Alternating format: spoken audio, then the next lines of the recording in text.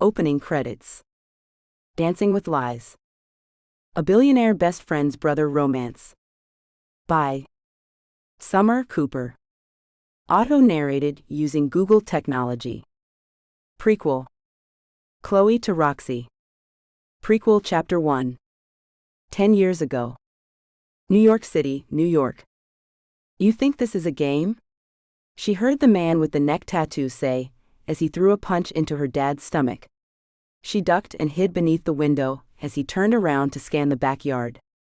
She was supposed to be on her way to dance class when she noticed the car that was parked across the road from their house the days before their porch got vandalized. She had told her dad about the suspicious vehicle that was positioned outside all day, but he dismissed it like it was nothing, as if she was making things up for no reason. When she spotted the same car again today, she decided that she had to sneak back into the house, figure out what was going on, and prove her dad wrong. "Please, I don't know anything." The voice was familiar and unfamiliar at the same time, the sound of her dad pleading, begging for the two muscular men to stop hurting him. What had he gotten himself into? "Either tell us what we need to know or pay up." The other man laughed as he flung a few more punches. "You're running out of time, old man. Don't make us wait." The sound of things shattering followed, one by one, further and further away, surely the strangers leaving the yard and a path of destruction on their way out. Chloe crawled out of the kitchen towards the front of the house, so she could make sure that the men had really left before she came out of hiding. She snuck out, like she snuck in, and made her way to dance class like it was a normal day, like she hadn't just witnessed her father being beaten by two scary henchman types. In the evening, her dad pretended nothing had happened and claimed the busted lip and slightly messed up face of his were caused by a silly fall down the stairs, a foolish moment of absent-mindedness. When she inquired about the broken pot plants, all he said was that it was caused by some kids and refused to say more about it. She knew better than to push her dad further, not today anyway. Maybe she could bring it up again in a few days, after things had calmed down. "Lolly, come on," June called out, her voice broken up by giggles as she watched Chloe dance around the room. Chloe's slim but muscular feet were a blur as she moved from balance to pirouette to arabesque with such speed that it nearly took June's breath away. "Let's go play with my new iPhone." "In a minute, I have to get this right." Chloe breathed out as she came to a halt, her golden curly waves a sudden disturbance in her eyes. They had fallen loose from the tight bun she kept her hair in when she was in her studio. The studio was a large room with walls painted the palest shade of pink, with glass mirrors lining two sides, so that Chloe could observe how well she performed the various movements involved with ballet. Her toes. Censored. But even at 18 years old, she knew it was the price you had to pay to be a good ballerina. She had developed a love of dance throughout her childhood. Her mother's decision to start her daughter in ballet classes early was a good one that had swiftly become all the girl could talk or think about when she wasn't at school. June didn't understand how much Chloe loved ballet, but Chloe allowed her into the large studio that could have hosted an entire class, but was for Chloe's use alone. June could come in, but she didn't like ballet, although she did like to watch Chloe practice. She'd sit there until she grew bored, and then she'd want to do something else in the mansion that Chloe called home. June lived in her own mansion, but it was usually crawling with people and her much larger family, even though her older brothers had gone off to Ivy League universities now. "Or we could dress up as princesses in your tutus and tiaras." June's eyes wandered to the open closet, where Chloe had a variety of costumes to dance in. "Like we used to do when we were little girls." That was one of their favorite games, even as teenagers, playing princess, and Chloe decided as she pushed her hair back up into a tight bun that maybe she'd practiced enough today. "Okay, but I'm not changing. I like the outfit I have on now," Chloe answered at last, gazing at the blue diaphanous skirt she wore over a silvery blue leotard. She was an ice queen, ready to take on the evil witch that threatened her kingdom. Or the trolls, as she and June had always called June's horrible older brothers, Liam and Lincoln. They weren't invited into Chloe's studio. Nobody but June ever was, so they couldn't come in, but the girls had imaginary battles with them in the room. And Liam wasn't such a troll now, not since Chloe had discovered how much she wanted to. Censored. Him. The music ended on the sound system that filtered music into the room, and Chloe went to pick up the remote to hit replay, but a noise outside caught her attention. It sounded like a loud bang, so loud that June even jumped and screeched a little. Chloe's soft, barely there amber eyebrows came together, and she stared at the door to her studio, barely cracked but still open. "What was that, Lolly?" June asked as she rushed to Chloe's side, her thin pianist fingers grabbing at Chloe's bare bicep in fright. Chloe glowered at her friend in a most perturbed way before she spoke. It was probably Aunt Katie. She must have dropped something. Aunt Katie wasn't really Chloe's aunt, but the maid had been with the family since long before Chloe came along, and it was what her parents called the woman, so Chloe had continued to use the term without question. Besides, there were some weeks she spent more time with Aunt Katie than she did with her own parents, since they sometimes went off on romantic trips all over the world. "Should we go check on her?" June asked, her dark eyes full of anxiety. "No," Chloe started to say, but then the sound of breaking glass filled the air. She must be having a very bad day, Chloe thought as she walked to her studio door and peered out. Aunt Katie had very bad eyesight that only grew worse as the years passed, but she wouldn't spend the money on new glasses, as she always said she would. Chloe had asked Aunt Katie why she didn't have glasses, but the kind, plump woman with gray hair was always helping others before herself. Her son had needed tuition money, and Aunt Katie spent her Christmas bonus on that instead of glasses. When her parents gave her a raise, Aunt Katie's nephew had a sudden crisis that she'd helped him out with. At least, that's what Chloe's mother had said to her father, in a way that left no doubt in Chloe's mind that her mother resented these other people taking Aunt Katie's money. It wasn't very nice of them at all, Chloe thought, especially when the poor woman could barely see. June clung to Chloe's back, her fingers scrabbling at Chloe's shoulder, but Chloe didn't mind. She walked out of the studio and in the direction where she'd heard the sound of breaking glass. The sound of angry male voices made her slow down and creep along the edge of the hallway until she got to the corner. With her breath held, Chloe peered around the corner and saw two very big men, both showing a lot of tattoos on their bare arms. One had a tattoo on his neck as well. "I don't know anything." Chloe was surprised to hear her father's voice, full of fear, his voice thick like it was when he had a cold. Chloe tried to see her father, but couldn't see around the two wall-like men. The trio were in the foyer of the house, an entryway full of white and blue tiles with lots of glass figurines, and the pottery her mother collected during her travels.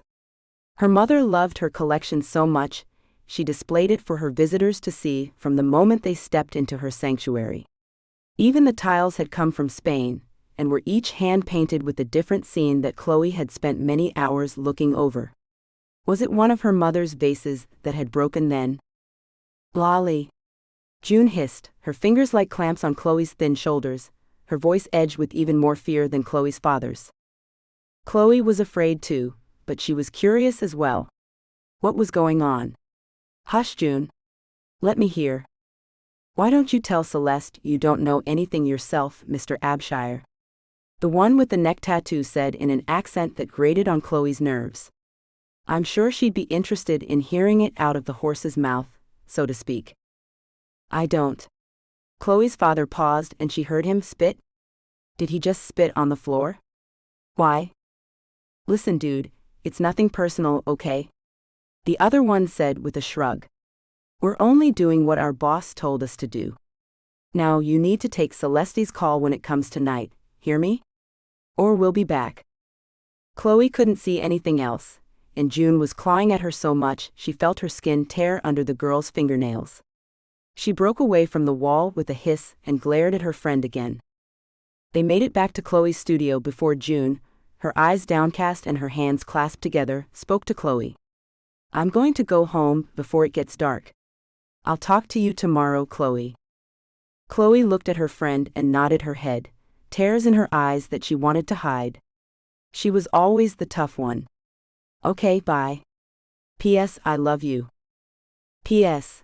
I love you too," June whispered, before she scurried out of the room and down the other side of the hallway towards the kitchen. Chloe tried to practice some more, and not worry about what she'd seen. She'd heard a car start and leave and hoped the men were gone. When she fell a second time, her feet dragging as if they wanted to keep her grounded, she gave it up and turned the music off. She remembered now how her father said the graffiti on the front of the house last week, something that looked like a skull spray painted on their front door, was just a Halloween decoration that someone had put up early, even though it was only September. She also remembered when she came home from June's house a few days ago, and all the flower pots and flowers on the front porch had been smashed to bits. They lived in a very safe neighborhood, but suddenly it didn't seem very safe at all. It couldn't all be a coincidence, could it? Prequel Chapter 2. She flew past the mirrored walls the next day, her hair a-stream behind her back. She wore a black leotard with a pink sweater over it, to fight off the chill in the room. She'd left off the leg warmers which she hated. Her pink slippers were worn in perfectly, and it was a good day. It was her parents' 30th anniversary, a day they always took for themselves. Only having one child, late into their marriage, meant they could often get away alone, especially when they had the money for a live-in maid who was willing to keep an eye on Chloe. She knew they didn't worry about her anyway. She was too focused on ballet and getting into a good dance academy to get into trouble. When she wasn't at school, or at June's, she was in her studio practicing to get the routine for her auditions just right. It was already perfect, she knew that, but it had to be more than perfect, it had to be spectacular. She grinned into the mirrored wall with perfectly straight teeth, her flat, censored, poised at just the right angle as she bent into the motions, her legs and feet the main focus as her arms came up gracefully. Her parents would be so proud of her if she got into the New York Academy, but she'd be happier if she got into the Royal Ballet in London. Her idea of heaven, though, was the Academy in Paris. She'd even started to learn French, in anticipation of getting a place. Either way, wherever she ended up, she'd be happy, so long as she was able to dance. As the music came to an end and the routine finished, Chloe headed for a table and picked up a bottle of water and a towel. She dried her face before she took a drink of water. When she put both down, she reached for her phone and saw she had a text message from her best friend, June. "You coming over tonight to stalk my brother?" her BFF asked. Chloe rolled her eyes with a huff, but yeah, she did have a crush on June's brother Liam. Not Lincoln though, he was just a big joker. "No, I'm coming over to stalk you of course." She sent back with a wink emoji. "Yeah, right. I'll believe you this time." June's text came with an emoji that seemed to be feeling under the weather. The real reason she was going to June's was that she wanted to give her parents some time alone. Sure, it was a big house, but still, they'd probably appreciate knowing she was in someone else's care. It was odd that they hadn't gone on a trip this year as they normally did, but maybe 30 years of marriage was enough to keep them home this year. Her mom always went with her dad on trips, whether it was business or pleasure. They couldn't be without each other, and Chloe wanted a love like that one day, when she got around to love. Ballet came first, then love, she decided from the moment she first noticed how cute boys were sometimes. Boys like Liam were cute all the time. "Have you seen your mom's present yet?" June buzzed Chloe to ask. "Girl, it's a huge watch covered in diamonds and it's from Chopard. It even has her name engraved on it. Mom said it must have cost a fortune when she showed it to me. It is dazzling. I can't wait to get married and get really expensive gifts like that." June sent back. Chloe rolled her eyes. "Are you kidding me? Your mom went to Australia to get you the exact iPhone you wanted for your birthday. Besides paying over $2,000 for it, she paid for airline tickets. And a hotel. Girl, please, can't wait to get expensive gifts." "I see your point. See you later?" June added a smiley face and Chloe had to grin back. "You know it. P.S. I love you." She didn't wait for a reply. She'd look at it later when she'd had a shower and changed. When she came downstairs, she found her mom in the living room, ready for a night out if the Chanel dress she wore and the exquisite style of her blonde hair meant anything. "You going now, Chloe?" "I am, Mom." Chloe went up and hugged her mother and gave her a peck on the cheek. She didn't want to mess up her mother's makeup, not when she looked so happy and pretty. "Are you sure you don't want your father to drive you?" her mother asked, but Chloe shook her head. Chloe still hadn't learned to drive. It wasn't high on her list of priorities, especially when she loved the alone time she got with her parents when they drove her somewhere. Tonight was special though, and she'd let them have some peace. Even Aunt Katie had taken the night off and had gone to visit her son. "I'm good, Mom. I've got my bike and it's not that far to June's. It's a safe neighborhood anyway." She shrugged and plaited her hair quickly before she wrapped a scrunchie at the end. "I've got clothes at June's and my cell phone in my backpack. I'll be fine. I'm so lucky to have such a good daughter." Her mom wrapped her in an envelope of Dolce & Gabbana perfume, her arms tight around her daughter for a minute before she let go. "I can't believe how fast you're growing up." "Oh Mom, I'm only 18. Chloe couldn't help but blush though, in pleasure and embarrassment. "That's nearly grown, darling. Soon you'll be leaving me forever." Her mother brushed a finger down Chloe's cheek, her blue eyes, so similar to Chloe's, misty for a moment. "You'll go to a ballet academy, and then on to something else. You'll have a life of your own, and my baby will be grown. I have plenty of time to grow up, Mom. All I want to do now is dance, and be here with you and Dad. And maybe Censored. Liam again tonight." "Well, I love you, baby." "I love you too, Mom. Have fun tonight."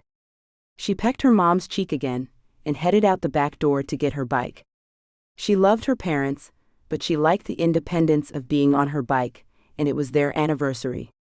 True love deserved a night off from kids. Prequel Chapter 3. Chloe was on her way out to June's again a few days later, her mom's watch on her arm. Her mom didn't complain when Chloe snuck into her bedroom to borrow jewelry without permission, because Chloe always made it back in time to replace whatever she'd taken before her mom woke up the next morning. She wasn't exactly sure why she'd taken the watch earlier. She'd looked it up and discovered it cost over $100,000, so it wasn't like the earrings or necklaces she sometimes pilfered, but she knew that all she really wanted to do was show the watch to June. They talked about it a few times since her parents' anniversary. She'd bring it back, safe and sound, in the morning. She walked out to the barn behind the house, a barn that cost nearly as much as the house, and straddled the bike she kept there. She'd taken out her iPhone and had David Gray playing through her headphones. She loved most of his music, but one song in particular made her think of nights like this, cool nights full of hope and mystery. She'd had crushes on boys before, but she'd never expected to feel like this about Liam. He was June's older brother and had always been a nuisance, but then one day he wasn't. She'd smiled at him in a way she'd never smiled before, and she'd seen a look on his face. Uncertainty? Interest? He'd almost Censored. her beside his family's pool that evening, which would have been her first real. Censored. And she'd felt everything swell with what she thought could only be love. Lincoln, known as Link by his friends, came out and interrupted before their lips could meet though. He was such an a-hole, she thought with a frown. Lincoln always got in the way. Chloe let thoughts of the other boy go as she turned down the driveway that would lead to June's house, her thoughts back on Liam. When she'd heard David Gray sing "This Year's Love," it made her remember that night he'd almost Censored her, and she knew what she felt must be love. Since then, there'd been no more attempts at stolen. Censored. Only promises made, and notes left in a birdhouse on the edge of his family's property. The green and white birdhouse was perched on a fence, a few rows down from their mailbox, and it was the hiding spot where they left their notes to each other when he was home. The brothers sometimes came home on the weekends, just because they liked to show off for their friends, Chloe thought, since they always came home with a crowd of boys. She stopped at the birdhouse, pulled off the roof, and felt around inside. It was dark already, so she couldn't see what was in there, but she felt a note and a small box. He'd sent her a gift, she thought with delight. That made up for all the times he reminded her they had to keep their romance a secret. She didn't think her parents would mind at all if she was dating Liam, but he seemed to think they would, so she did as he wished. With nervous fingers, she opened the note and pulled out her phone to light it up enough to see what he'd written. His handwriting was tight but neat, small but somehow still romantic.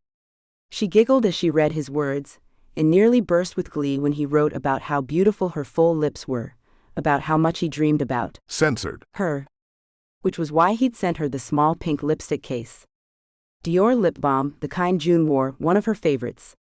Chloe could have gotten her own, but she loved borrowing it from June and savoring the taste. He'd bought her a tube of her own so that he'd almost know what it was like to censored her, and so that her lips would be soft for him when he finally did get to censored her. A mosquito bit at her, and Chloe jumped, wondering how long she'd stood there reading and rereading the note Liam sent her. He was so sweet and romantic. He could have emailed her, but she loved seeing his handwriting, knowing he'd written these words just for her. It let her know just how special she was to him. She touched the letter one last time, had one more sniff of the present he'd left for her, then tucked it all securely in her backpack. There was a huge smile on her face as she left the birdhouse behind and rode up to the front door of the 3-story brick mansion. She wasn't impressed by the house, hers was older and bigger, but she did love how it was always alive with sound and life. Her bladder spasmed as she made her way in the door, and she decided to head for the bathroom before she went up to June's room. She didn't worry about whether anyone knew she was there. She and June were such fixtures at the other's house that it wasn't necessary to knock or announce themselves anymore. She was humming along with the next David Gray song on her phone when she made it to the bathroom and pushed the closed door open. Her jaw dropped when she saw Lincoln standing there, fussing with his hair, rubbing gel into the dark locks to get it to lie just right. He didn't react when she opened the door. He just stood there, his swimmer's body on display for anybody to see. Chloe couldn't move. Her eyes were caught by the muscles in his stomach, by the swell of his ass, and the strong, broad shoulders that could hold the world at bay if he so chose. "Chloe? What are you doing?" He turned at last, a smirk on his face that she could have slapped off if she wasn't busy trying to hide her flaming cheeks. He'd caught her staring. "Like what you see, honey? As if you a hole. Holy F, I just needed the bathroom, you stupid ass. I hate you so much." Chloe slammed the door on him and hurried off to the next bathroom before she embarrassed herself even more by wetting her own pants. That was one of the reasons she hated Lincoln so much. He was always so full of himself, like he owned everything and everyone around him, just because he was the boy all the girls wanted to date back in high school. And he always had to pick on her. Of all the people in the world, why did he have to be June's brother? As she rushed off, she couldn't get how hot Lincoln was out of her head. His skin had been smooth and tan and so silky looking she'd wanted to reach out and touch him. But that was wrong. She was in love with Liam, she admonished herself. So why couldn't she get the sight of Lincoln off her mind for the rest of the night? She had to wonder as she and June listened to the latest music Chloe had downloaded to her phone, and then re-watched an episode of their favorite TV show, Pretty Little Liars. And although Chloe and June normally told each other everything, they hadn't talked about that day at her house, and Chloe hadn't told her best friend about the notes she exchanged with Liam. That was her secret. Kind of like the secret she now had about hot Lincoln was without his clothes. She'd seen far more when he turned around to face her with that smirk, and he was so big. Everywhere. "Are you staying the night, Chloe?" June asked as the show ended and she stretched with a yawn. "No, I'm heading home. Mom wants to plan out some party or other, and wants me to be there." Chloe rolled her eyes to let her friend know what an absolute drag that was. "Bummer. Well, I'll see you next time then." June hugged her friend before she plopped back down to her bed and sighed. "P.S. I love you." "P.S. I love you, June," Chloe answered with a smile, picked up her backpack and headed out of June's bedroom. Lincoln was there in the hallway, and he stopped walking the minute she left the room. "You heading home?" he asked nonchalantly, as if it didn't matter what she was doing. Why had he asked her then? She wondered. "Yeah, as much. What's it to you?" "Nothing really. I'm just heading out to a party. Want a lift home?" "You shouldn't be out on your bike this late." "I guess," she mumbled.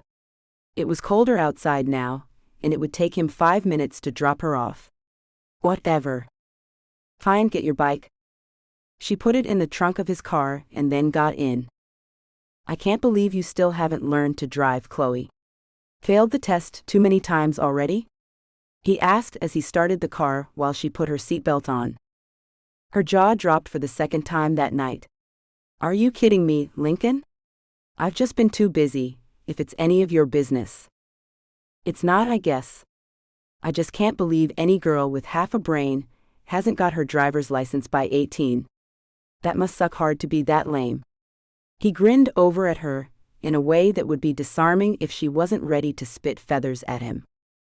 You can. Censored. My ass, Lincoln Young. Right on the crack, buddy. She tucked her arms around her. Censored. And turned her head away from him. She didn't normally swear much, but he brought it out in her. Although one of her favorite sayings was holy freaking moly, she only ever said it out of hearing of her parents. They were kind of old-fashioned about her swearing. Language, Miss Abshire, language. He teased her with a hint of laughter in his voice. F you. She spit back, her rage boiling in her head now, her face a mask of anger. She was rude and she wasn't sorry about it. She had to make sure that Lincoln stayed away from her, or she stayed away from him. Ever since she realized that she somehow always seemed to stumble into him, and when she did, her eyes would disobediently roam his sculpted body. He stopped at the end of the long driveway and waited for a car to pass on the road. Do you want to? Censored. Me, Chloe? The question left her so stunned, she was certain her Censored. had gone dead. Why the F would I want to? Censored. You? For practice? I've seen the way you look at Liam. You're dying for him to take you in his arms and… Censored. You. He teased and she tried to ignore the sting of shame his words caused. But maybe he was right, she thought with a sudden teenage fear of seeming inexperienced when she did finally. Censored. Liam. Liam. Damn, she'd actually forgotten about him while she thought about Censored. Lincoln. Had Liam been in the house? She hadn't checked after she walked in on Lincoln. She hadn't even thanked him for the lip balm, and now here she was contemplating Censored. his stepbrother. She'd always hated the other brother, hadn't she? Her head swiveled back to him as he kept the car braked at the turnoff and saw his eyes were on her. He was handsome. And he did smell good. And his lips were so perfectly Censored. But she wanted to. Censored. Liam, not Lincoln. That's what I thought, you're scared too. Censored. A real man. He chuckled, about to pull out. She was about to blurt out that she'd never Censored. anyone, a boy or a real man as he'd put it, as she'd always been too busy, too enthralled with her dancing, until Liam caught her eye. Instead of speaking though, she surprised them both by leaning over and taking the dare in his voice. She pressed her lips to his and gasped when she felt how good they felt. He took that as an invitation, and she shivered with pleasure as his Censored. slipped over her bottom lip to tease at hers. She gasped again, with keen awareness of how this wasn't supposed to be happening, but also with how she didn't want it to stop either. She leaned into the Censored. her nose pressed to his face, her hands wrapped in the cloth of his shirt over his Censored. somehow, holding him to her like she never wanted to let him go.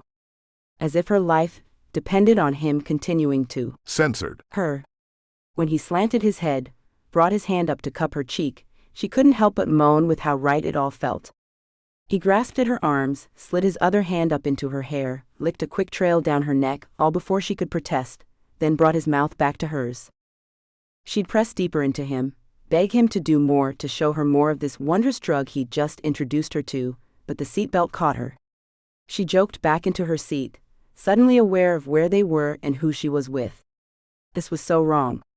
But Censored. him had been so wild, had awakened something alive inside of her. Well, I guess you don't need much teaching then. He chuckled, obviously pleased with himself. You could have chewed a breath mint or something, Lincoln. That was awful. She snarled, embarrassed and wanting to hurt him. He didn't say anything, he just chuckled and shook his head as he drove onto the road. They were both silent as he headed towards her house, and when she saw a glow in the night sky, an orange glow mixed with the swirl of smoke, she went very still. Her house was the only one down that road. Was her house on fire? It couldn't be, why should it be? She'd only left a couple of hours before. Lincoln pulled into the drive to her house, but he had to stop before they got anywhere close. There were emergency vehicles lined up ahead of them, and the swirl of multicolored lights nearly blinded her. "What the F?" she heard Lincoln whisper, but she was already unbuckling her seatbelt, ready to run. He stopped her when he grabbed at her hand, joking on the seatbelt. "Don't, Chloe. Let me help you. Just stay calm. I'm sure everything is fine." "But..." She brought her eyes up to his, tried to blink away the tears but couldn't. "Okay." Lincoln undid the seatbelt, and she waited, too afraid to move for him to open the door and help her out. She didn't want to get out though. Something told her the minute she got close enough, her entire world would explode. "I can't, Lincoln. I can't get out." "You can, Chloe. Come on now, baby, get out for me." She shook her head again, but found her legs moving and then felt her body as she pushed out of the car. She saw several police cars and was glad when Lincoln headed toward them. She didn't want to focus on the inferno that was once her home. That had housed her family. Did it still house her parents and Aunt Katie? Were they in there? Lincoln was about to interrupt someone who was talking to one of the police officers, but Chloe recognized the man with the neck tattoo and pulled at his hand still wrapped around hers. Her eyes were huge as she looked up at him, and then ducked behind him to hide, instinct taking over. "Chloe, what are you doing?" he hissed, but she punched him lightly in the ribs and pulled at him as she backed away. They could still hear what the man was saying to the policeman, and Chloe slowed as his words registered. "Yeah, Mr. Abshire was deep in debt, you know? He owes a lot of money to the mafia, and well, I guess he had a plan to get himself out of debt but didn't get him and the wife out in time. That'd be my guess, detective. Mr. Abshire himself set that fire." Neck tattoo said, and Chloe's world imploded. Her parents were dead? Her mind went blank as she stood there for what felt like an eternity. Did they say her parents were dead? How could it be? Did Neck tattoo have anything to do with it? Her legs went numb as he turned to look her way, sending chills down her spine. Luckily, Lincoln was there to pick her up before she fell to the ground, and he rushed her back to the car. "Chloe? What the F is going on? Get me out of here, Lincoln, please." She only started to breathe again when Lincoln started the car and backed up before anyone had really noticed them there. Prequel Chapter 4. "No, don't take me back to your house. They'll know I might be there." Chloe wasn't sure if the mafia would know about her or not, but she was afraid they might, and she didn't want the same thing to happen to June's house. She was cold at the moment, too cold to let pain and anguish in, even if tears were slipping out from under her eyelids like hot reminders of what she'd just lost. Everything was gone. For a moment, a streetlight caught the glint of her mother's watch, and she realized not everything was gone. She slipped open her backpack and unclipped the watch to let it fall into the bag gently. What was she supposed to do now? "Who, Chloe? What the hell are you talking about? What was the guy saying about your dad and the mafia? That shit's not true. Your dad would never." But he had to pause because of a stoplight that distracted him. "That guy was at our house not long ago. He punched my dad in the face. Busted his lip." Chloe had tried to make herself forget about it, had pretended to believe her dad when he said he fell, had pretended she hadn't heard those men in the yard, had pretended to believe the lies about the graffiti and broken plant pots. And now her mom and dad were dead? It couldn't be. Are they really? "I think so." He grabbed at her hand, knowing what she meant without asking, driving with his knees when he had to on the back roads, just to keep hold of her hand as he drove them out of New York City. "I'm going to take you to a hotel, Chloe. Get you somewhere safe and warm." "Thanks." She looked down at her hand in his, and wondered what the hell she was supposed to do. She was over 18, so the state wouldn't need to find her somewhere to live, but if her parents had been murdered, or if her dad had killed himself and her mom, well, she didn't want to see anyone right now. She'd talked to Lincoln about it. For the moment, he was probably the only sensible person she knew. Yeah, he was an ass, but he was also observant, smart, and coldly clinical when he needed to be. "Where are we going?" "To Cambridge." "I'm not taking you to my dorm, my roommate is an idiot. We might have to stop somewhere for the night anyway." "Are you hungry?" "No," she responded without a thought. "Thirsty maybe, but not hungry." He stopped at a convenience store where she picked out bags of chips, beef jerky, and Slim Jims, things she'd never eat because she had to be careful what she ate, but she wasn't really thinking about what she was doing. She felt numb, like she was just going through the motions. When she got back in the car, she wished she'd asked him to get her some whiskey or bourbon maybe. Anything that would knock her out before this dull numbness disappeared, and reality crashed over her. Lincoln drove on without a word for an hour and a half, before pulling up to a really good hotel. She didn't care if he'd stopped at one of the flea bag places her parents wouldn't have looked twice at. She carried in her bag, the bag filled with food and 2 cold bottles of water, and headed in with him while he registered for a room. They went up in the elevator to a room high above the city, where he attended MIT. Everything was still a blur for her, reality still hadn't settled in. And everything was all right, until she sat down on the bed. "What am I going to sleep in, Lincoln?" She looked up at him, her mind still too stunned to think about what she should do, other than figuring out what to wear to bed. There was nobody for her to call, not family-wise. Her father fell out with his family long before she came along, and her mom was an orphan. There was nobody to take her in when she needed to be held the most, and she had to guess her eyes laid that fact bare because he knelt on the floor instantly and cupped her left cheek in his hand. "Do you want me to go and get you something?" he asked, his eyes steady on hers. "No, I just want. And she had to stop because her throat was too tight, as the world imploded in on her with painful, scarring reality tearing at every emotion at once. Lincoln. He quickly pulled her into his arms as sobs tore out of her. Censored. Out of her heart, his powerful arms doing their best to hold the world at bay for her. "Hush, Chloe, hush, baby." She didn't even correct him when he called her Chloe instead of Chloe. She was in too much pain to do anything but seek solace from this terrible hurt that threatened to tear her apart. She pulled away, pushed blonde hair out of her face, swiped at the evidence of her tears with the sleeve of her sweatshirt, and looked up at him. "Make it stop, please. Make it stop." "You don't know what you're asking, Chloe." I just can't. Not right now." He shook his head to emphasize his words, but his eyes pleaded with her. To be quiet, or to prove him wrong. She didn't know, she didn't care. She just wanted to not feel this awful killing pain that tore at every cell in her body. She decided for him when she leaned into Censored. him. He couldn't say no, not when she held him to her with hands desperate to be filled with comfort, with arms that needed to hold and be held. "Chloe." He started to mutter against her lips, but she didn't let him. She had no idea what she was doing. She'd never even Censored. a boy, and she was out of her mind with grief and shock, but she did know that Lincoln could give her what she needed.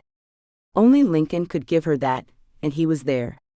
Like he'd been there her entire life, pulling at her hair, teasing her in a million different ways, turning up for her ballet recitals and hiding in the back where he thought she couldn't see him. He'd been there and he was here now, that's what mattered. "Please, Lincoln. Please. Just this once, just for now, make me forget. Please. Isn't that what this is about? Forgetting for just a little while that the world has come to an end?" She Censored. the corner of his mouth, her hands somehow beneath his sweatshirt, pulling it off over his head. His skin turned into gooseflesh for a second, but it wasn't that cold. Was it her touch? "I can't say no to you, Chloe, I just can't." Settled between her thighs, he pushed his right hand into her hair and pulled her to his face again. "I never could say no to you." She'd wonder what that meant later, she decided. For now, there was nothing else but him and the way he tasted, mixed with the lip balm she loved so much. She'd replaced it as she waited for the elevator to bring them up, and now it became a part of her memories. A memory of how Lincoln tasted. She had no idea why she was doing what she was doing. All she wanted was to erase what happened earlier tonight, but she knew she couldn't. So she pushed the feeling of sadness out with the excitement of censored. with the only person available to her. She gave herself up to him, to not thinking or feeling, and let him pull her hips tight against his, twisted to keep her lips on his, unwilling to let his mouth go yet. He smelled so good, like a cologne she couldn't name, something the boys at school didn't wear, and probably mixed with his own scent. Her hands came around to touch his, Censored. higher, until her fingers found his hard jaw and traced it. He broke away as her touch lingered at his face and looked into her eyes. He wanted to say something, pursed his lips to speak, but he let his head fall instead into her neck, where he inhaled deeply before he moved, nudging her up the bed where she'd perched on the end. If anyone had asked her 2 hours ago where she'd be when the night came to an end, in bed with Lincoln Young, wouldn't have been an answer she'd have given in a million years. Here with him now, however, she couldn't imagine being anywhere else. She reached for him as he crawled up the bed, his deep brown eyes giving only a hint to the fact that his mother was half Chinese, just enough to make his eyes exotically alluring. How had she never noticed that before? She wondered. It didn't matter, she decided, as his body slid over hers and his face filled her hands. He still had on his jeans, his shoes, but she was fully clothed. She didn't want to be, but waited for him to guide the anguish away. "You're beautiful, Chloe. You always have been," he whispered, even though they were alone. Even though she'd always be alone now. But that line of thought would make her cry, so best to focus on Lincoln, right? "I don't have anything with me. I wasn't expecting tonight to end like this." For a moment, she had no idea what he meant, and then all the warning posters at school in the girls' bathroom sprang to mind. Protection. "Oh. It's fine, Lincoln. Don't worry. Just Censored. me again, okay?" She didn't think she'd get pregnant, even though her periods were never predictable because of the diet she maintained and the constant exercise. Maybe she couldn't have babies at all right now. And again, it didn't really matter right now anyway. Only he did. For a moment he looked indecisive, then instinct took over. She wrapped her legs around his hips and pulled him tighter to her body, until his eyes closed on a groan. His Censored. came out to lick at his lips quickly, before he opened his eyes and moved away. "Let's get rid of these, princess."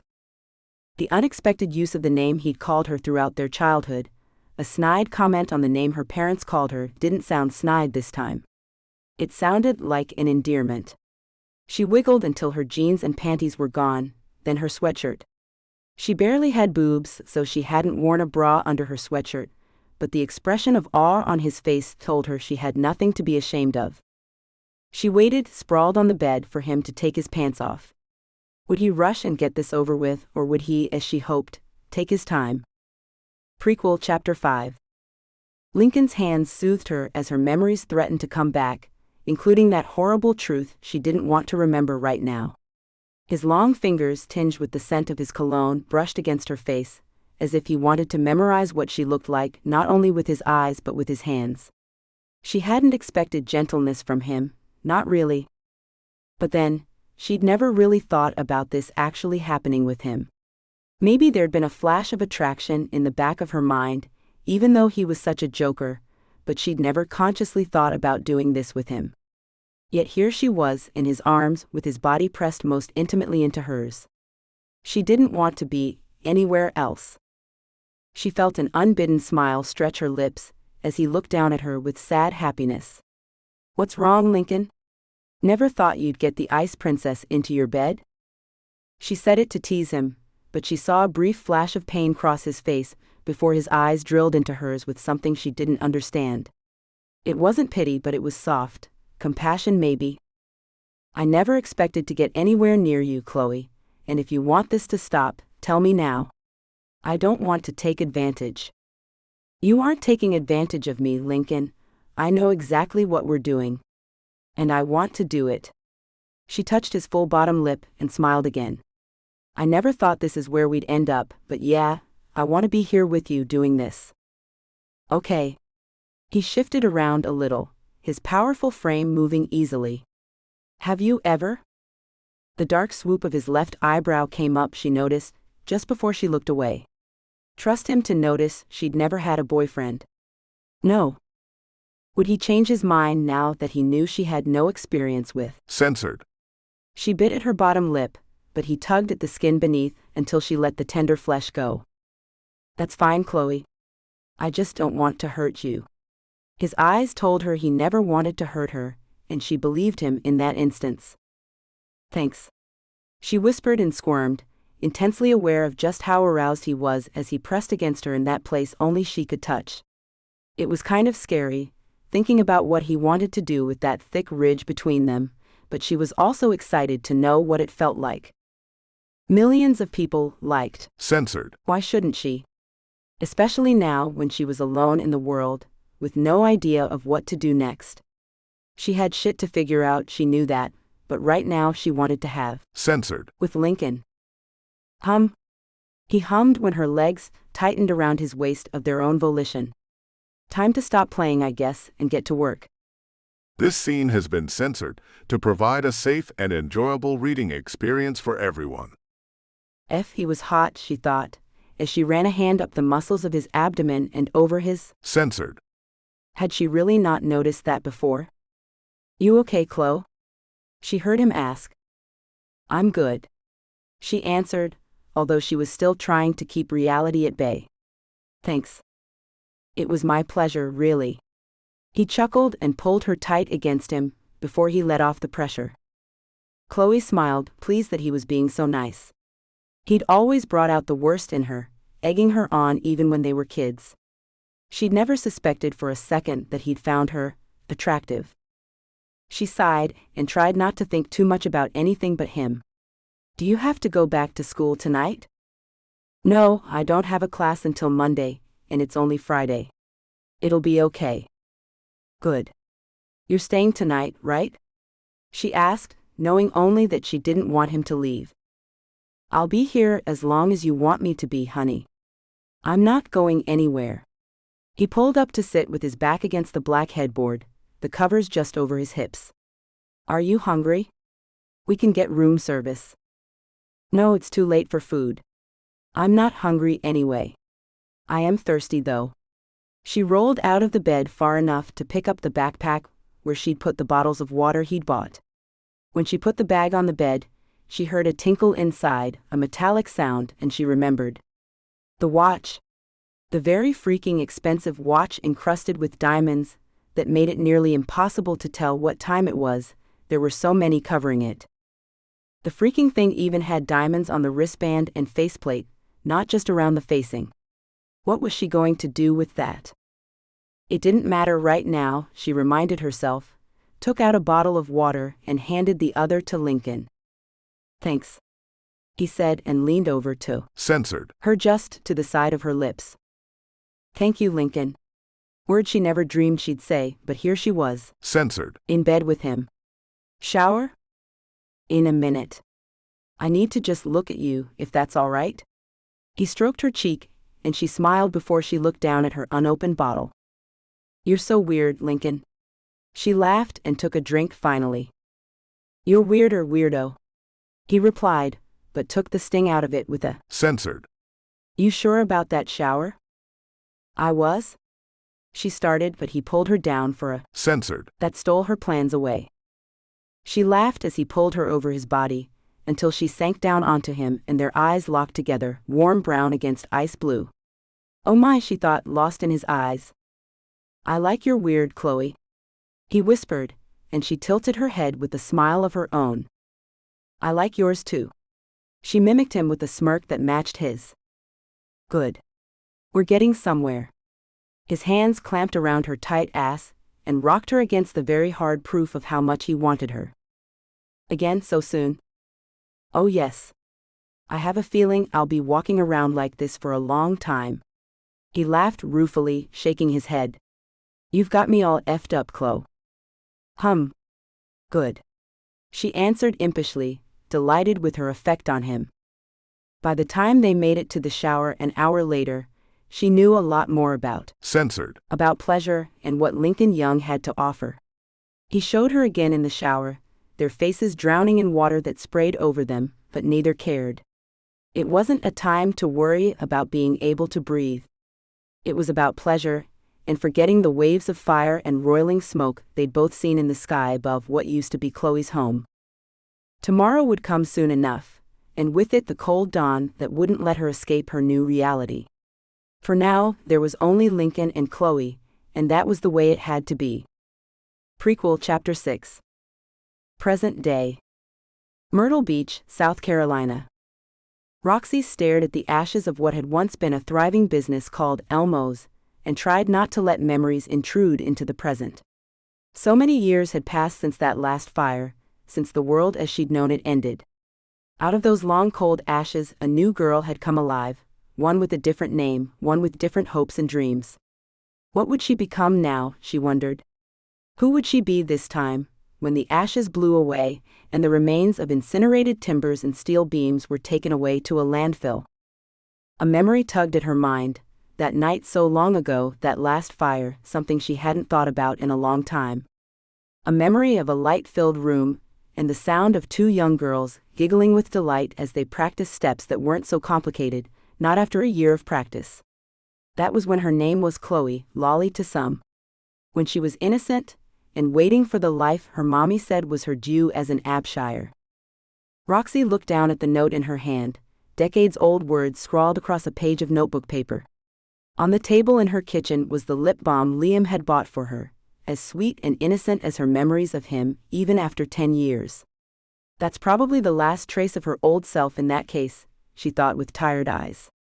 She brushed hair out of her face, her hands still besmirched with the soot and ashes from what used to be Elmo's after her visit to see what was left of the place earlier that morning. Her gaze went back to the note. Promises of censored in the dark, on midnight streets, and things that never happened because she left Lincoln the next day. She left Liam as well and never looked back. She couldn't. Her life was in danger back then and still was now if anyone ever found out who she really was. Her phone buzzed and she picked it up when she saw a WhatsApp message from her best friend, Emily.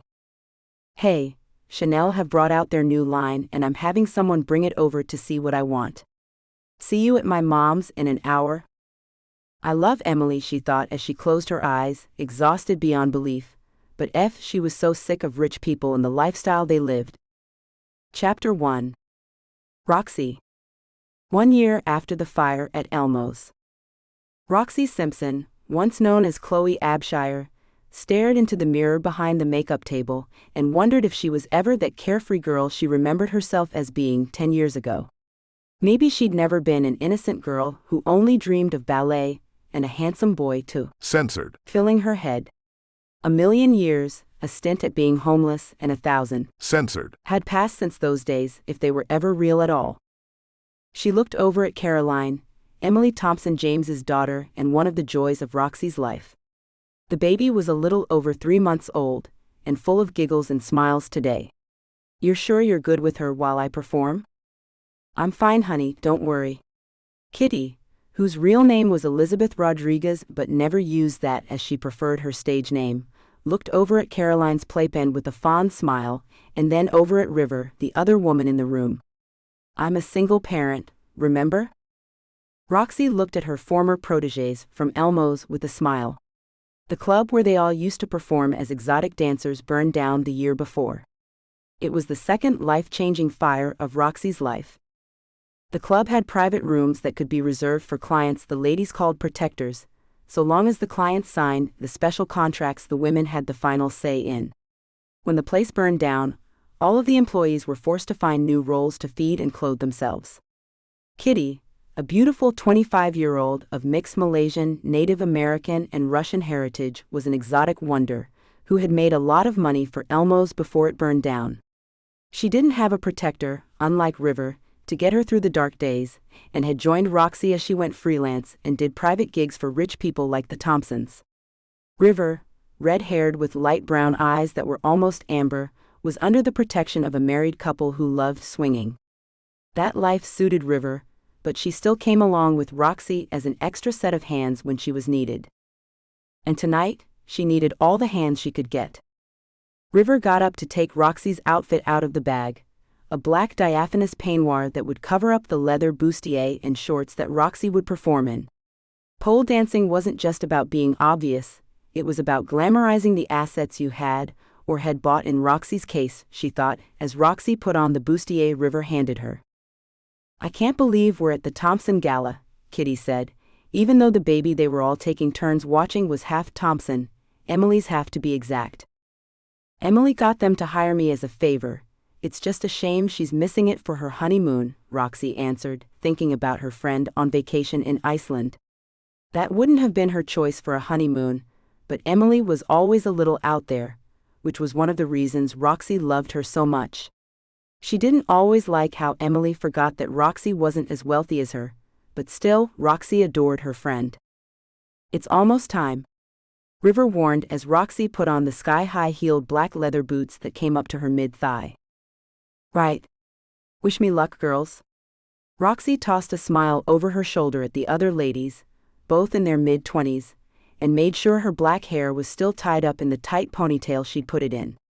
Her hair was naturally blonde, but she'd felt the need to hide from the world since that unexplained fire at Elmo's, as if her past had caught up with her at last, and so she dyed it black. A year had gone by, and there was still no explanation for what had happened exactly. There'd been no fatalities, thank goodness, but there were no answers, and that bothered her. After her parents' death in a fire 10 years ago, when she was an 18-year-old innocent, an apparent suicide brought on by her father's bad business decisions, according to the police and the media, Roxy had changed. She'd gone from an innocent girl, wrapped up in bubble wrap to protect her from the world, to a cynic with hard eyes and a face wreathed in disillusionment. She hid all of that on stage, truly became Roxy on stage. That transformation from innocent to vixen had terrified her back when she started as a pole dancer, but then everything had terrified her. She'd watched some YouTube videos once she made it to Myrtle Beach from her home in New York, and figured she could translate her ballet skills into this new form of dance. Well, it was a form of dance new to her. She waltzed out onto the stage as 2 Feet began to sing about how he felt like he was drowning, staring out at the audience who gaped at her through the haze made by the smoke machine. Overhead lights changed from dim golden to bright white when she launched herself at the pole affixed to the stage just for her. This was a charity event held by the Thompson family, and they were spicing things up a little this year. Roxy started to climb the pole as the lights dimmed to a pale shade of blue, pulling herself up with strong biceps and smooth motions. She couldn't see most of the audience, but a face appeared at the front. A vaguely familiar face, but she tuned it out to let her torso fall back so she could wind sinuously down the pole. She'd seen thousands of faces since that day so long ago when she walked into a strip joint, claiming to be 16, so the owner would let her work under the table for cash. That was back before she'd had the money and know-how to get herself fake papers to hide behind. Everything had changed the night her parents died, and she'd been afraid that she'd be the next victim of the mob that was after her parents. She still didn't know if their suicides were real or if those mafia men had anything to do with it, but either way, it was her dad's fault for getting involved, and she carried a lot of anger at her parents over what happened. They'd left her when she needed them most, left a teenage sheltered girl to fend for herself.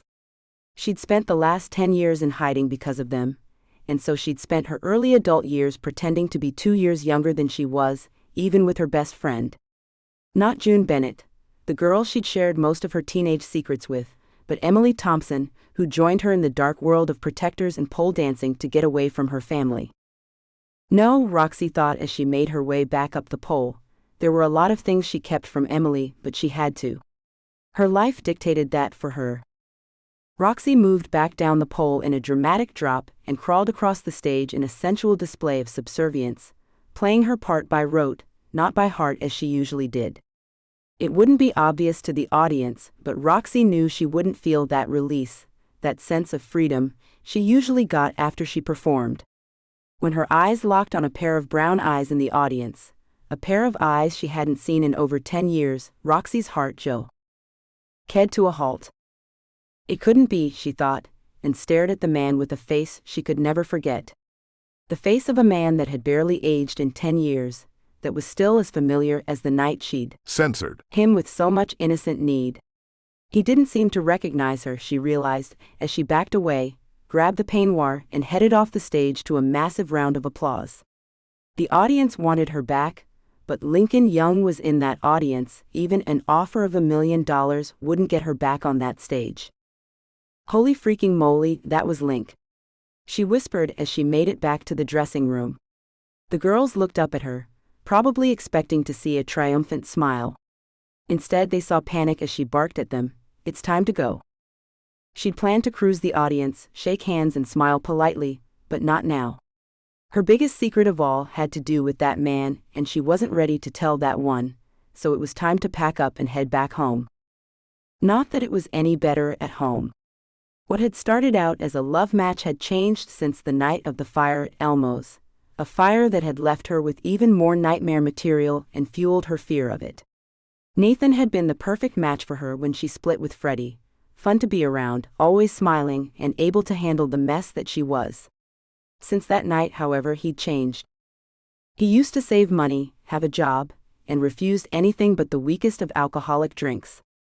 Now he had a gambling problem, and she was fairly certain he'd added cocaine to his nightly bourbon sessions. He was getting really aggressive, and she'd have kicked him out already if she didn't care about him. She couldn't explain it, what had changed him, broken him that night, and he wouldn't talk about it, so she didn't know how to fix it. "Let's pack up and get out of here, ladies," she pronounced when she'd closed the door to the dressing room and locked it. "I need to get Caroline home." "Sure thing," River said immediately, always eager to be around Roxy, but even more eager to get back home to her married couple. "I'll get Caroline in her car seat," Kitty answered and lifted the baby out of the playpen.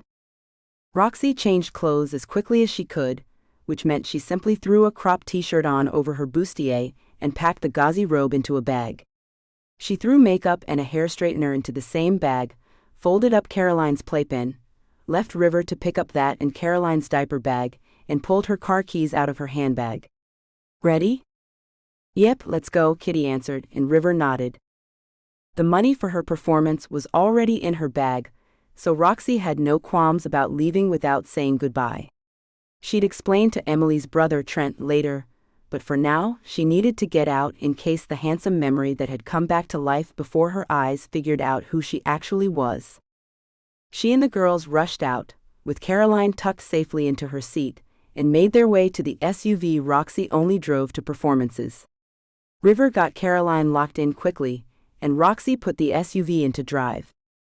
She didn't say a word as they left the parking lot of the Thompson Hotel, she just checked her rearview mirror. She told herself she always checked to make sure nobody was following her, but she knew it was a lie. She'd forget sometimes, fall into a false sense of security, at least until something reminded her that she needed to keep an eye out. Lincoln Young, June Bennett's half-brother and the first guy Roxy ever slept with, was her most recent reminder, and Roxy planned to listen. She dropped Kitty and River off before she headed back to her tiny apartment over the lemon-fresh dry cleaners where she'd lived for the last few years. It wasn't the palace that Emily and Dylan lived in, but it suited her needs. The owners took cash, provided great security, and left her alone. Plus, Wendy was always there when she needed a friend. Tonight she'd obviously waited for Roxy to get back, something she did when she knew Roxy had a gig, and came out to help her bring in her bags and assist with Caroline. The baby was asleep, content with the world, so Wendy made a point of whispering. "How did it go?" she asked as she hauled Caroline's playpen out of the back of Roxy's car. "Fine. I decided since I had this little one that I'd get back home earlier than I normally would." Caroline didn't even blow cute little spit bubbles as Roxy got her out of the car. "He's not home," Wendy said softly, following Roxy's gaze. "He was Nathan, Roxy's boyfriend. He'd taken off a few days ago when some cops showed up after Emily and Dylan's wedding and hadn't come back." Roxy nodded sadly but didn't say anything.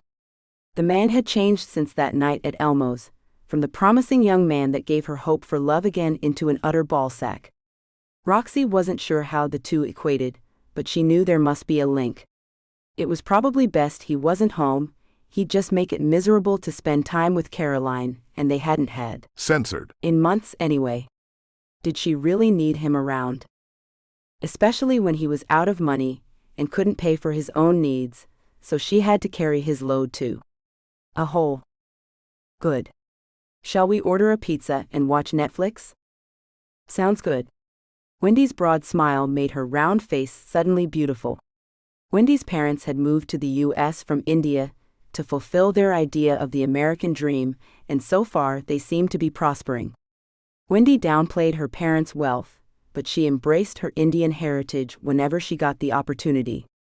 She spoke Hindi and English with aplomb, looked good in a sari when she got the occasion to wear one, and the fact that she was endowed around the hips made her more appealing, even if she didn't seem to think so. How's your mom and dad?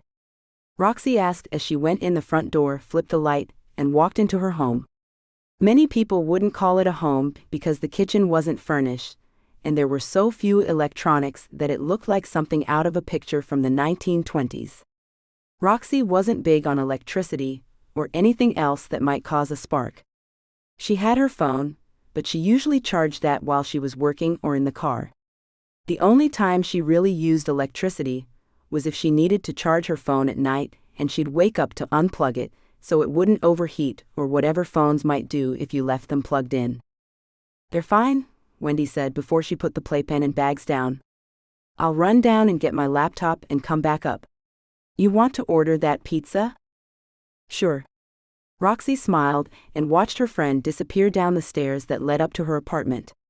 They kept them all fit, those stairs, she thought with a smile. Roxy set up Caroline's playpen and put her down in it after she ordered the pizza. Once Caroline was down, Roxy went over to check to make sure the only real appliance she had was turned off. She breathed a sigh of relief when she saw the coffee pot was unplugged from the wall. She patted the cord before she left the small kitchen space, so she'd remember that it was disconnected this time. Wendy came back up with her laptop and put it on the coffee table to browse movies. What do you want to watch tonight? That Regency romance you were telling me about? Roxy asked, too tired to really trawl through every movie or series that Wendy might suggest. Oh, you're going to love that one. I hope my battery lasts long enough. Wendy smiled over at Roxy on her comfy white couch and pressed play.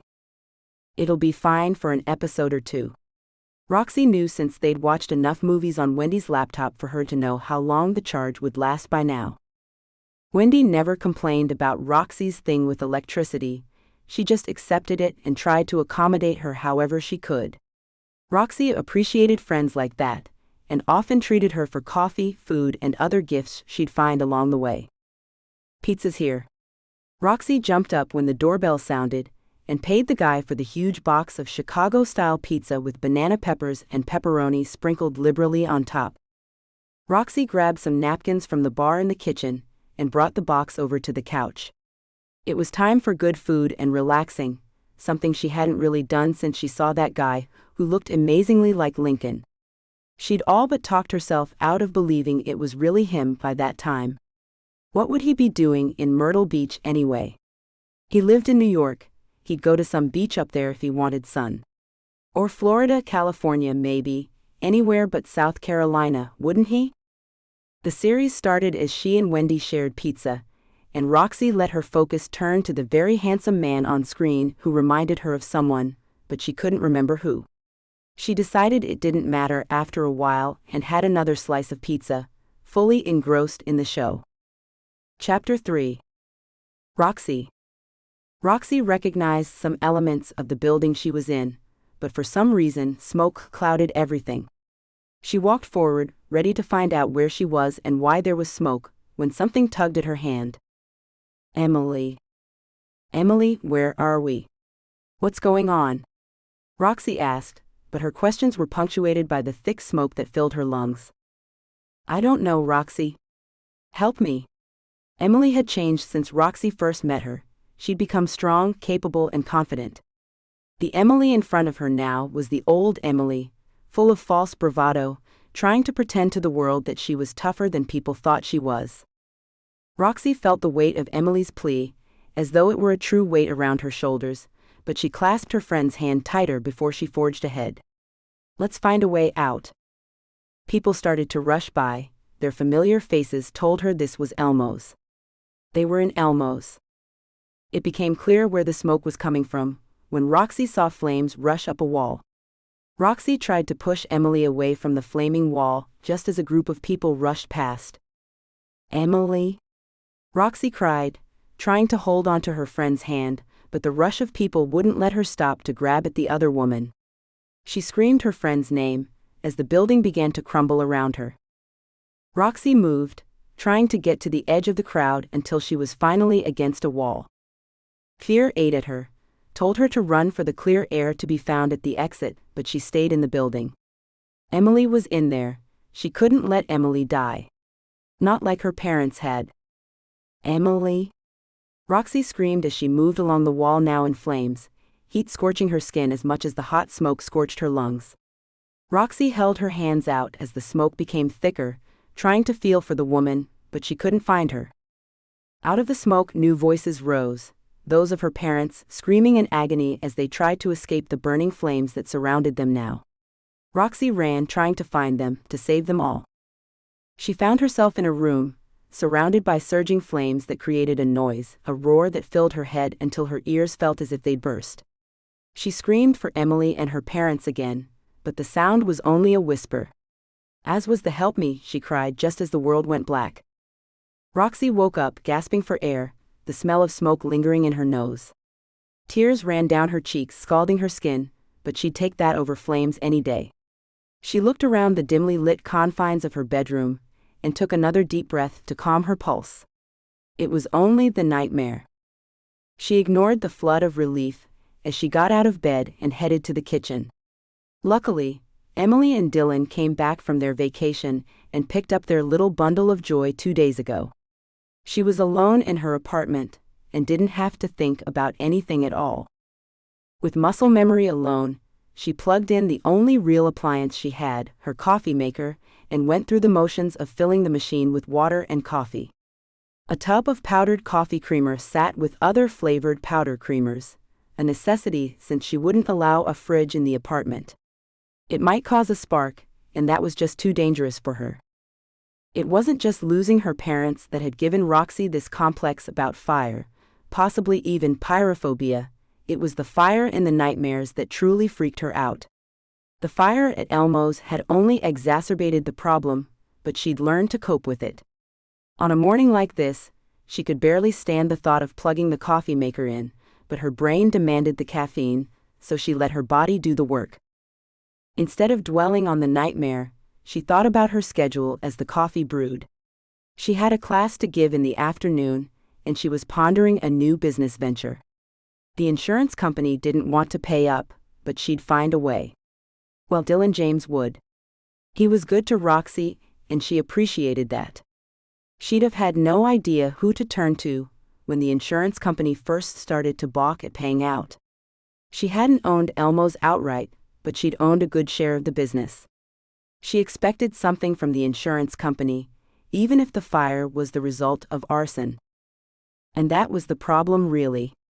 The insurance company was making out that the fire had been deliberately set by the owners. Roxy knew that wasn't the truth, but she didn't know who might have set the blaze.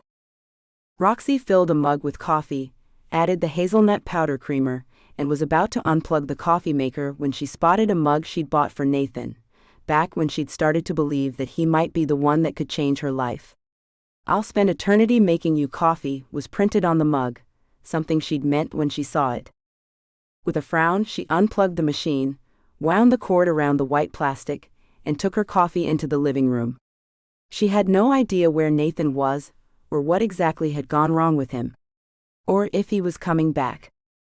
But did she want someone that could just vanish on her like that, coming back into her life? She'd given him dozens of chances, and forgiven far too much already from the man. The old Roxy would have set him free after the first time he disappeared on her, but she'd wanted this time to be real too much to give up. Instead of dwelling on it, Roxy got up when her coffee was finished and took a shower. Once she dried her hair, braided it, and put on makeup, she put on a pair of denim shorts and an Arctic Monkeys t-shirt she'd bought when she went to a music festival a couple of years ago. She didn't feel like dressing up too much. The nightmare would F her up for the rest of the day, as it always did, and she just didn't feel like it. Emily messaged her around 11 a.m. to confirm the class she was giving later, and Roxy sent back a short message. Maybe she needed to walk this off. She headed out of her apartment, hopped on the bike she kept chained behind the Lemon Fresh dry cleaners, aiming for the boardwalk. She rode past resort after resort, the aquarium, the upside-down house that drove her bonkers when she saw it, and dodged traffic as best she could. She thought about stopping for some lunch at one of the many restaurants she passed, but changed her mind when she saw the Sky Wheel, a huge Ferris wheel along the boardwalk and promenade as it was officially known. The sound of the waves crashing on the beach was already soothing her, and she soon lost herself in investigating the tourist attractions and watching people go by. This always helped her calm down, even if it made her feel like she was invisible. That's what she wanted though, really, to just disappear among the crowd. She biked back home an hour later, and cleaned up before changing into proper attire for the task at hand. A short pair of black nylon shorts and a black tank top did the trick. She braided her hair again, before lacing up a pair of black ankle boots on her feet. It was time to do battle with her elderly clients. It wasn't glamorous teaching old ladies, but since Elmo's burned down, she took jobs where she could get them. It paid her rent and kept her fed at least. She'd been offered jobs at other clubs, but the younger girls needed those jobs. She'd take the few freelance gigs she got, and let the girls take the club gigs. She'd get by with a little help from her friends, she thought with a smile. "Don't say it, Roxy, don't say it," she muttered a few hours later, as she stared at a dozen old women eager to learn how to dance, like the dancers they probably looked down on. They'd break a hip if she showed them the real stuff, and she knew it. She was giving this class as a favor to Emily. Some of Emily's mom's friends were fascinated that Emily had befriended such a unique woman, as the older Thompson woman put it. They wanted to know more about Roxy's sexual exploits than about how to wind their saggy old limbs around a pole. A pole that would probably give them skin tears anyway, she thought, as she plastered on a smile and looked around the room Emily had provided at her house. One of the old biddies with false teeth that were far too large had just asked her how to please her husband in bed. Roxy had almost told the woman with hard eyes and far too many wrinkles to count to find her husband a much younger woman if she hadn't figured that out already, but she'd bitten her. Censored. And held back the harsh words. "I'll show you a few tricks that might work."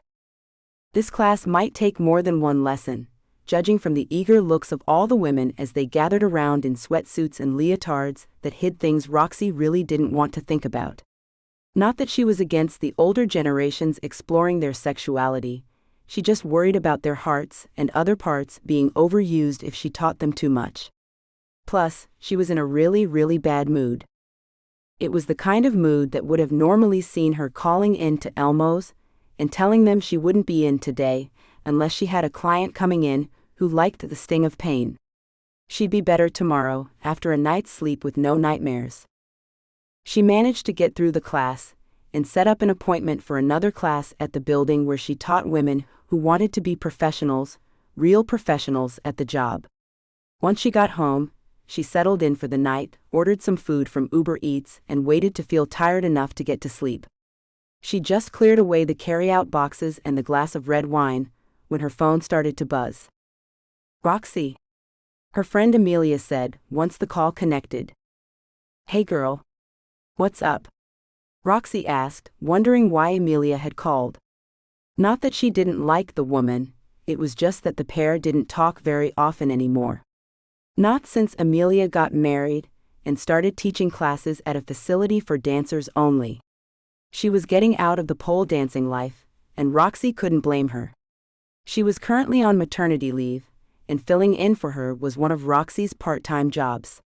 It was nice to teach a real class of dancers, not just the occasional job doing a gig here and there. "I'm just letting you know that the dancers at the class really like you, and the facility would like to hire you full-time, if you're interested." Amelia made a shushing noise, and Roxy knew she was probably rocking the baby in her arms. "I don't know how long I could keep doing it. I have plans, but I'm not sure they're going to pan out. Can I let you know in a few days?" That might not be enough time, but Roxy knew she'd have to make a decision of some kind if she wanted to keep eating and paying her phone bill. Sure, take your time. I'll be out for a couple of more weeks, so there's no rush. And thank you so much. I knew you'd be perfect for the class. Thanks, Amelia. How's that baby girl doing? Roxy asked, and the conversation carried on for a little while longer before Amelia's little girl woke up and started to scream her head off. Amelia quickly said goodbye, and Roxy had to smile. There were options for her future at least. If she wanted to get out of the lifestyle she'd lived for so long. But did she? That was a huge question she didn't have an answer to. Chapter 4. Roxy. This will look great for afternoon tea. Wendy held up an outfit that nearly made Roxy's jaw drop. This was a red Dolce & Gabbana Katie midi dress that Roxy reached for, ignoring the horridly floral mini dress with poplin sleeves. I'll wear this one, Roxy said with absolutely no guilt about the fact that the dresses were from Wendy's parents' dry cleaning clients. It was something she and Wendy had done often, borrow dresses to wear before giving them back to the owners. There's a gorgeous Dior dress, but the staff are busy working on a stain the owner got on it. Wendy rolled her eyes, like getting a stain on such an expensive dress was careless. Considering how much those dresses cost, Roxy knew it was silly, but if you had enough money to buy one, then you probably didn't care about replacing it if you messed it up. I'll take this one and be extra careful as always. Roxy leaned over to peck Wendy's cheek with a light, Censored, and gave her a grin. Are you sure you don't want to come with me? What am I going to do with all those rich ladies? I'd give them the vapors or something. Wendy laughed her huge laugh, the last thing you'd call delicate, but it was real and Roxy loved it. I love Emily, but I hate these teas she gives. Roxy groaned as she took a seat on the couch, the dress folded in her lap. She's a good friend to you, but I'd hate going to those silly parties too. Wendy sat down beside Roxy and relaxed while she could. She'd have to go back down to the shop soon. Roxy looked down at the dress, feeling a little spark of shame that she had to borrow a dress to wear to Emily's. She had bought her own clothes over the years and Emily was always gifting her dresses from these little tea parties, but these were the kind of events where you didn't wear the same dress twice. Not if you didn't want the other women there to look down on you. Emily isn't a bad person, and you know she likes you too, Roxy said suddenly, the words Wendy had spoken finally sinking in. She's not afraid of people from other cultures or anything. Oh, I know she isn't, Wendy replied quickly, her brows together in a frown.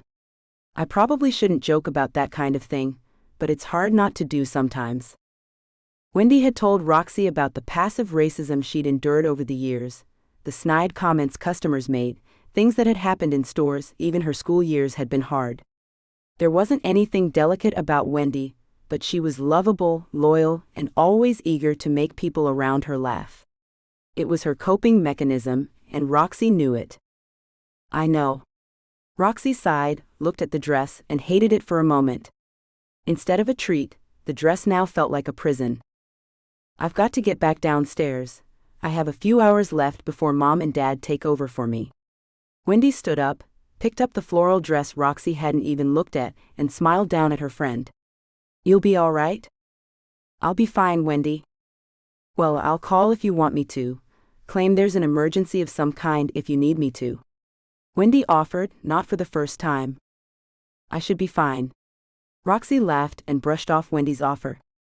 I'm learning my way around Emily's mom, and the other women just stare at me most of the time. It's not a big deal. See you later then. Wendy waved and left the apartment. Roxy got up, showered since she'd gone out on her bike again that morning, and armored herself for battle. She did her makeup perfectly, slid on her lingerie, strapped her stockings in place, put her hair up in a chic bun, and then put the dress on. It fit her perfectly. The dress ended just below her knees with sleeves that came down to her elbows. Paired with some black heels, the kind with red soles, Roxy looked perfect for an afternoon of looking over dresses that cost more than some people's cars. The last time it was Chanel, today Dior wanted to show off their latest designs to Emily and her friends. When Roxy walked into Emily's house, there were several voices filling the air, and the representatives from Dior already had 3 racks full of clothes out. Roxy looked the clothes over with an interested eye, but turned to face Emily. "Sorry, I didn't realize I was late."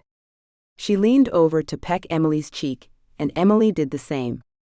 "Oh, you aren't late, they got here early," Emily replied, and censored the cheek Roxy offered. "Have a seat." As usual, there were no price tags on any of the clothes displayed to them one by one, Roxy noted, as she took a cup of tea from the woman who brought it over to her. Roxy looked around as she took a sip of the tea, knowing the women didn't care about price tags. Roxy saw Emily's mother, some of the mother's friends, and a couple of Emily's sisters-in-law. It was the mother's friends that always looked down at Roxy, even when they were sitting down and she was standing up. It wasn't a look Roxy was unfamiliar with. She'd seen her own mother's friends do the same things sometimes. The memory made Roxy's lips twitch in a smile. "Remind me, Roxy, what was it your parents do? You seem so at home at these parties, but well, I'm sure you aren't used to them in your line of work." The mother's croaky voice needled at Roxy, but she just gave the woman a bland smile before she replied. "Well, I'm no longer in touch with my parents, Mrs. Thompson, so I couldn't say what they do now," Roxy replied with a guileless look, as if completely unaware that she'd just implied the woman knew better and should mind her own business.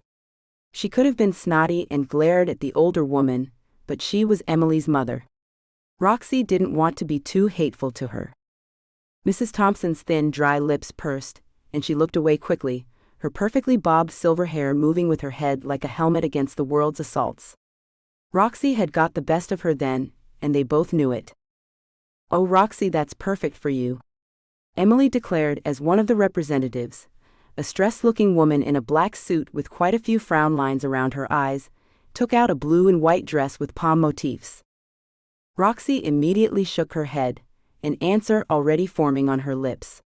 "You know I don't like." "Don't be silly, it'll look perfect on you with your curves." "We'll take that one," Emily said, and gave the woman Roxy's size. Roxy noted the woman's instant look of relief. She must have needed the sale. It was Emily's money, she decided, and let it go. The dress would go in the back of her closet, maybe to be worn to a tea or something. Roxy sat back for the rest of the afternoon, her thoughts on her parents. They hadn't been as rich as Emily's parents, but they hadn't been far from it. Her mother had a Chanel account, provided by her father, and though the people from Chanel had never brought items for her mother to look over, Roxy had worn the best clothes and had owned a few items from Chanel's lines as a teenager. She wasn't a stranger to high fashion, which was what Mrs. Thompson had pointed out, while also pointing out that Roxy was just a stripper, so how could she possibly be familiar with these kinds of events? A knock at the door brought Emily's head around, a frown of confusion on her face. "There's nobody missing, who could that be?" Emily excused herself and went to the door. Roxy's eyebrows went up when she saw 2 police detectives outside holding up their badges, a woman and a man. Now what could this possibly be about, she wondered. "Excuse me, miss, we're trying to locate Emily Thompson."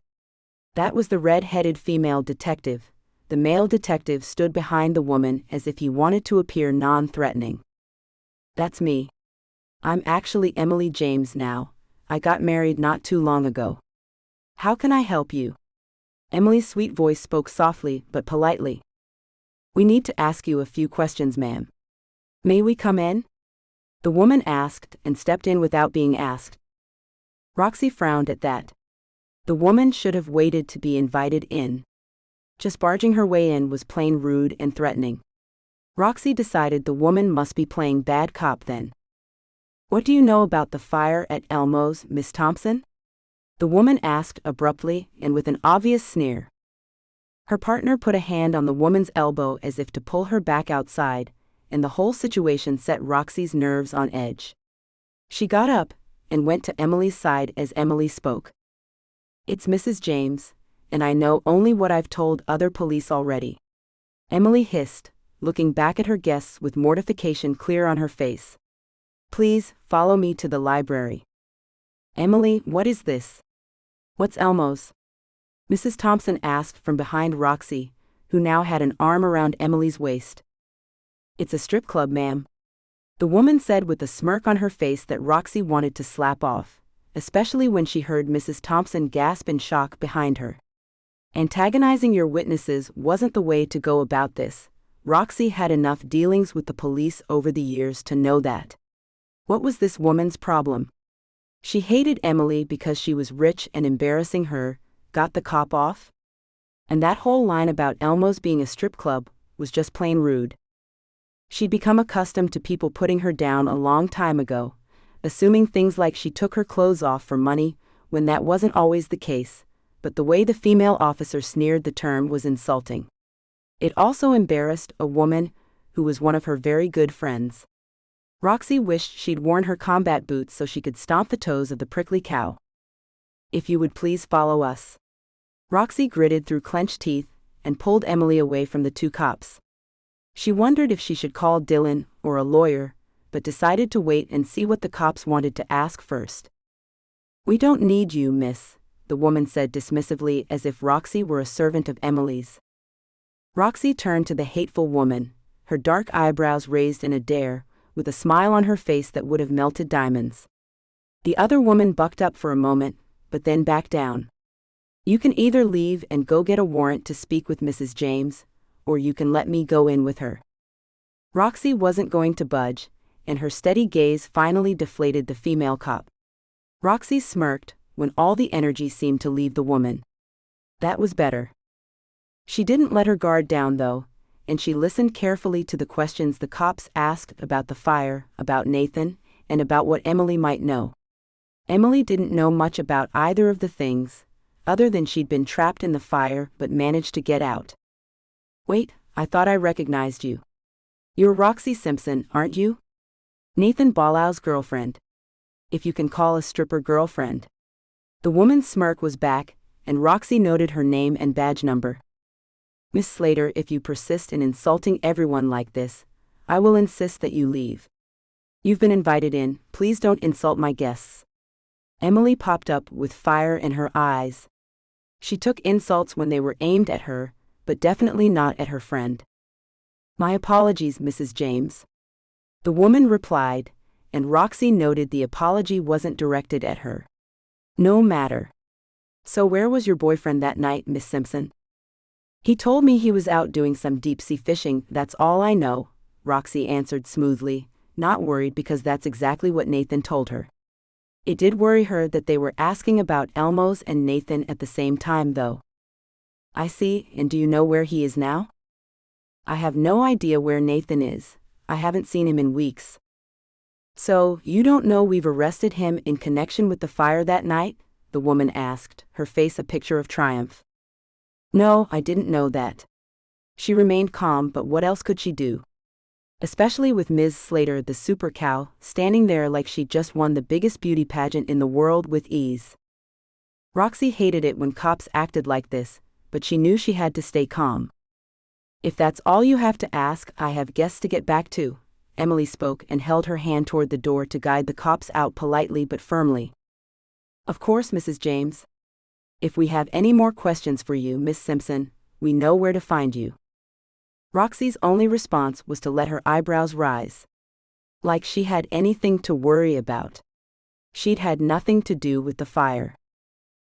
She was such a cow. Emily whispered as she closed the front door behind the cops. "Are you okay?" "I'm fine, but I think I'll go. I guess I need to go bail Nathan out of jail." Roxy brushed the hair out of her face and tried to think of who she needed to call. "I'll have Dylan find out what his bail is. Let me know if you need help with paying it." Emily offered and gave Roxy a hug. "I would never ask that of you," Roxy said firmly and patted Emily's back. "I'll call you later. Tell Dylan to call me if he finds anything out." Roxy grabbed her bag and headed out to her car. The sensible thing would be to leave Nathan in jail. He'd been censored for far too long, and now he was in jail. Doubt tugged at Roxy's mind, and she knew she couldn't leave him in jail like that. He was as alone in the world as she was. It was one of the things that had drawn them together at the beginning, back when it was so good, and his smile alone made her heart flip over in her. Censored. If she could have that Nathan back, she'd bail him out of jail 1,000,000 times. She didn't have to think about whether he was guilty or not. She knew there was no way he would have set that fire, not with her in the place. She didn't even pause to wonder. She trusted him, even if he'd gone off the rails lately. Roxy answered her phone as she walked into her apartment, relieved that it was Dylan. "Hi Dylan, what have you found out?" She put her bag and car keys on a hook by the door and walked into her living room. She'd like a strong drink, but she might have to drive, so that wasn't an option. "He's not getting out through a bail bondsman, first of all," Dylan said without preamble. He knew Roxy liked to get straight to the point. "Why?" Roxy asked, surprised that a bail bondsman would turn Nathan down. "His bail is 150 grand, Roxy. He has no fixed address and no job. He's definitely a flight risk, and even with my connections, I can't find a bondsman that will take him." They've all said the same thing. Dylan sounded as annoyed as Roxy felt. She sympathized with him. "Thanks Dylan, I know you tried." She sank down to the couch, her eyes on a spot on the floor in the corner. "And before you ask, no, I don't want you to bail him out. If the bondsmen all think he's that much of a risk, I don't want you taking that on." How was she going to get 150 grand? Her eyes flitted back to the corner but stayed there this time. She'd have to do it, if she wanted to help out the man she'd thought about marrying, if it had ever come to that. "Well, if you change your mind, you know how to get me." "Good luck, Roxy. I know you've been through one hell of a time, and if we can help, just let us know." Dylan's voice was a soothing balm to Roxy's fractious nerves, and she knew that was one of the reasons Emily was still so enamored with him. Dylan was sexy as F. Sexy, but untouchable because he belonged to her friend. "Thanks, Dylan. Tell Emily I'll call her tomorrow and let her know how things are going." "You do that, Rox. Take care." Dylan hung up before Roxy could say any more, and she closed her eyes. She didn't want to go to that spot on the floor, didn't want to pull back the rug that had kept the compartment hidden for an incredibly long time. That compartment held a memory, a part of who she used to be, a part of her that no longer existed. To open it now would tear open old wounds that had never quite healed right. But Nathan was worth it, wasn't he? The old Nathan certainly was, but now? Roxy leaned back against the couch and wished for a bottle of tequila and some limes. She hadn't stopped on the way home, but she should have. There was no way Nathan was getting out of jail tonight, and maybe not tomorrow. She'd have to call some of her contacts. But first, she'd have to open that compartment. She got down on her hands and knees and crawled to the section of flooring. With shaking fingers, she pulled back the rug and then pried up the 5-inch square section of floor. She pulled out the item she'd hidden there, dazzled by the late afternoon sunlight as it bounced off hundreds, maybe thousands of small diamonds set in the watch. The watch she'd borrowed the night her parents died. A night she didn't want to remember. Anger at her parents, at fate, and at Nathan mixed as she stared down at the watch that had always been too flashy to wear out anywhere. It was all she had left of parents that may or may not have abandoned her. Either way, they'd been involved in something that had led to their deaths, and if they'd stayed on the straight and narrow, Roxy wouldn't have ended up in this life she now led. She'd have to pawn the watch if she wanted to get Nathan out of jail. Could she really part with it, though? It was all she had left of them. She leaned back against the wall and stared into the looming darkness that grew as the sun sank in the sky. What the hell was she going to do? Chapter 5. Lincoln. "Hello?" A sultry female voice spoke from Lincoln's cell phone, but it had little effect on him. The voice belonged to Emily James, a very happily married lady. She wasn't available on any level. He respected that bond of marriage. In most cases. "Hey Emily, it's Lincoln Young. How are you today?"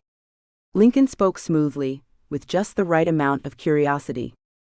"I'm good, Lincoln, how are you? What can I do for you?" Emily asked, obviously curious as to why he'd called her. "I'm good, I hope you don't mind me calling. I asked Dylan for your number because I'm hosting a boat party with a friend of mine, and I was thinking of having some adult entertainment. Dylan said you might know someone that could help me out with that. Oh, that sounds fun. What kind of adult entertainment are we talking here? Emily asked with caution, and Lincoln wondered if he'd approach this the wrong way. Well, I'd like to have an exotic dancer on the yacht, but I want someone classy, that can really give my guests a quality show, not just the kind of thing we'd see in a seedy strip club. Does that make sense? Lincoln wasn't so sure it did, but Emily rushed in to assure him she'd taken his meaning. I know what you mean, and I do know someone that would be perfect for the job.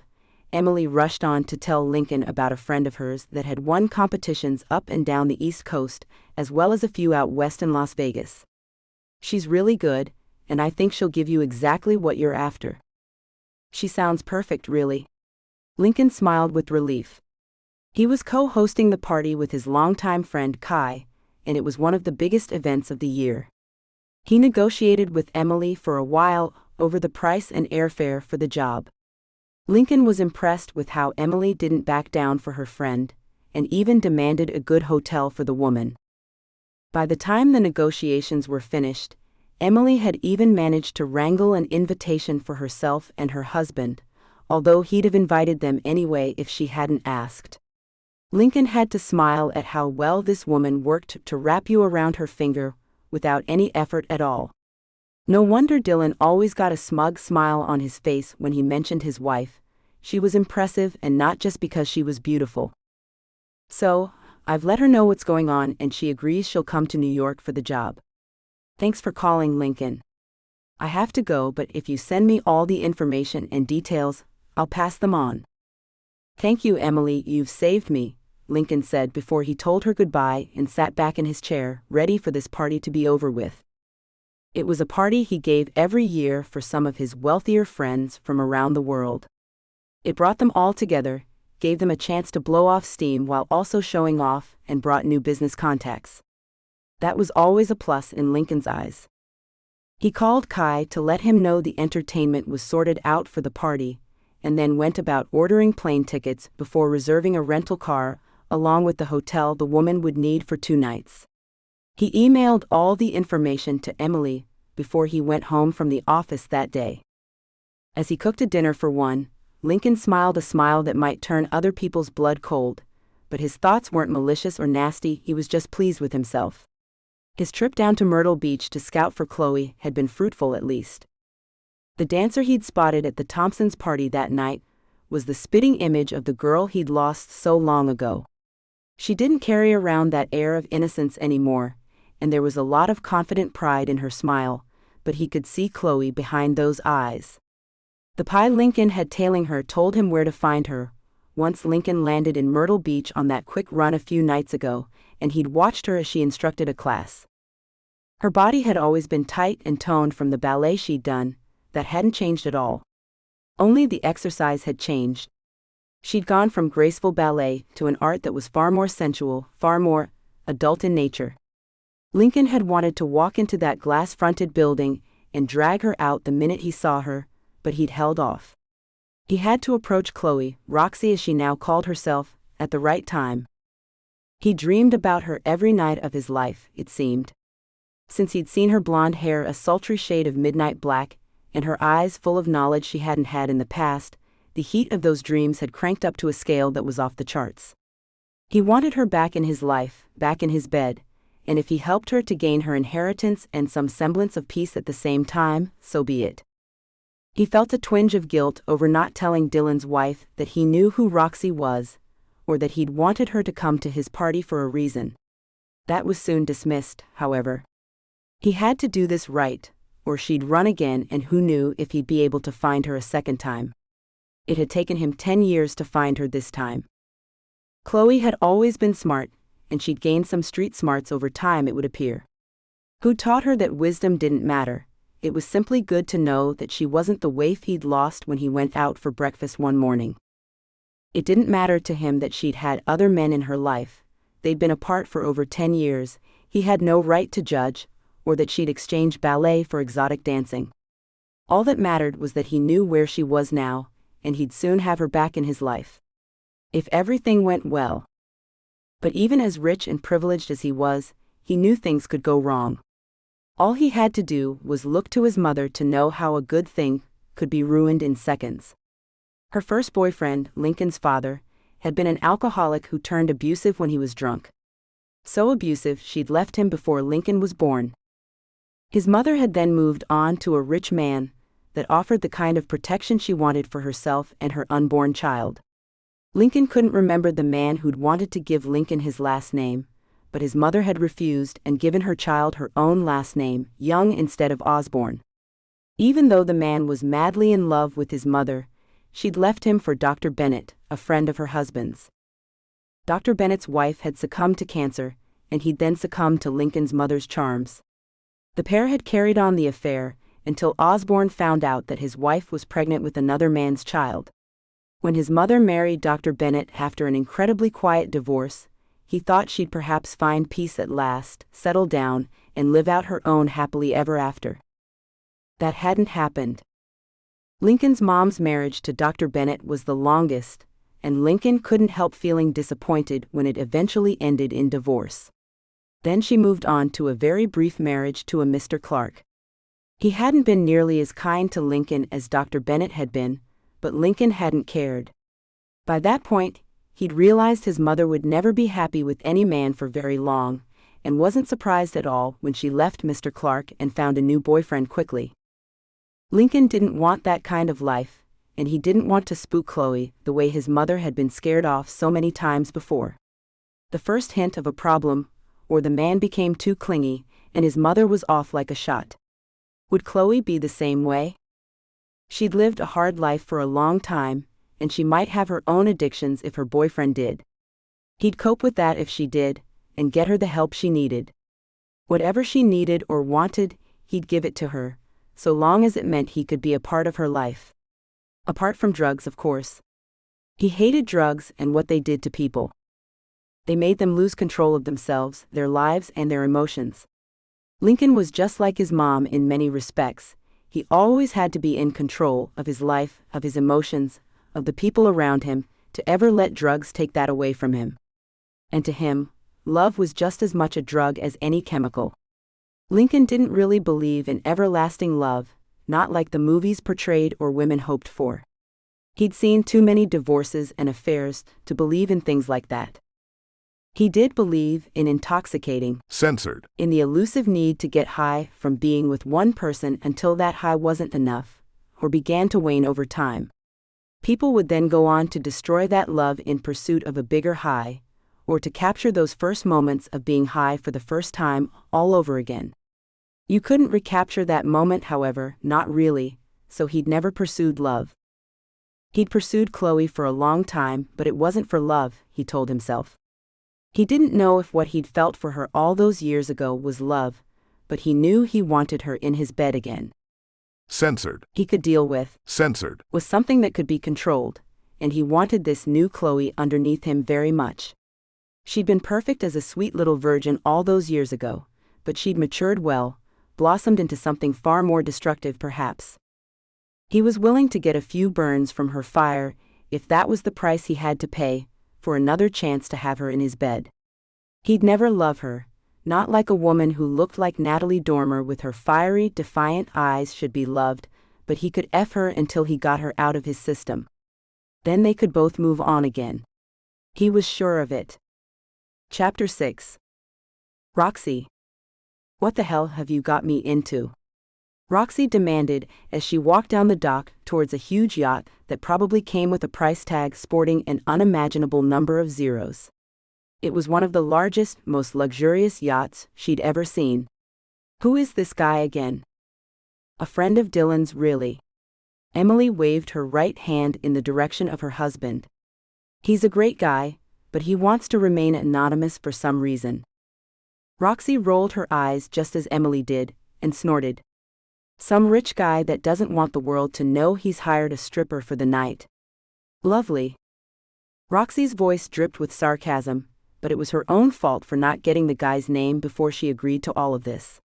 The payment she'd get in cash tonight would keep her going for months if she chose not to work.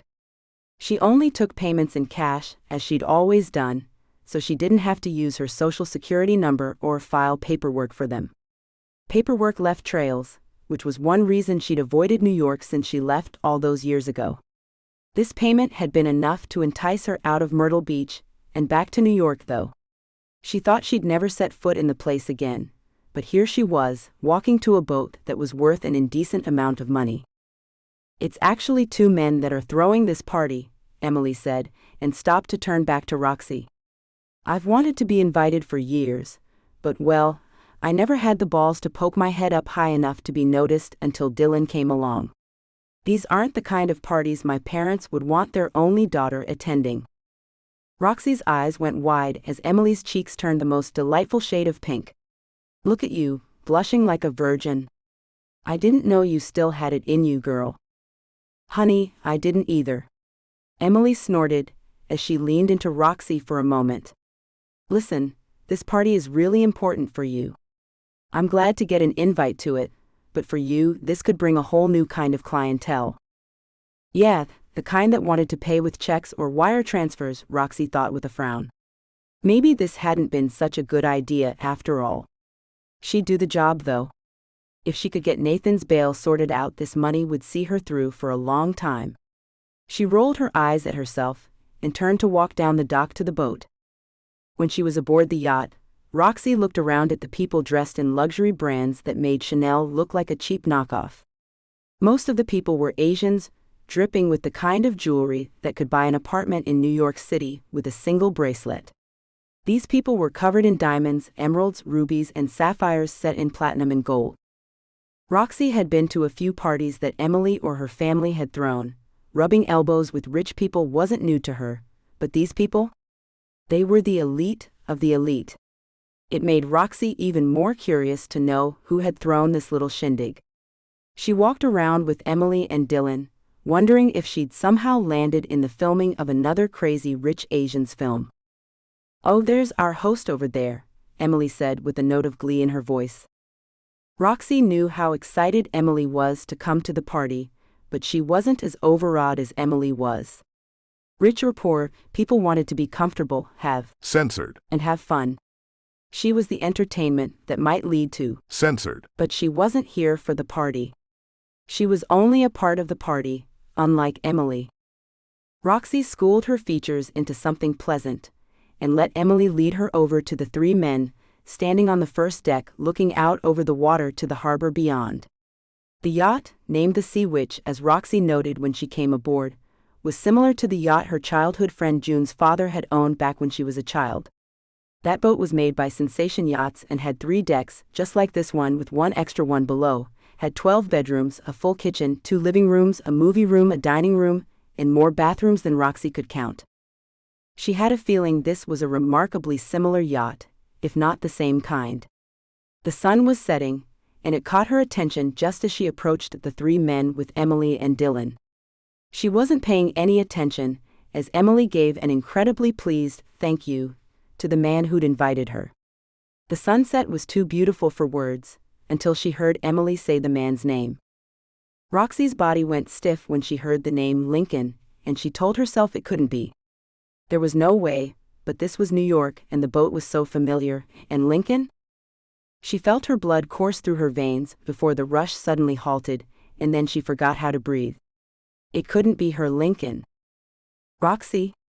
This is Lincoln Young, our host for the evening." Emily tugged at Roxy's right elbow, but Roxy didn't want to budge. "Roxy, I think the sunset has caught the lovely lady's attention," a familiar voice said, and Roxy finally turned around. It was him. But maybe he didn't recognize her. It is lovely." Roxy let her head tilt forward until her hair fell in her face. Freaking hell, it was Lincoln. It must have been him at that party she danced at, Emily's family's charity gala, and he must have tracked her down. But why? "Lincoln, this is Roxy Simpson, my very good friend, and the provider of tonight's entertainment." "Very good," Lincoln said without any kind of intonation, and from underneath her eyelashes Roxy saw he barely even looked at her. "I'm not sure if you know my co-hosts, Kylie and Trevon Smith." Kai is the CEO of Shosho over in China where he's from.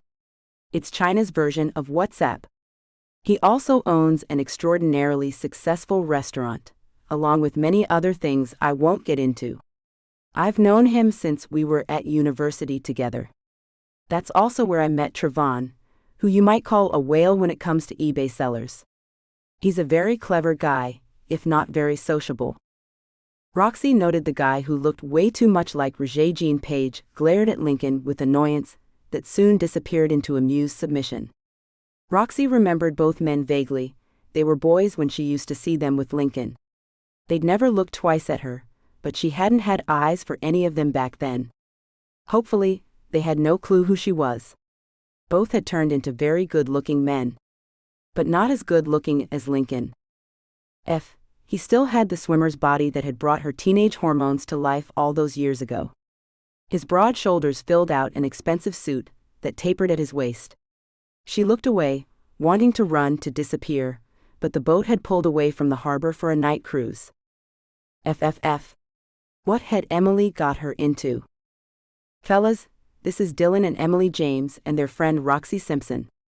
Lincoln interrupted her thoughts, but she didn't say anything, because Trevon did. Did you invite every A-list actress in China, Kai? He teased his friend, who laughed at the other man. I might have. It would have been rude not to. Kai answered smoothly, with a calm that almost reached Roxy, who was nearly panicking. Look, I know what you're doing, playing matchmaker, but I'm not interested in finding a wife, even if you've brought me some of the most beautiful women in the world, Trevon answered in a deep voice that would have brought any woman to her knees if he only purred a grocery list at her. Roxy wasn't interested, though. I'm surprised you're even here, to be honest, Kai said. You normally bail on us, and people beg for invitations to this party. Roxy glanced over to see Emily look at her with big eyes. Emily was one of those people, but even that almost laugh couldn't bring Roxy down from her moment of panic. What's wrong? Emily mouthed to her, but Roxy just shook her head, her face still studiously observing the wood floor. Well, I was getting bored sitting at home, so decided I might as well come out. Especially when Lincoln told me what this year's entertainment was. Trevon answered, and Roxy saw an opportunity. Speaking of, is there a changing room where I can get ready?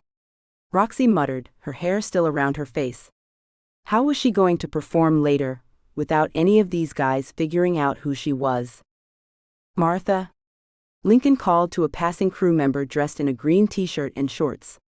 Can you show Ms. Simpson to her room, please, and when she's ready, take her to the cinema deck where we've got her stage set up? Roxy breathed a sigh of relief as she lugged the backpack with all her gear to the room the young woman with light brown hair showed her to. She hadn't even said goodbye to Emily and Dylan. She'd been so eager to get out of the way of the men that could identify her as someone other than who she said she was. Someone she'd learned to be over the last 10 years. Someone who wasn't the girl they'd all teased in those long-ago days when she spent so much time with June dreaming about the Paris ballet.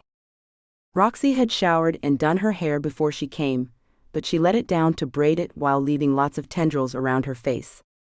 It wasn't much, but maybe it would do the job.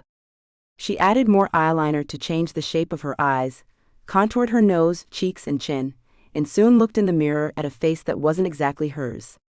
Squinting, she hoped that it was enough to throw off the suspicious eyes of the man who'd taken her virginity a decade before. She'd seen how he looked at her, coolly but with suspicion as he examined what he could see of her face. Lincoln was smart, observant. He'd figure out who she was if she didn't manage to avoid him for the rest of the night. Nobody had said anything about the boat leaving the dock, and now she was trapped on this rich man's playground. Shit, and holy freaking moly, what was she going to do?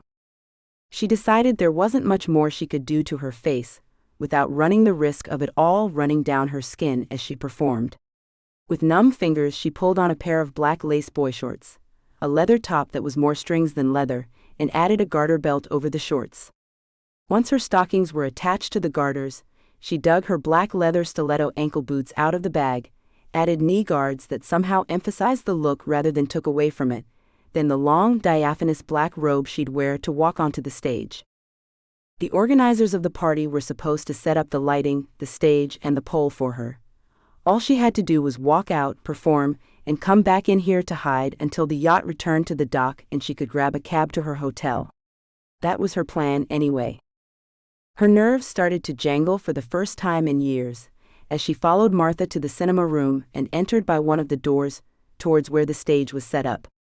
The area where the audience sat was barely lit, and a spotlight shone down on the small stage. It wasn't a large stage, but the room was big, and she had enough room to perform. Most of the show was a floor show anyway, a version of choreography that closely resembled that of a performance she'd found on YouTube. She heard the first driving thumps of 9-inch nails closer, a song every dancer had in their repertoire she'd decided years ago, and took a deep breath. Time to shine. The crowd cheered as she came onto the stage, her face haughty, daring the audience not to respond. She pranced to the center of the stage, her body taking over from her brain. She went through the steps, designed to keep every pair of eyes in the room on her, and strutted her stuff. At one point she caught sight of Lincoln, his eyes glued to her as she headed for the pole, the second half of the song spurring her on. She couldn't look away from his eyes even as she climbed up. She couldn't take her eyes off the way his jaw clenched even as he sipped at a glass of beer. She saw censored in his eyes, and maybe anger? Or was it jealousy? Was he jealous that he couldn't have her, or that other men were looking at her? And did he respond to every dancer like that, or had he figured out who she was? Her thoughts didn't show, not even for a second, as she performed the well-rehearsed routine, one of her favorites. She went up and down the pole, flinging herself out so only her thighs kept her aloft. Did he want her to dance for him like this, on him like this? Thousands of men had wanted the same thing, but she'd only ever allowed a few between her thighs. She slid down the pole one last time, crumpled to the floor, proud of the dance that was designed to entice while taking ownership of her own body, her own sexuality. This was her place, even if it was generally men that looked at her. This was her temple, and she loved performing. It gave her life, and no man or woman could ever take that from her. She exited the stage to loud applause and cheers for more, but Lincoln had paid for one dance, and that dance she just performed better than she ever had before. He'd got his money's worth. Now she was going back to her room and hiding until she could get the F out of here. Before he figured out who she was. Chapter 7. Lincoln. He'd barely contained himself as he watched her on that stage. He wanted to F her like the animal the song belted out. He wanted to drag her off the stage and hide her where no other man could see her. But he'd also been proud of how she handled herself, how she dared any man to touch her while also enticing them. It was a head-off in far too many ways, and Lincoln beckoned for one of the waiters to bring him something stronger. What was he going to do with little Miss Chloe? Roxy, as she called herself now, he reminded himself for the 1000th time. He'd noted the makeup change, knew she'd recognized him, and knew she was probably eager to get off this yacht now. They weren't heading back until the wee hours of the morning, though. That's how this party worked. Good show. Who the F is she? Trevon asked, and Lincoln glanced over at him. Someone that I used to know, Lincoln replied calmly, almost sardonically, with a tilt to the corners of his lips. I see, Trevon answered, not really seeing, but he knew Lincoln well enough not to push. He'd tell him if he wanted to. She's good. She's very good, Kai said from Lincoln's left, sitting on a couch they all occupied. Is she giving another performance? No, just the one. But it was enough. Lincoln got up from the couch as he spoke, and looked back at his friends. Shall we eat? Yep, I'm starving, Trevon said, and pushed up from the couch. The night carried on. The party got louder, even as people spread out over the yacht that he'd bought because it was so like the one his stepfather owned and Lincoln had loved. People started to get wilder, and soon enough there was more noise than just the laughter and shouts of gleeful partygoers. There was the sound of passion from behind closed doors, and some not-so-private places hidden in the darkness around the boat. Lincoln smiled as he saw Emily James pull her husband into a closet, with a sensual grin Lincoln was sure he was never meant to see. He also saw Dylan James drop to his knees in front of her before the door closed. A beautiful couple that he might want to watch, but he wasn't up for that tonight. In truth, he'd lived a fairly vanilla life, although he'd explored Censored. with women along the way. One-night stands were not relationships, though, and meant he rarely got the chance to do anything more than the typical version of Censored. to be found in any American bedroom. He'd wanted to explore some of the bolder versions of Censored. to delve into a different lifestyle, but that would mean a relationship with a partner, and he wasn't the relationship kind. He could watch others, though, when they allowed it. Kai had introduced him to a few clubs in New York and China, places where just about anything went and people were open, even eager to be watched. Kai grew up in a different culture from the one Lincoln grew up in. His approach to Censored. was different from Lincoln's. Censored. Was about enjoying the path to reaching orgasm, not the race to get to that orgasm. Lincoln had taken that on board early in life, and his Censored. life was fairly tame when it existed, but he knew if he ever found anyone worth having a relationship with, he'd explore more options. He wondered for the first time how much of the world Chloe had explored. Did her line of work mean she had a lot of Censored. that she was paid for? Censored. He knew that one didn't always lead to the other, but had it with her? She'd run away from him and been on her own since she was 18. She'd been a naive young girl, unprotected, in a city where anything could and did happen. And how had she ended up in Myrtle Beach? He and Kai had been down there 1,000 times to visit Kai's house on the beach and enjoy the sand and surf, but he'd never run into her. How was that possible? He knew anything was possible, especially if you made it your life's work to hide from your old life. She'd done a good job, and it was only by chance that he'd found her. If he hadn't been invited to the Thompsons' gala, he might still be looking for her. He settled against a teak rail and stared out at the water, lit only by moonlight. Silvery white light danced on the surface of the water, drawing his attention as the party-turned-subtle orgy began to wind down. It was after 3 a.m., he was near her room, and he was hoping she'd come out now, if she hadn't fallen asleep already. He turned when he heard quiet footsteps approach one of the tables strewn across the deck. It was the only one that still had a lit candle in a glass bowl. A woman with her hair down around her shoulders, dressed in tight black pants, a white cropped sweatshirt and black stiletto ankle boots sat down at the table. He watched as she bent over the candle and blew it out. What was that about? The candle wouldn't roll off the table, so there was no danger of fire. Chloe? He called out as he approached her, and he saw her body joker. How long had it been since she'd been called that name? It didn't please her to be called that, he could see. Chloe is dead, Lincoln. Don't call me that. Don't ever call me that. She's been dead for a long time. She answered as she brushed her hair back from her face, clean of makeup now and so much more like the face he remembered. She'd admitted who she was at least, he'd take that for now. Can I sit down? Please do. She held her hand out to one of the empty chairs around the table, and he took the one across from her. How are you? I'm good, how are you? It wasn't the speech he'd rehearsed in his head for a decade, but it was something at least. Good. Did you know it was me when you hired me? She didn't beat around the bush, but then she never had. I wasn't totally sure, no, he finally admitted. He watched her, noted how she chewed over the information and saw how her eyes narrowed. She had some kind of plan then. She might not be Chloe anymore, but he knew she was in there somewhere. He just had to bring her back. If he could break through this hardened facade she'd built around herself. She'd obviously come up with some kind of plan, and that's why she was out here talking to him now. Listen, I need a favor. She wrung her hands and leaned back in her chair, before she came back towards him to put her elbows on the table. She was anxious about something, and when she pulled her lip in between her teeth and went quiet, he knew she was really stressing about it. If you're about to ask me to keep this a secret, well, I can only do so much.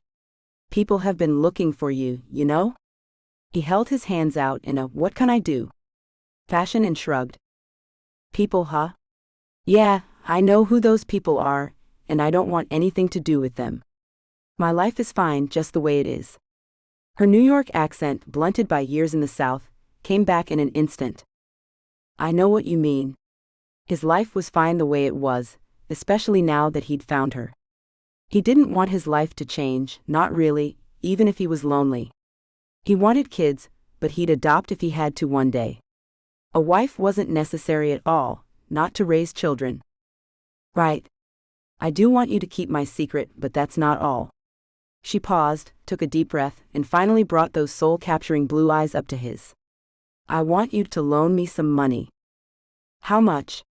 It was an automatic question, but he wasn't expecting the answer. It's a huge amount. 150 grand. But I don't just want a loan, I have a watch, my mother's choppered watch. I'll give it to you to hold, until I can pay the money back. She reached for her phone while his eyebrows reached for his hairline. What did she need with 150 grand? This is it. She handed him her phone, and he saw the watch he'd caught a brief glimpse of the night her parents died. He remembered it well, because of the unbelievable number of diamonds the impractical piece was covered with. Nobody will want it with the dead woman's name engraved on it. He replied without thinking. Sorry? No, you're just being honest. I could pawn it back home, but that leaves a paper trail, questions might get raised, and I wouldn't get what it's worth. Roxy sighed, as if she'd spent a whole lot of time finding out exactly what would happen before she even came to New York. He had a feeling that's exactly what she'd done. I guess the diamonds are worth that much, he said quietly, thinking it over. Why do you need the money, again?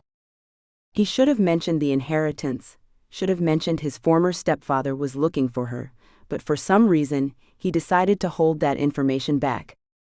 My boyfriend Nathan needs it for bail. He's been arrested for burning down my old place, but I know he wouldn't do something like that. The guy that burned down Elmo's? He asked, stunned that he'd been so close to her without even knowing it. If he dug into that Nathan Censored. life a little more, he'd have found her.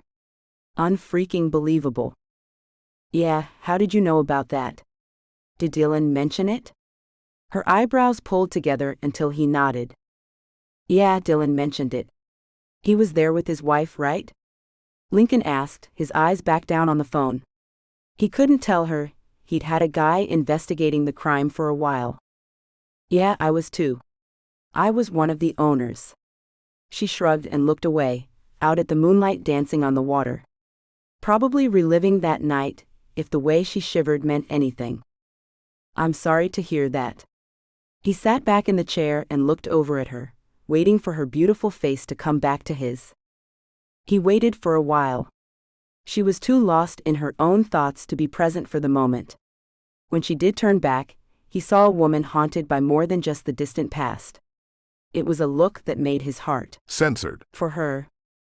Nathan's alone. He has nobody, just like me. Dylan offered to pay the bail, and I know I have no right to ask you, but you're the only one that would give me what the watch is worth.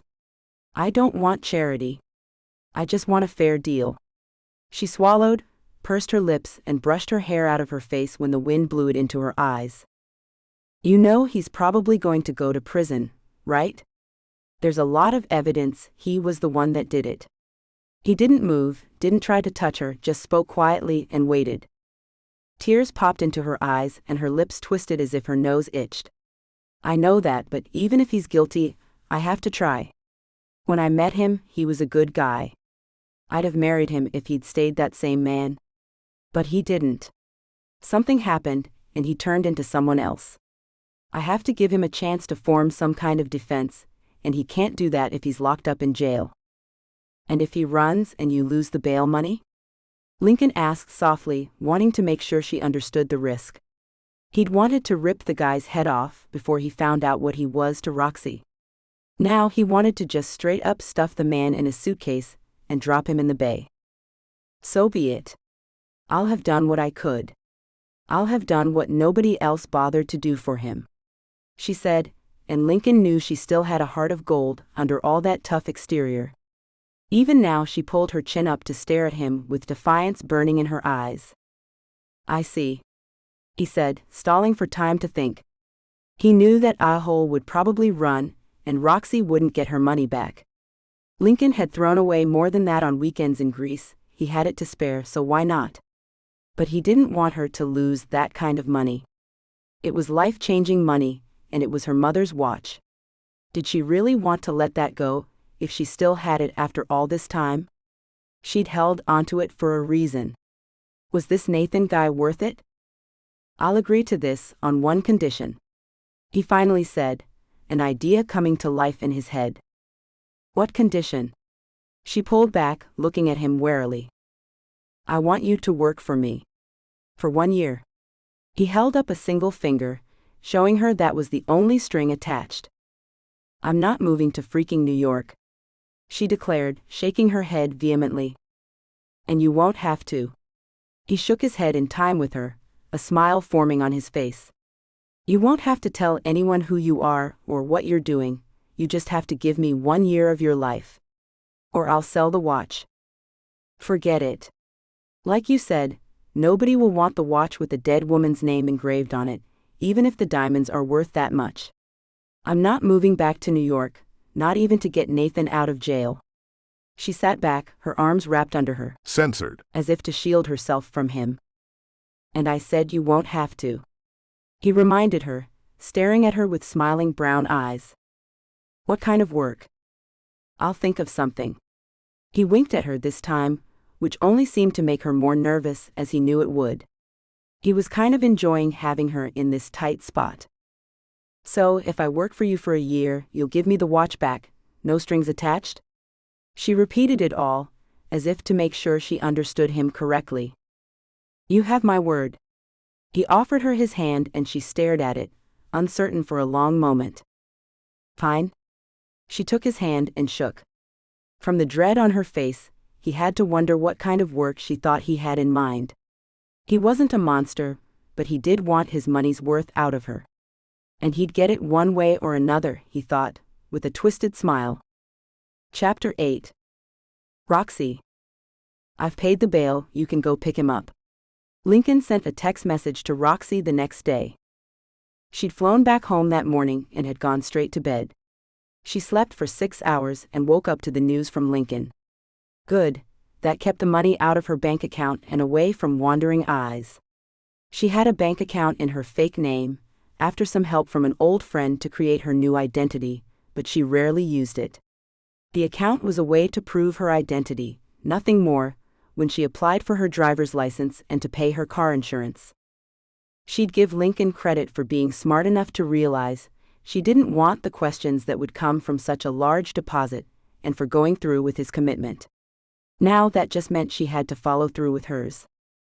The idea of working for Lincoln bothered her in many ways. Yeah, they had history, but most of that history consisted of him and his friends teasing her for one reason or another. And then Lincoln had figured out she had a crush on his stepbrother, Liam, and that only made matters worse.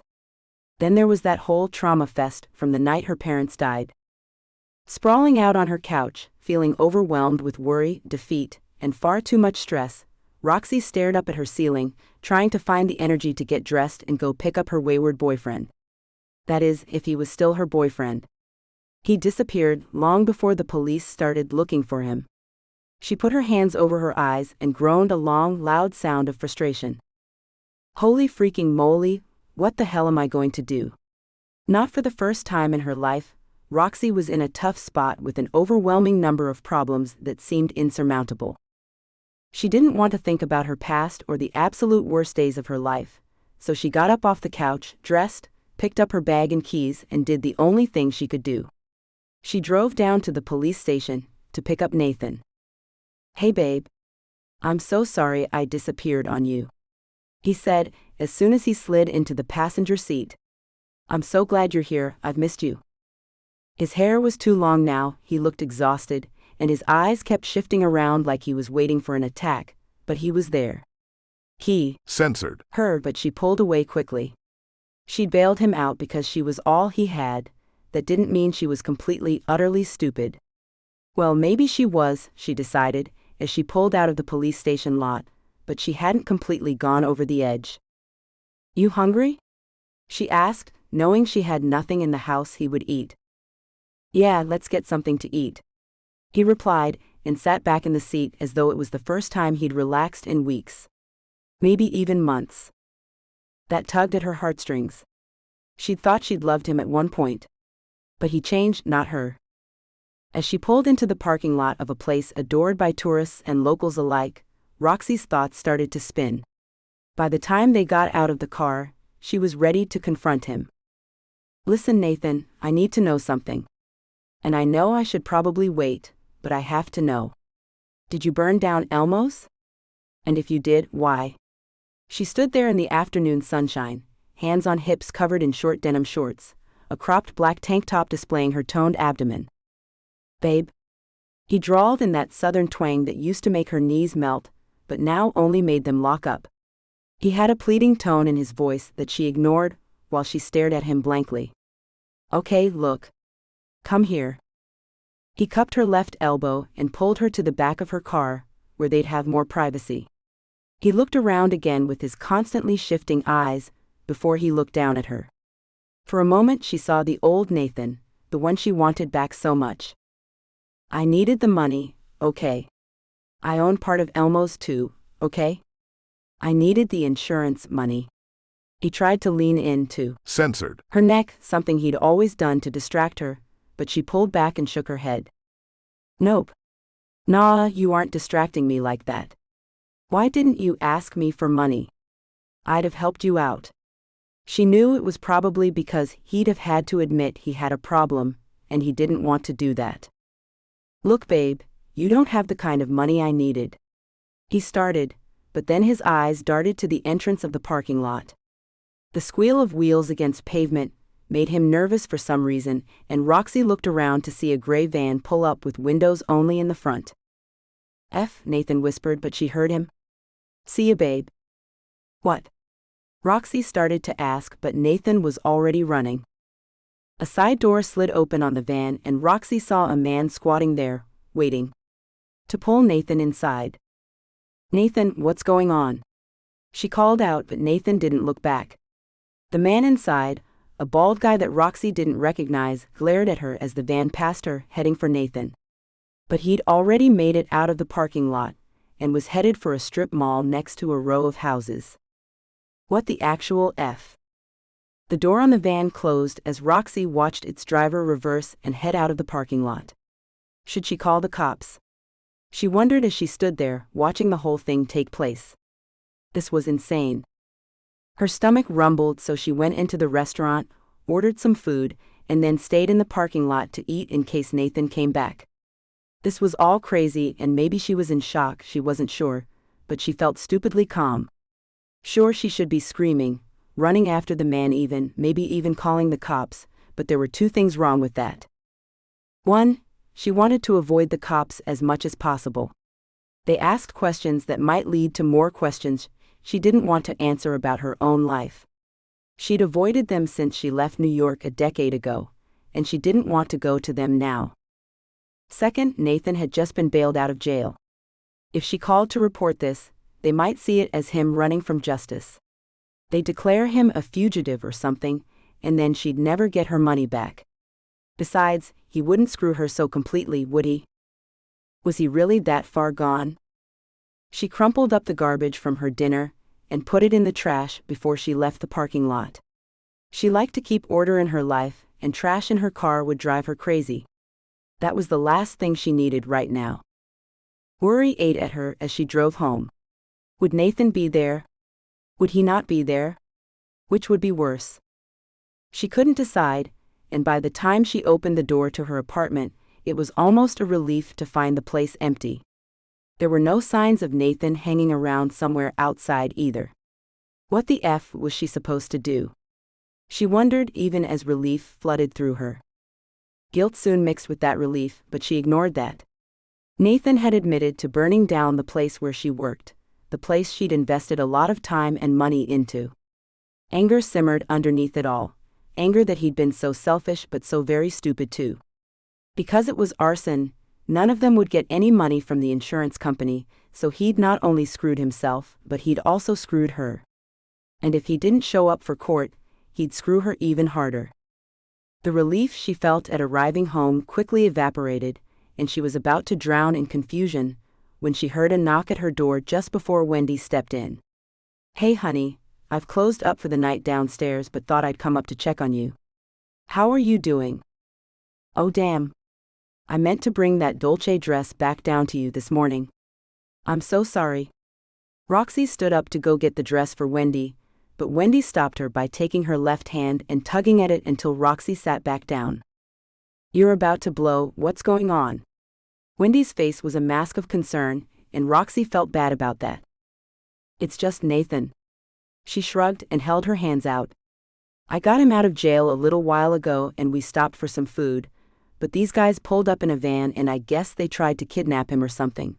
But he took off, and now I don't know whether he's a fugitive or just running to hide from those guys until his court date, and I'm totally effed." Wow. Wendy's eyes grew big and round as the words poured out of Roxy in a stream. "That's a lot." "That's not even all of it." Roxy blew air out between pursed lips and tried to calm down. "A guy from my past showed up at that event last night." "A guy from your past?" The confusion came back to Wendy's face and Roxy cringed. Even Wendy didn't know about her past. Emily didn't either, for that matter. Nobody in her new life did. Just a guy the first knew in high school. Roxy brushed it off, feeling like an idiot for letting that slip. "Anyway, he's offered me a job and I'm going to take it." "But I thought you wanted to do the classes," Wendy said, lost again. "I did, but this is a more permanent job, I think." She hoped she meant that other gig would be better for Kitty, I think. That wasn't the total truth, but it would stop any further questions, and Roxy was nothing if not good at evading questions. Okay, she was an awesome dancer, and even better at some things she wasn't about to think about now, but evading questions was a skill she'd perfected long ago. Well, that's good news then. Wendy's frown turned into a smile, and she leaned back against Roxy's couch. "It's not all bad then." "No, I guess not." Roxy wore the frown this time, still not sure what Lincoln had in mind. He had a life in New York, obviously. What would he do down here? What would he want her to do, more importantly? "I tell you what, let's have a girls' night in. You've been asking me to do your hair for a while. We'll do that and forget about your troubles for a while, shall we?" Wendy's face was bright and happy now, eager to cheer her friend up. Roxy smiled back. She couldn't help it. When Wendy smiled, so did she. "Yeah, that sounds good." "Great, get the stuff and we'll get started. I think it's going to take a while to get some of this black out of your hair. I don't know why you dyed it black anyway. You're gorgeous, yeah, but I liked you blonde."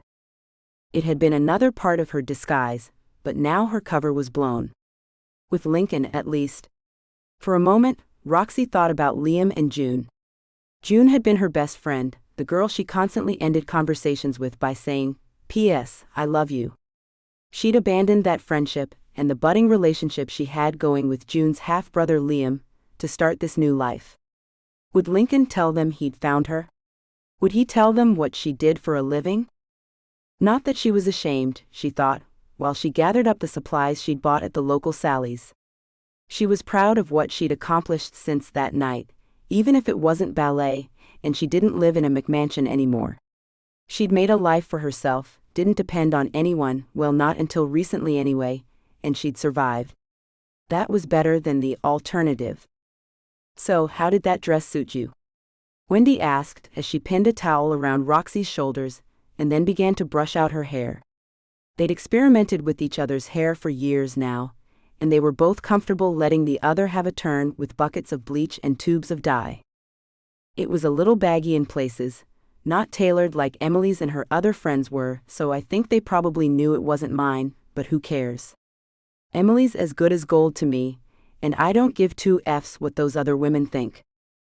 That's right, girl, F those other women. Wendy began to part Roxy's hair before she asked her next question. "So, you think he's coming back?" "Nathan? I hope so. But also, I kind of hope not. I'd be out a shit ton of money, but he's a liability, I think." Roxy tried not to move as Wendy twisted and pinned her hair in sections, but it hurt a little, so she squirmed. "Stop squirming." Wendy barked but then laughed. "Sorry?" 5 minutes passed before Wendy spoke again. You know, when he moved in with you, I thought he was a good guy. He was handsome, didn't have a drug problem, and that made me wonder. Was he after you for money? Oh, you mean my good looks and job as an exotic dancer weren't enough to entice him? Roxy quipped, but she wondered now that Wendy brought it up. Not that at all, but there was something about him that made me wonder. Something that put me on edge. Well, it's none of my business, I guess, but I just wanted to say, be careful. I don't think he's the kind of trouble you want. It might be too late for that, Roxy said with a sad note. She had to wonder now. Had he been using her for money all along? Chapter 9. Lincoln. Lincoln texted Chloe, Roxy, he reminded himself, the address of the building he'd taken an office in temporarily, and waited to see if she'd show up or not. Myrtle Beach was a far cry from the financial center that New York City was, but he could have an office here too, he'd decided that night on the yacht. Why not open another office? He'd thought, most of his business transactions were done online now, and his clients might like the change of pace that was the wonderful surprise down here, where they all became anonymous. He was sitting in an office in an old historic building that only had 3 floors, but still had a great view of the ocean and landscape. One of his assistants, Monica, had found the place, ordered rudimentary furniture, and had the phone lines and internet connected with a few clicks of a mouse. He wasn't sure what he'd accomplished down here, but maybe a change of pace would do him good. He'd become bored with New York City, but it had always been home. Until now. Lincoln heard the elevator ding outside his office, and went out to find a woman with sunglasses perched on her nose, dressed in a black t-shirt and black jeans with combat boots and purple and black hair in his office. Chloe? I told you not to call me that. She barked as she marched around looking for something. Where's the bathroom? Down the hall, to the right. He directed, amused at the picture of flustered frustration she presented. He'd expected the black hair, not the ombre from black to purple that she currently sported, and a suit and heels, not combat boots, a well-worn t-shirt and tattered black jeans. This was going to be fun, he decided. He had a rebel on his hands, and she wanted him to know it. When she didn't have an urgent need for the bathroom, that is. She was soon back, the sunglasses now perched on top of her head, a grim look on her face. What's my name? Oh, he liked that tilt to her chin and the glare in her eyes.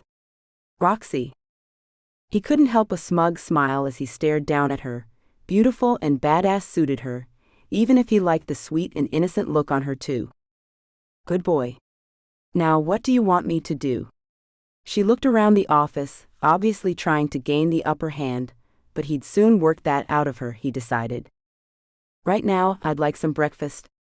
Later, I need you to take my laundry to a dry cleaner, a good one. And can you find me a coffee machine? He started a list of things for her to do, but he had so much more. You want me to go get your breakfast? You gave me $150,000, and you want me to get your freaking breakfast? She stood there with her arms wrapped under her very luscious. Censored. One leg kicked out to the side. Holy freaking moly, Lincoln, are you freaking serious? That's another thing, watch your language in here. You're my employee, not my kid sister's BFF anymore. Whatever. What do you want to eat? She rolled her eyes, and he had a feeling she'd be chewing gum when she came back, just to Censored. him off even more. She was acting like a teenager, but he'd let it go for now. It was amusing him, watching this brand new version of Chloe act out. He told her what he'd like for breakfast, gave her a credit card to buy a coffee maker with, and handed her a bag filled with his laundry. I know a place for that, I'll drop it off when I go home tonight. She muttered as she took the bag from him. He knew exactly where she lived, and guessed she'd take the laundry to the place below her apartment. He knew a lot about Miss Roxy, but not as much as he'd like to know. She didn't have an online presence at all, no websites, no social media, but he'd found out where she lived and a few other things from Dylan James. While she was out, he sent her another text to demand she go to his friend Kai's house, where he was crashing until he found his own place, and get the other cell phone he carried that he'd forgotten to pick up that morning. A few minutes later, he sent another text to tell her to find a more permanent home for him while she was at it. She sent back a short reply. "Do you want to wear your breakfast, or shall I just throw it away as it will be cold by the time I get back from all of this?" He'd snorted out a laugh. She'd always been so easy to rile. He'd have her pitching a fit before long, and he'd have her right where he wanted her, back to the old Chloe who'd need him. He didn't want to break her, but he did want to see a spark of the girl he used to know back in her eyes. She'd had it rough since she ran away from the fire and her parents' deaths. He knew that, but did she always have to be so freaking tough? With little else to do but check how things were in New York, Lincoln found a local furniture store online and ordered more furniture. He'd bring down whichever of his pa back in New York wanted to relocate, and have them show Roxy the ropes, and maybe stick around. He'd bring them both down if they wanted to, actually. He didn't really want to keep Roxy on as an assistant, he just wanted to have her around where he could keep an eye on her. By the time Roxy made it back to the office, it was lunchtime, and all she could do was glare at him. She handed him a bag of cold sausage biscuits with hash browns, a cup filled with cold coffee, and then disappeared. When she came back, she had a cell phone dangling out of her pocket, a coffee machine in her hands, and a stack of brochures from luxury apartment buildings in her bag. "Right, well, since that took you so long, I'd like you to get my lunch." She just glared at him harder, if that was possible, and asked him what he wanted. The back and forth went on for a few days, until he was certain she was about to quit, but he just loved pushing her buttons.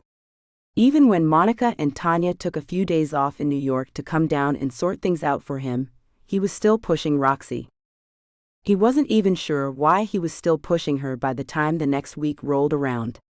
Monica and Tanya went back to New York, with Tanya promising to move down if he was serious about staying. He'd noted how both his pa glared daggers at Roxy, but she ignored them when they weren't instructing her on something. It was Monday morning, and time for Roxy to come in.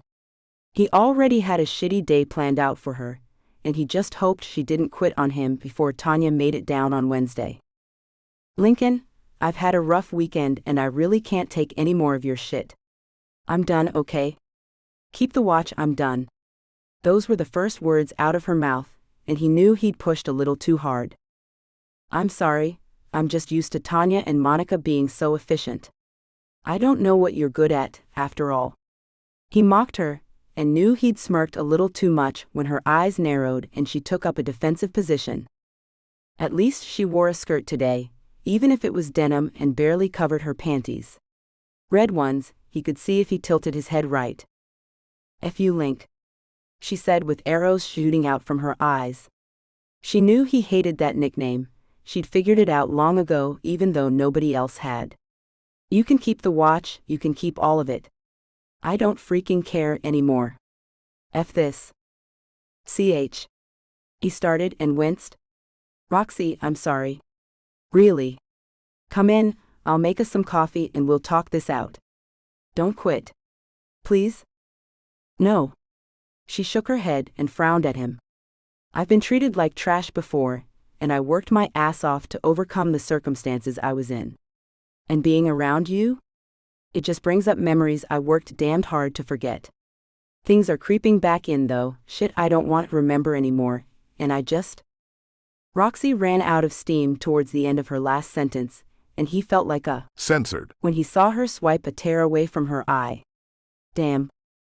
But he had to wonder, did she not want to remember that night they'd shared together? "Come on, let's have some coffee." He nodded toward the small room that acted as the staff break room.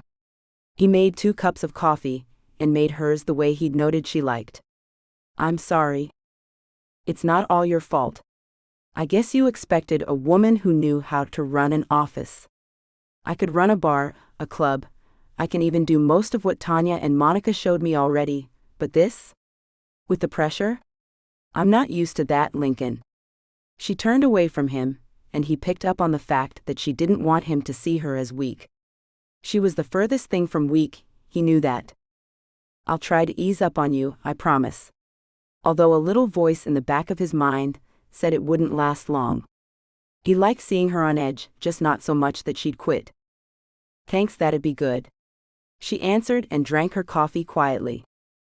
He let it go the rest of the day, and everything went fine. By the weekend, he was ready to let loose a little, and Kai was in town. They both wanted Chinese food, but they'd had a few beers. We can just order delivery, Lincoln, Kai said, but inspiration struck Lincoln the moment Kai spoke. Picking up his phone, Lincoln grinned a wolfish grin. I have a better idea. He scrolled through and waited for the call to go through. Roxy. It's the weekend, Lincoln. What do you want? She didn't sound happy at all to hear from him. What was that about? Listen, Kai and I want some Chinese food. He started to say, but she interrupted him. Then get it delivered, she said, clearly annoyed when she sighed heavily. No, yeah, we could do that, but I don't want ordinary Chinese. This place doesn't deliver. It had 3 Michelin stars and wasn't on most tourists' radar. You had to be rich and in the know to find this place. Lincoln told her where he wanted food from, and she didn't sound happy, but she agreed to bring it to them. Lincoln couldn't help but giggle with Kai, as they ordered almost the entire menu for Roxy to deliver. Dude, she's going to hate us so much. Kai snorted, reverting to their university days when Kai had wanted nothing more than to run away from his family and be a surfer. Too late, she already does. Lincoln burst out laughing and went to get them more beers while they waited. Lincoln was a little tipsy by the time Roxy drove up to the beach house and stormed inside with her arms laden with plastic bags. I can't believe you did this to me, Lincoln. What? He asked and blinked his eyes innocently. My entire car is going to stink of Chinese food for a month, she declared and stomped back out only to bring in more bags. I know you just did this to F with me. My car is going to reek of soy sauce and onions for ages, she muttered as she came back in from yet another trip moments later. I think that's all of it.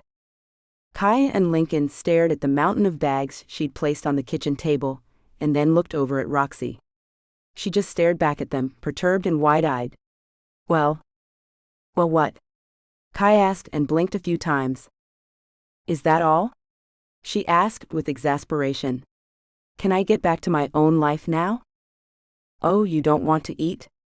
Lincoln asked and started to pull out boxes of food. I wouldn't turn down some fried rice and maybe an egg roll, but I'll take it with me, she said, eyeing one of the bags. Nope. If you want to eat, you stay here. Lincoln pursed his lips and nodded. He might be a little tipsier than he thought. Fine, pass me a bag. Are there chopsticks? She sat down at the table and stared at the 2 men as they went on a scavenger hunt for chopsticks. They'd emptied every bag by the time they found the sticks, and Lincoln caught the way she rolled her eyes but couldn't stop a grin. Here you are, fair lady, chopsticks. He presented the bamboo to her, as if it were a prize. Thanks, Lincoln, she muttered, and opened a packet of soy sauce to dump into her fried rice. They sat together eating, with Kai continuing to drink. Roxy had a couple of beers, but not too many. She had to drive home, she reminded him. Lincoln got up from the table and walked into the living room. The first floor of the house was open plan, so Lincoln felt Roxy's gaze as he moved over to a piano in front of a pair of sliding glass doors. He sat down, inspiration taking over as he began to play song without words. Kai can't play, but he likes to have the piano in here for those of us that can, he told her as he stroked the keys. He'd seen Chloe dance to the song several times when he'd gone to pick his sister up from her house.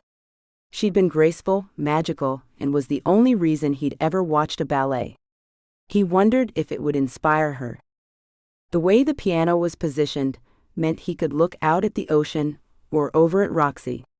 He watched her as he began to play, saw how stiff she went, and could only smile when something came over her and she stood up. She kicked away her flip-flops and took up a stance. Chapter 10. Roxy. Roxy saw Kai get up and slip over to the couch, but she didn't pay him much attention. He hadn't seemed to recognize her that night on the boat, and it would seem Lincoln hadn't informed him who she was. That was good. She hadn't done any ballet, not even practice, since the night of the fire, the thought of it only brought her pain. She looked up at him as she took a stance on her bare toes, and saw Lincoln smiling at her with pure joy. She couldn't help but smile back, and began to dance. Luckily, the house was huge, open, and she had plenty of room to move around as her muscles remembered the movements, the steps she needed to make. She whirled around the room, alive again, safe again, for the first time since she'd left him at that hotel. Maybe it was the 2 beers, maybe it was just him, but it didn't matter. She was dancing, and it was like being home again. Lincoln continued to play, and play beautifully, as she moved. She was older now, but she continued to keep herself fit with dance, just not ballet. She missed a few steps she knew she should have made, but it didn't matter. She was dancing ballet again for Lincoln, and it was like she'd been set free. "Bravo," Lincoln said with applause as he finished playing, and she came to a sudden halt. "Thank you," she breathed as she noticed Kai was passed out, snoring on the couch. "That was beautiful, Roxy." Lincoln stood up and bowed to her. "You didn't play so bad yourself," she answered, and walked over to grab a glass of water from the kitchen. "Do you still do ballet?" he asked as he sat down at the table. "No, not anymore." She shook her head and looked away from him. "Hey, let me show you guys something," Kai mumbled, making them both jump as he got up from the couch and wandered up a set of stairs. "Come on." "Where is he taking us?" Roxy asked as she followed beside Lincoln, up the stairs and down the hall to a room with a padlock on the door. "I've known Kai for a long time, spent a lot of time in this house, but that door has always been locked. I have no idea what it is," Lincoln said softly. "It's my playroom." Roxy frowned, suspecting she knew exactly what kind of room it was, but Lincoln just looked puzzled. "A what?" he asked and looked down at Roxy. "A playroom. I think he means his censored dungeon." She wiggled her eyebrows at him suggestively and grinned. "Oh. Shit. Never mind. Sorry?" Kai turned around, a little green around the gills. "Excuse me." "Oh." Roxy laughed as Kai ran away. "What now?" "I guess we go back downstairs," Lincoln offered, but Roxy shook her head. He'd spent 2 weeks teasing her, torturing her, and she'd seen how uncomfortable he looked when she mentioned a censored dungeon. This was her chance at payback. "No, I don't think so. I want to see this room," she muttered as she pulled 2 bobby pins out of her hair and headed for the padlock. It wasn't anything special. Lincoln probably could have broken it with a good tug, she thought, but it was more fun this way. She dug around in the mechanism with the 2 pins until she got the feel she wanted, and smiled when the lock popped open. "And we're in." She smiled as she opened the door and reached in to find the light. It wasn't a bright light, but that was all right. They could clearly see what Kai had displayed around the room. A massage table with straps, censored toys on shelves ranging from dildos to censored clamps and ball gags. It was a room full of a rich man's censored toys, and Roxy had to smile in appreciation. It was all clean, of good quality, and all of it made Lincoln uncomfortable. "What's wrong?" She couldn't help the teasing tilt to her eyebrows or her lips when she looked at him. "Nothing." He waved at all the stuff in the room. "I think I've only ever seen most of this in porn movies." "Haven't you ever been in a censored shop? We have a few here, you know," she replied with a teasing note, picking up a huge dildo that she showed to him. "Haven't you ever played with a girlfriend?" This was her world, a world she was familiar with, that she was an expert in, and they both knew it. Sorry, I've been too busy to really explore this kind of stuff." He waved at the dildo in her hands, and she looked at him with curiosity. "Really? You know what I did at Elmo's, right?" she asked breathily, smiling up at him. "That I wasn't just a dancer?" "I figured that. Dylan told me a little bit about the place, that some wild stuff went on there." Lincoln mumbled and looked away. Had her big bad boss just gone shy on her?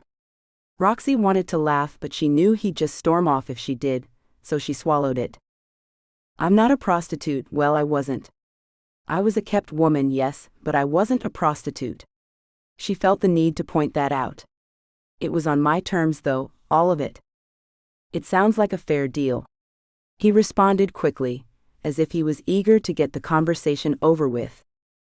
She moved closer to him, the dildo still in her hands, and looked up at him. I made men beg for a chance to so much as censored. My shoes. She put her hand against his Censored. and leaned into his body as she spoke in a whisper, her eyes daring him to take a chance. She wasn't sure why she was trying to seduce him, as payback for the a-hole he'd been maybe, but was that all? Lincoln swallowed and his jaw moved as he looked back down at her, his gaze hungry and full of need in an instant. She saw his eyes move a fraction of an inch as he looked into both of her eyes, down at her lips, then back up. Roxy could feel the heat coming from his body, even though he wore a white t-shirt and dark blue shorts. She could smell the scent of his cologne and soap, his male scent beneath all that, and hunger flared into life. Lolly, he whispered as he reached up for her face, but she stepped back. That nickname was like a cold bucket of water, and she moved even further away from him. No, don't call me Lolly either. She's as dead as Chloe is. And I still hate you, for the record. She could feel the hurt burning in her eyes, but hoped it came out as the hate she told him she felt. But it was a lie, as it had always been, and she knew it. I'm sorry, Roxy. It slipped out, he said, quickly moving towards her, but she stepped out of the room. But thank you, Your Highness. She couldn't help the glimpse of a smile that flashed over her face when he reminded her he used to call her princess too. Maybe it wasn't all bad. I think it's time for me to go home, Lincoln. She handed him the dildo in her hands and walked down the stairs. I have a boyfriend to go home to. It was a stark reminder to them both that Roxy wasn't free, not really. Even if that boyfriend had disappeared on her completely. Again. Which was another reminder of something else she'd forgotten lately. Men were a dime a dozen. She'd learned that over the years. She'd had a lot of experience with censored on her own terms, but she'd let Nathan do something she'd promised she wouldn't allow a man to do. Turn her into a doormat. Well, almost. I'll see you Monday, Link. She shot over her shoulder as she put her flip-flops on, grabbed her bag, phone, and keys and headed for the door. You don't want to have another drink? More food, maybe? We could heat it back up. He asked, and looked kind of sad that she was leaving. She smiled at him over her shoulder, and shook her head. No, I really need to get back home. All right, see you Monday. He nodded and shrugged. Thanks for coming over. You're welcome. She responded and left before she changed her mind. Lincoln was a complication, a major one. She hadn't forgotten him over the years, she never could. But she'd moved on, built a life for herself, left the past behind. When he found her, he'd brought an assload of fear, guilt, and worry with him, though he may not have realized it. The last couple of weeks working with him had been hard, not just because of that though. She'd been mortified to learn that her body still remembered him, still wanted to dream about him in all kinds of situations. Okay, she admitted to herself, in all kinds of positions. That was one of the reasons she was so damn grouchy. It had been months since she'd had censored, and those dreams were so vivid, she barely wanted to wake up. She wanted to stay there with Lincoln, in a sensual land where nothing existed but pleasure. Which was better than the nightmares, but made her just as restless. That wasn't good, because she had to go to work for the man. And that was Nathan's fault too. She almost wished she'd never set eyes on the guy now, he'd caused her so many problems. She didn't know what would happen when, if, she saw him again, but she'd have to put her foot down one way or the other. He'd either have to face up to what he'd done, or she was through with him, alone or not. She'd almost loved him, she was sure of it, but he'd thrown it away for what? Gambling? Drugs?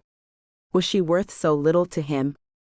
Her head was nearly splitting in two by the time she got home a little while later. She thought about calling Kitty and River, but knew they were probably both busy. River had her censored mad. Couple and Kitty worked the late shifts at the strip club.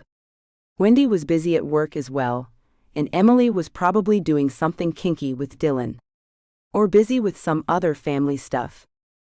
Instead of wallowing in self-pity, she took a couple of Tylenol, picked up a book, and tried to relax.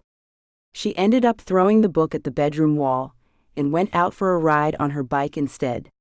She couldn't get Lincoln off her mind, the way his face had drawn so close to hers, until she could almost feel his lips on hers replayed over and over in her memory. She'd wanted him to Censored. her. Wanted him to throw her down on that massage table and find out exactly what those toys could wring out of her. Wanted it badly, but he'd called her Lolly. It was something all the kids at Dr. Bennett's house had called her at some point. Even her own parents had started to call her that from time to time, and that sweetly whispered name had been brutal to hear again. Instead of crying, she rode her bike out to the nearest beach, locked it up, and went to walk in the surf barefoot. She didn't care about jellyfish or stepping on shells hidden in the darkness, not when she felt as if she was about to crawl out of her own skin. Other older memories threatened to emerge, but she let the wind blow them away, let it blow away her tears as she faced the ocean with sad eyes. The sky was black, a storm was in the air, but she didn't care. The ocean had become a sort of refuge to her, and she found solace there now. She wasn't dancing anymore, so this was the last place left for her. But she had danced that night, she remembered with a twist in her guts. She danced for Lincoln, she danced ballet. Holy freaking shit, what was he doing to her? She wanted to scream, to pour all her stress into that scream and let it all out, but she didn't know if anyone was around. She didn't want to freak anyone out, so she held it in and let the tears stream down her face. Alone as usual, as she'd preferred it before Nathan came along, she stared out into the ocean and let herself cry. Really cry for the first time in a long time. Sobs tore from her as she remembered her mother's caring smile, a smile that tilted up higher at one corner. She sank down into the sand as she remembered the way her father used to hug her close, as if she was the most precious thing in the world to him. Even as a child, she'd known that thing was really her mother, but she knew she came next because of his bare hugs. The others played in her mind: June, Liam, Dr. Bennett. And another face, one she quickly pushed away. So many memories, so much pain. How was she supposed to bear it all? And do it alone, again? Damn him, she thought as Lincoln's face came to mind once more. Damn him for bringing her past back to life. Damn him for reminding her of what it was like to feel love, even if it had only been for a few hours, decades ago. She turned away from the ocean a short while later, her mind still a jumble but her headache gone. She wanted a few tacos and some sleep. She had one more day off before she had to face him again, and something told her she'd need that rest. Chapter 11. Lincoln. A week had passed since he'd called Roxy to bring him Chinese food. A week where his dreams plagued him with memories of her exotic dancing, performing ballet, and the gleam in her eye when they broke into Kai's playroom. He'd been curious about that room for a long time, but Kai had always kept it a secret. Now he knew, and the fact that he'd almost censored her in that room stayed with him. He couldn't get that room out of his waking thoughts. He couldn't stop imagining the things they might do in that room, which made the hunt for a suitable home of his own in Myrtle Beach even more urgent. He thought there might be a chance that Roxy was the woman he wanted to explore the world of censored with. Rather, he knew that's what he wanted, but was it what she wanted? She had pulled away from that censored only because he'd called her Lolly. What might have happened if he'd kept that word out of his mouth? The possibilities were vast, and he hoped there'd be some chance of exploring that moment further when she showed up to work on Monday. She'd been professional as always, and hadn't given him a moment where he could broach the subject properly. She had a wall around her that he thought he might not be able to break through. If he needed evidence of what her life had been like since she left New York all those years ago, he'd seen it when she picked that padlock. The girl that had been Chloe would have never dreamed about doing such a thing. She certainly wouldn't have known how to do it. This Chloe, this Roxy, was someone different entirely. He'd seen glimmers of the girl he used to know when she'd started to dance around Kai's house, as graceful and beautiful as ever as she went through the ballet routine. That dance had been a part of her life that she couldn't forget, even if she'd put the dream of being in a famous ballet company away.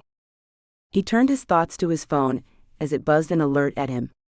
He saw an email from one of the local real estate agents and opened it. The property was a beach house that he wanted from the moment he saw it. Set back on a private plot of land fenced off and protected, the house was perfect, near the sea but not so close that hurricanes would wash it away, but close enough to see the storms as they came in. He didn't care about bedrooms or a pool, he just wanted something he could relax in at the end of the day, and this was it. The house came with modern, state-of-the-art appliances in the kitchen and laundry room, but there was no furniture in any of the bedrooms or other rooms. He sent a reply to the agent and then called Roxy. "Hey, what's up?" she asked as soon as she answered the phone. "I want you to come with me to look at a house the agent sent to me. Can I pick you up?" He didn't even ask if she was busy, because he expected her to drop whatever she was doing for him. That was the deal they'd made. "Sure, I guess. I've got a friend over, but we can totally change our plans for you."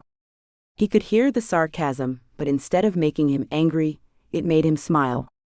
He loved that sarcasm, even if it drove him crazy. "Good, see you soon." He left Kai's house and drove over to pick up Roxy. She came out in a white linen dress with a square neck and strappy ties at her shoulders. On her feet were a pair of flat sandals and she looked relaxed. "Hey." "Hi. So where's this house?"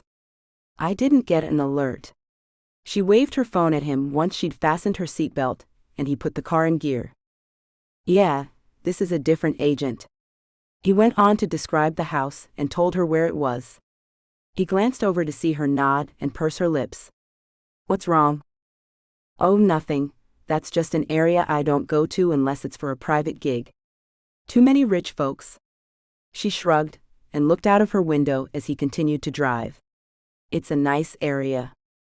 He noticed she'd lost most of her New York accent, except for when she was upset, and had picked up a lot of the lingo of the locals. He liked the drawl to her voice now and the way she talked.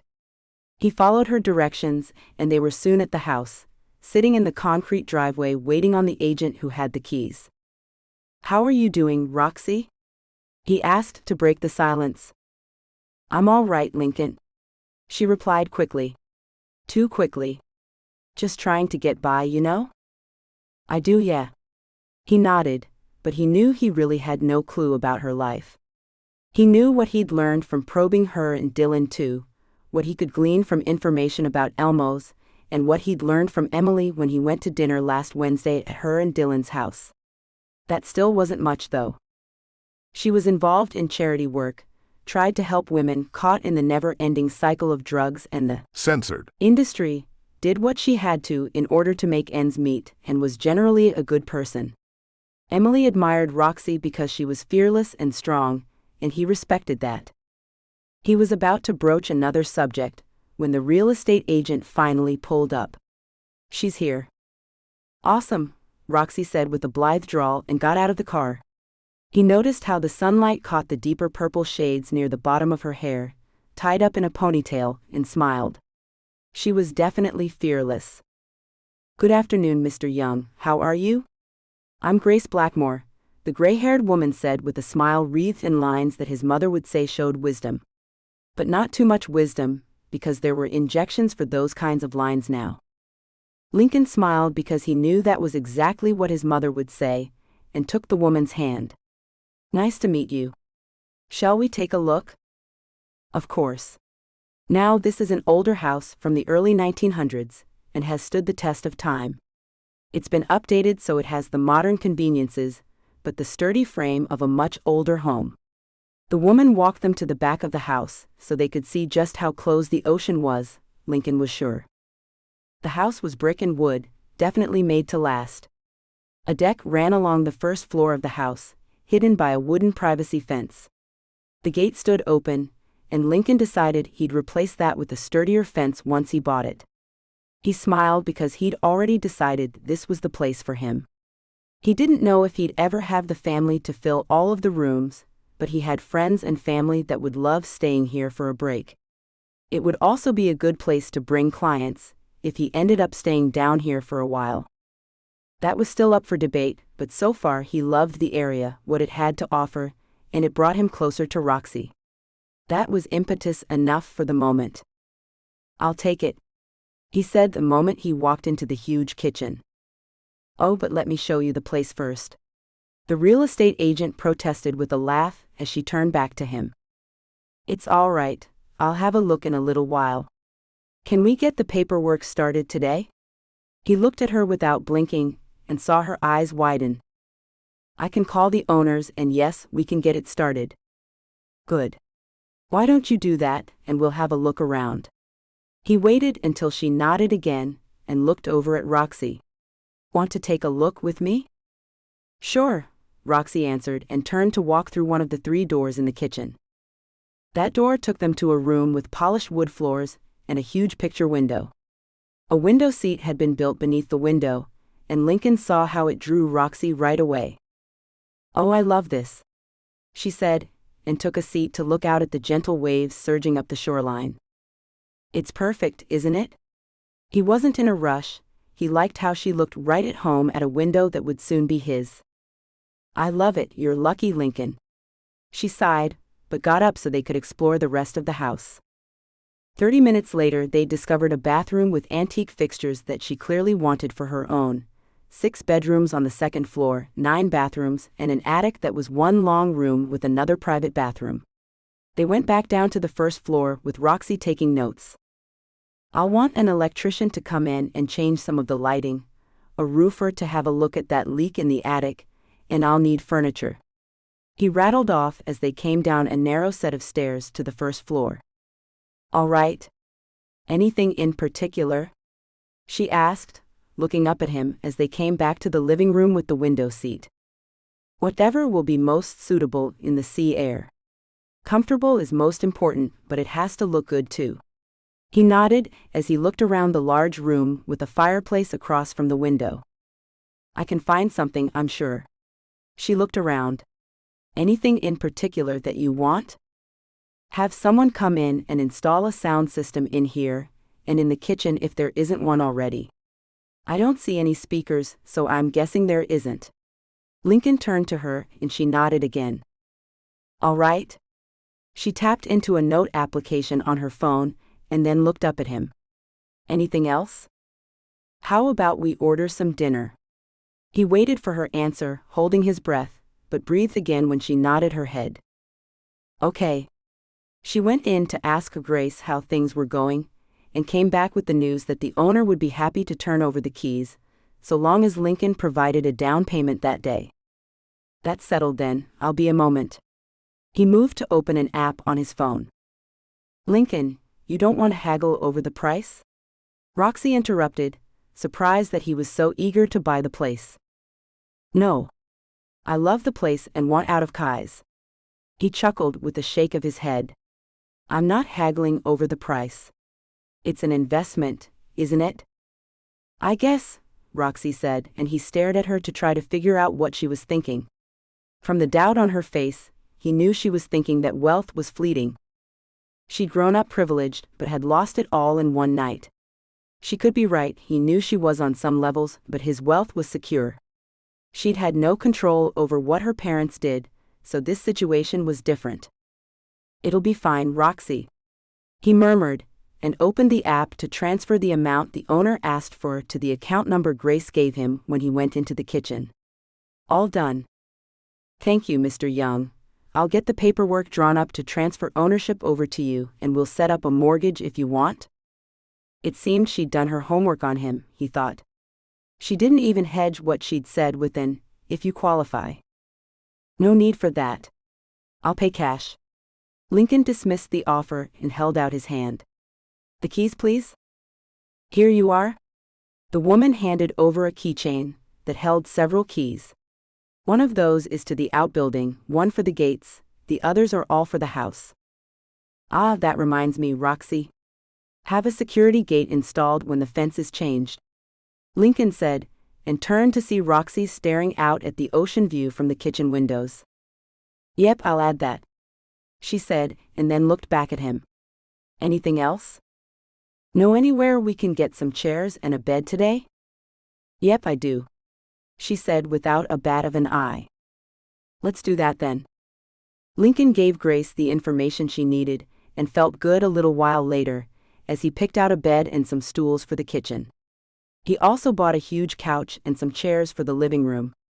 The store had some bedding on hand, and he got that as it would do until Roxy could find something else. They stopped to get pizza and headed back to the house. The delivery truck should be here soon, let's eat. Roxy didn't say anything, she just took the cheap dishes he'd bought out of their box and washed them so they'd have plates. 2 bottles of water meant they didn't need glasses at least. He watched her move around his new kitchen and liked seeing her there. He'd like to see more of her there. I have a question for you, he said after they'd both had their fill of pizza. He took out his phone, pulled a credit card out of the case.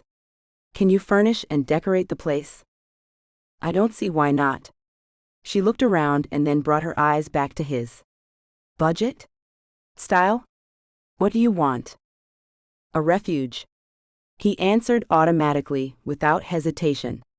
I want somewhere I can come home to, and not feel as if I've got to tread carefully, because someone might come in to take pictures. I got you. She nodded in agreement. Do you want me to get started tomorrow? That would be good. Also, could you make one of those ahem rooms for me? She blinked at him with innocent confusion. He suspected was totally fake but was convincing. What rooms, Lincoln? He stared back at her, feeling the heat rise up his neck. You know, Roxy. Oh, a playroom like Kai's, you mean? She grinned with devilish amusement, and he knew she'd known all along what he meant. That would mean you'd need to come with me, of course. Why? He was the one blinking now. Because, you have to know what you want, and you won't know until you've explored what's out there. Oh well, get the basics for now, I guess. He couldn't look at her now, that teasing gleam in her eyes was too much to take. I'll get you started, don't worry. She replied, and he just wanted to sink into the floor and die. What had he got himself into? Chapter 12. Roxy. Roxy pulled up to a store Emily had taken her to before, and stopped the car. All right, ladies. I have a credit card and a huge list. Are you ready? She looked back at Emily and River in the back seat, and then at Kitty. They were all excited to be shopping with Roxy, but probably not as excited as she was. Lincoln told her there was no budget to get what she thought was best, and she'd run with that. She'd have more room in her car if she hadn't brought the other women, but she'd need help with small appliances, as she had no knowledge about them really. She even had to call Emily about the coffee maker she'd bought for Lincoln that first day she worked for him. It was a strange job. She knew what Lincoln did, his business, but she never really dealt with any of that. She wasn't really an office assistant, so much as a girl Friday. He paid her a salary for it, and he'd paid Nathan's bail, so it didn't matter. She missed dancing, but this would do for now. She'd get practice in when she had time, and in a year, she'd get back to the world she knew and loved most. They were in the store for 2 hours, buying everything from laundry soap to dish towels. They all took a room at first, then converged to buy for the other bedrooms and bathrooms. The easiest thing to do is to just get different colors for each bathroom, Emily suggested, so that's what they did. Roxy took Lincoln's bedroom, however, and chose shades of crystal blue and black for his bedding and the decorations. It ended up being a coastal theme by the time she was done, but she liked it. It didn't dawn on her that she'd chosen items that were the color of her eyes. Once they had everything crammed into her car, Emily made a call to Dylan to bring a truck over to deliver the stuff to Lincoln. And Roxy took the ladies out to lunch. It was nice to buy stuff without Emily offering to get it for her for a change, and though she usually hated the way rich people just bought things randomly, it was nice to get what she wanted. Even if it was all for Lincoln. He was paying for lunch, however. She didn't want to think about how much money she'd spent, not just because she'd lived on a budget for too long, but because it reminded her that her parents had died because of money. Her dad wanted to keep up a lifestyle that he couldn't maintain, and that had ended in tragedy. She wanted to just enjoy the day, spending Lincoln's money. She didn't know what the limit on the card was, or if there was one, but she doubted she'd come anywhere near it. In a way, It was kind of like payback, spending all of this money for all the nasty things he'd said to her when they were kids and the way he'd treated her since she started to work for him. Although he'd kind of calmed down over the last week. Kind of? I wish Elmo's was still open, Kitty said once they'd ordered and got their drinks. I do too, Emily said with a sad smile. What's up? Roxy asked and leaned towards Kitty. It's just the sleazy customers at the place I work at now. They let just anybody in, you know? She frowned and rolled her eyes. Like this guy showed up last night, already drunk. He kept trying to drag me off the stage. Called me a whore and ended up getting thrown out, but he shouldn't have been there in the first place. No, that wouldn't have happened at Elmo's. Roxy agreed immediately. Yeah, I understand why they screened the people that came in there now. Kitty sipped her red wine, then put the glass down. I felt so much safer working there. I didn't know they screened customers at Elmo's. River chimed in and looked between Roxy and Kitty. They did very well. Emily piped in.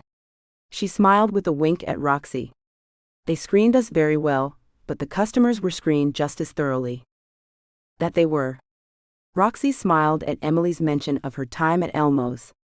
It had been a personal dare Roxy worried would go too far, but Emily had ended up married and in a healthy relationship. You're lucky, River. Kitty drawled with envy. I didn't have a protector, and now I'm stuck at the censored shack. Hang on to your couple and that apartment with the unlimited credit card they gave you as long as you can. Shit. I forgot to call you. Do you want the instructor job I was offered? You're as good as me, and you'd be able to get out of that hellhole. Roxy cringed as guilt swamped her for forgetting to call Kitty. She'd called Amelia to recommend Kitty, but it had slipped her mind to call her friend and tell her. Too much stress, that was the problem. Hopefully, Lincoln would lay off a little now and she'd be less stressed out. That sounds perfect, actually. I can't take too much more of that shit. Kitty looked as eager as she sounded, and Roxy wondered what else she'd missed lately. She'd been so consumed with worry about where Nathan was and trying not to quit working for Lincoln that she'd missed out on her friends' lives. Their food came, and everyone went quiet as they started to eat. Once most of them were done, Emily restarted the conversation. What's it like working for Lincoln, Roxy? She asked with a gleam in her eye. He's a pain in my ass. She mumbled and bit back the "and he always has been" part just in time. But you can deal with men like that. Emily nodded as she spoke. You've always been good with the holes. I suppose I have, Roxy answered quietly. Roxy thought back to her life at Elmo's, the club she'd had a stake in before it burned down a year ago. She'd been more than just the star attraction, an award-winning exotic dancer. She'd been a sub and a dom, with exclusive contracts for the men she chose in her years there, fulfilling the duties of each contract in private rooms at Elmo's. She'd learned the way to keep men happy, because she'd had to. For a moment, she remembered how good it had felt when she was dancing ballet at Kai's house while Lincoln played the piano. In seconds, she was an innocent girl again, with huge dreams that didn't pan out, but it was okay. She was free and happy, without the memories of the fire that took her parents, or the men that visited her father that day, men that she was still afraid of. She was free of the memory of how she'd ended up where she was now. Which wasn't such a bad thing considering she was eating out with her friends on Lincoln's dime. I'd have him in my bed any day of the week, Kitty spoke up and grabbed Roxy's attention. Was that jealousy she felt? But she had a boyfriend. Kind of? And she didn't want to be in Lincoln's bed, even if she'd had a vivid dream or two about just that. He was too vanilla for her, and she didn't have the patience for training a man right now. The vanilla life went by the wayside the minute her parents died, the minute the men that she was certain set the fire took their lives. Whether the police wanted to call it a suicide or not, she'd seen two men beating up her father, only for those men to later appear at the blaze. I have an idea. What if we get some of the girls over for a housewarming party for him? Roxy said, which grabbed all of their attention. You mean the other girls from Elmo's? River asked, even though that was obvious, Roxy thought. Yeah. We'll invite some of his friends. Dylan and Kai can handle that. We'll get some of the girls over and introduce him to our world. He's asked me about it all, so I know he's curious. I think he likes you, Roxy. Emily cut in to say. When he came over to our place for dinner, all he asked me about was you. It was sweet, really. Roxy narrowed her eyes at Emily and tried to brush off what she'd said. He probably just wanted to know if I'd bring trouble to his business. No, it wasn't like that at all. Emily shook her head and looked over at Kitty and River with glee in her eyes. It was almost like he's in love. Ah? Both women made faces and shivered, perfectly in tune with Roxy. Heaven forbid, that's the last thing I need. Some missionary position-loving newbie sniffing around my panties. Roxy cringed and shook her head vehemently. Not for me, thank you. Oh, come on, Roxy. Emily teased, delight in her eyes, and Roxy couldn't help but smile back. He's so hot. He is, but he's not for me. He needs some sweet little innocent thing that will give him equally sweet little babies. I'm not that kind. Roxy said, even if she dressed up today in one of the Chanel dresses Emily bought her last year. She wanted to look the part when she'd walked into the exclusive shop earlier, and Kitty and River had both dressed in their best too. Still, she was more comfortable in her shorts and tank tops than she was in these fancy dresses. You mean someone like me? Emily asked, a hint of hurt in her eyes. No. No, Emily. You have a backbone made of steel, and would have Dylan's balls in an instant. Plus, you're kinky as F. Roxy grinned, hoping to see the hurt disappear from Emily's eyes. It did, and Roxy breathed a sigh of relief. You're right. I just ordered this, by the way. Emily pulled out her phone to show them all some kind of machine that promised the most glorious orgasm of a woman's life. The Sibian, that Censored. Machine, as Roxy thought of it, was expensive and she'd heard a lot about them, but she'd never tried one. You could have ordered me one too, my Censored. life doesn't exist at the moment. Roxy sighed with longing. Censored. Would be so nice. Lincoln's face popped into her mind and she cringed. Damn it, not him, she reminded herself. You want one?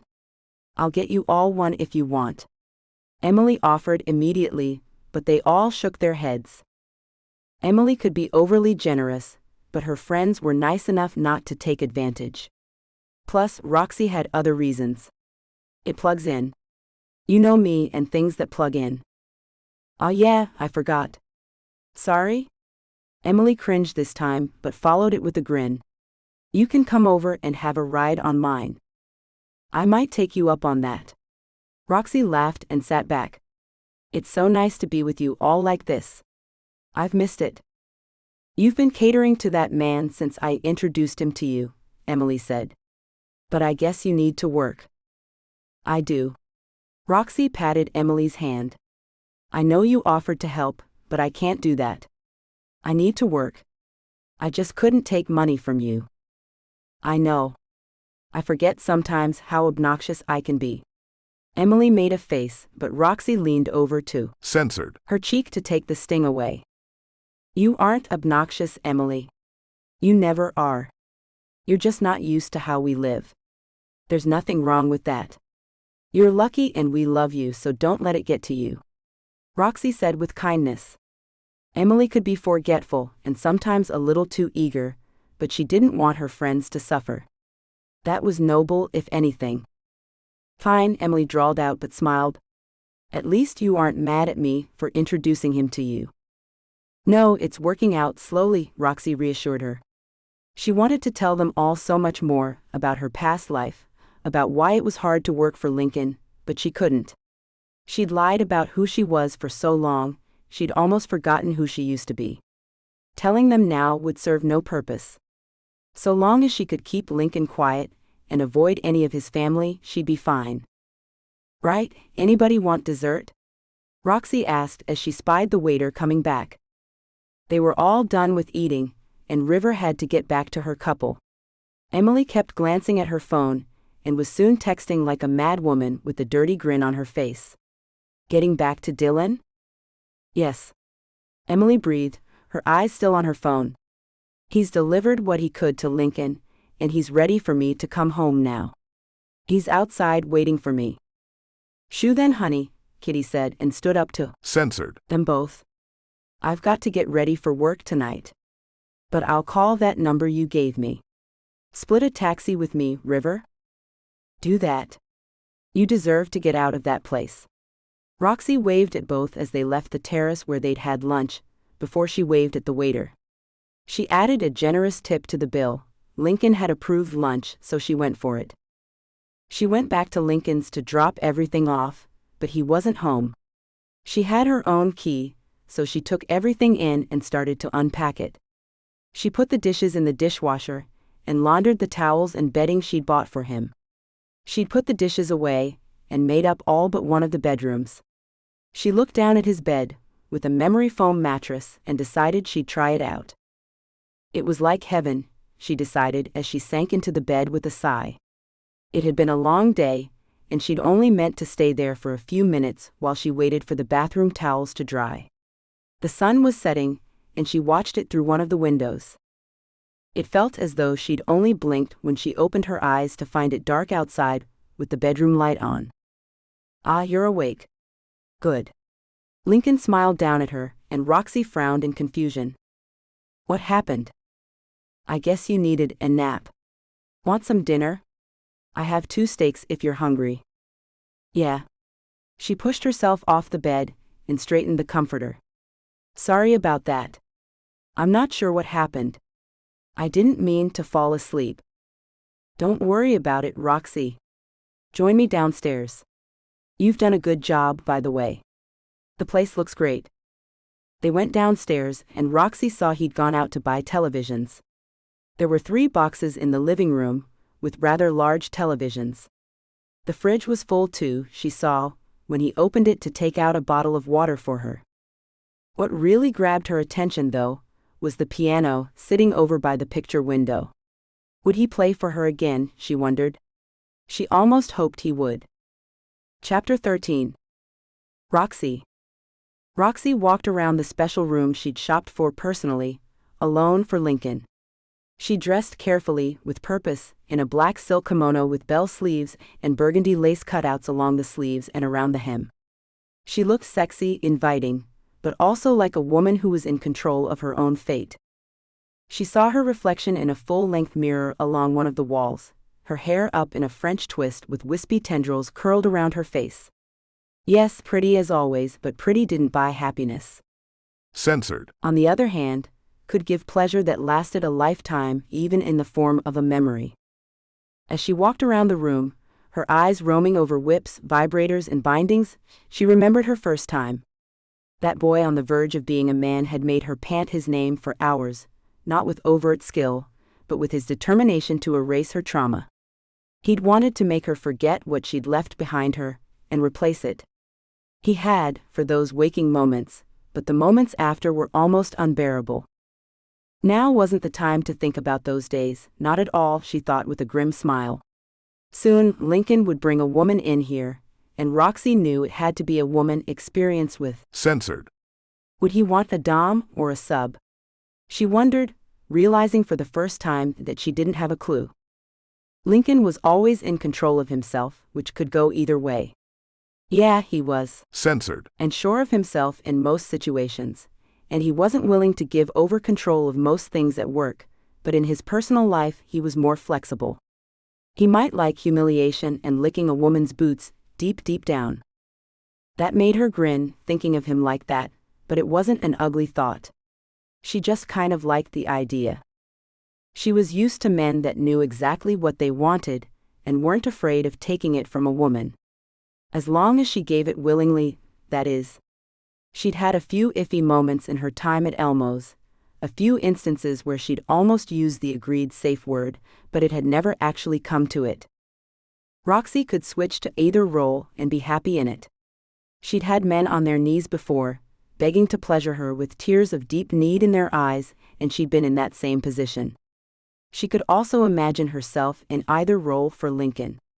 If she didn't have a boyfriend, she thought with a curt nod before she walked to the door of the playroom. She did have a boyfriend, however, so this was not her room and never would be. Roxy left the room, hitting the light switch on the way out. A set of stairs took her down to the first floor, and she looked around to check that the scene was set perfectly. He'd wanted to see her world, she'd let him have a glimpse of it, but she'd do it right. On the first floor, Kitty and River had helped her decorate the rooms with red silk draped over lamps to give them the right ambiance, and candles were placed around the living room, his study, and even in the bathrooms. Large fish bowls placed strategically contained packets of lubricant and condoms. Censored. Was great but safe. Censored. Was the best option. People were already arriving, and she found a couple talking quietly over drinks in the dining room, where a single candle gleamed out of the darkness. Roxy smiled and left the couple to it as she walked down the hallway, ready to watch whatever took her fancy, but eager to be there when Lincoln arrived. Dylan, Kai, and Emily had immediately got on board with inviting the right kind of men to the party, while Roxy got together some of the ladies who'd formerly worked for Elmo's that were willing to be around for the night.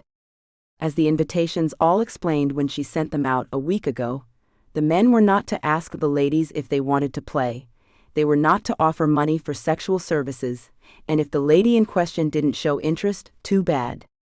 The playtime here would all be at the lady's request, not the other way around. River was there, even though she had a protector, more as security than anything. She was a beautiful woman, and her protectors were willing to let her play, if she wanted. It was up to her, Roxy thought, whether she took part in the night's activities or not. Her main role was to keep things safe and in control.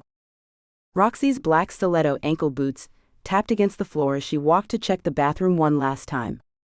The clack of her heels was always a sound that brought Roxy to life, rather than annoyed her. Dressed in the pure silk kimono from Agent Provocateur that she'd bought online with the gift card Emily gave her last Christmas, she felt sexy, beautiful, desirable. Even if her boyfriend had disappeared on her. Music started to play through the house, and Roxy knew Kitty had arrived. She made the best music choices, always sensual, fun, and just a little bit dark. Roxy swallowed down a niggle of worry about how the night would go. She was dressed to seduce, and she'd caught Lincoln watching her more than once. She wasn't for him, though. She'd find him someone tonight. Even if the thought hurt more than it should. Roxy went to the playroom upstairs again, the room filled with everything the man might need to wring every ounce of pleasure out of the woman he chose, or vice versa if that was how he rolled, and gave a satisfied nod. It was all in order. She left the bathroom and found Wendy sitting with Kitty. Emily and Dylan were in the living room, waiting for Lincoln to come home. He knew there was a party that evening, but he hadn't been told exactly which kind. They were all talking about what his reaction would be. "He'll be fine, ladies," Roxy said to Wendy and Kitty, nodding at River when she walked in, but turned to look at Wendy.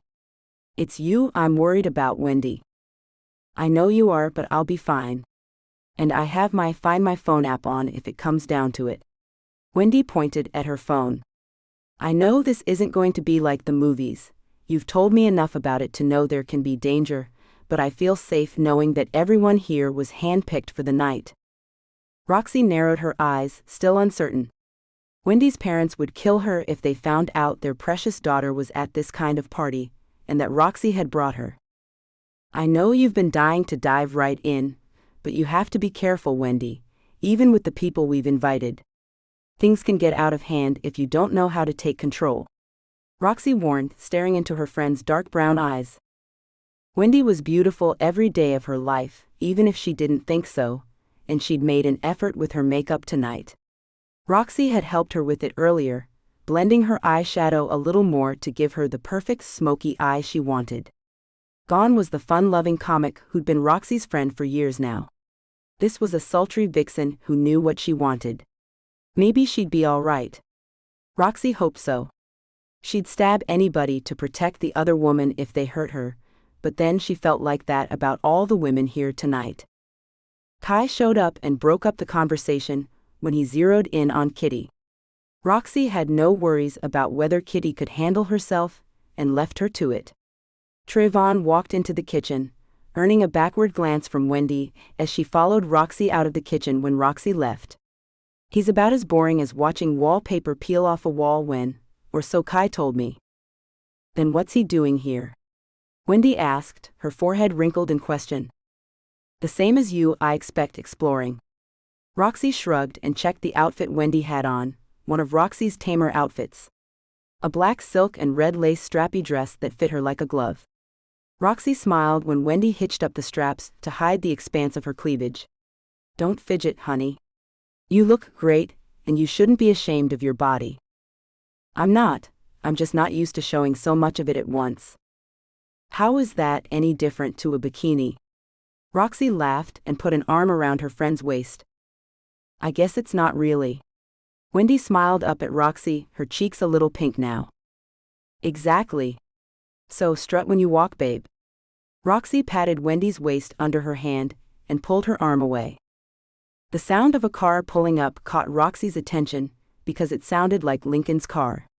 She met him at the door with her smile in place, her makeup perfect, and a hand on her hip. She posed for him and knew it had worked when he stopped dead in his tracks as soon as he opened the front door. Wow. He mouthed and looked at her with knotted eyebrows and an open mouth. His eyes traveled intently down her body and then back up. Welcome home, Lincoln. She held her hand out and smiled when he took it. Let me show you around. She went through the house and introduced him to the people he didn't know, noting that his eyes traveled over every person with curiosity but no real interest. Maybe she was too much of a distraction. I'm going to check on Kitty. She was with Kai earlier. Will you be all right on your own? She wanted him to say yes, but would stay if he wanted her to remain at his side. What? Yeah. I'll be fine. He said offhand, and looked around at all the beautiful people in his house. He swallowed hard, but didn't look as if he was about to bolt, at least. You sure? I know this probably wasn't what you were expecting, but you wanted to be introduced to this, so I thought it was the perfect time. She smiled at him and waited, but he didn't look back at her. He was too caught up in what was going on around him. People had started to couple up as the minutes passed, or group up in some cases, and Lincoln couldn't look away. That was good, she thought with a grin, and left him to it. Dylan and Emily had disappeared outside with another couple, likely to watch if Roxy knew Dylan, and nothing more. That was fine, she didn't judge people for their kinks or their limits. As long as you respected both, you could have a good time. Roxy spotted a girl named Jasmine, hanging out in the dining room with some other ladies, and thought she might pique Lincoln's curiosity. I'd like to introduce you to someone, Jas, if you don't mind. Sure. The blonde with blue eyes similar to Roxy's agreed, and followed Roxy out of the room. She found Lincoln alone in the kitchen, and that annoyed her a little. How was he supposed to explore her world if he hid away? Hi Lincoln, this is Jasmine, I thought you'd like to meet her. Roxy introduced the two and backed away. She noted he had a beer in his hand, but he hadn't taken a drink from it. Was it a prop? What? Oh hi Jasmine. He smiled down at Jasmine, but the smile didn't quite meet his eyes. He glanced at Roxy, and she made a gesture with her head at Jasmine. Lincoln looked away from her with a frown, but didn't say anything. I'll leave you two to get to know each other, Roxy said, but from the rapt way Jasmine looked up at Lincoln, she knew it was a sure bet. If Lincoln didn't F it up. Lincoln did make an effort this time, Roxy saw from the hallway, and flirted a little with the woman, but he soon excused himself to wander off. Sounds from the study seemed to have caught his attention, so she followed him. Kai was in there on the small brown leather sofa with one of the other ladies, a woman named Delilah. Delilah was a beautiful brunette with alluring brown eyes. Lincoln seemed interested in her, or watching her at least. Roxy wondered where Kitty was, since she'd seen Kai with her earlier. Kitty must have bowed out of the scenario, which was fine. Kai seemed happy enough with the young woman whose legs he was currently between. She was sitting on the couch with Kai on his knees in front of her. Roxy felt a twinge of interest as Delilah's fingers twisted almost cruelly in Kai's hair. She heard him moan in pleasure, and knew Kai was happy with the treatment he was receiving. Lincoln looked over at Roxy in the doorway across from him, a question in his eyes. She just smiled an enigmatic smile and waved at him. It was hard to walk away from the room when the woman began to moan in pleasure, her hips moving in time with Kai's head, but Roxy wanted to give Lincoln room to explore. A few minutes later, after a glance out of the picture window, Roxy went outside and watched Emily and Dylan, while they watched the other couple they'd followed out there. The newly installed security fence was solid metal, painted hunter green, and the couple were making good use of its sturdiness. The guy had the woman up against the wall, her legs wrapped around his hips as he effed her hard and fast. There were no bindings, gags, or other implements involved. This was just free and wild. Censored. On display for anyone that wanted to watch.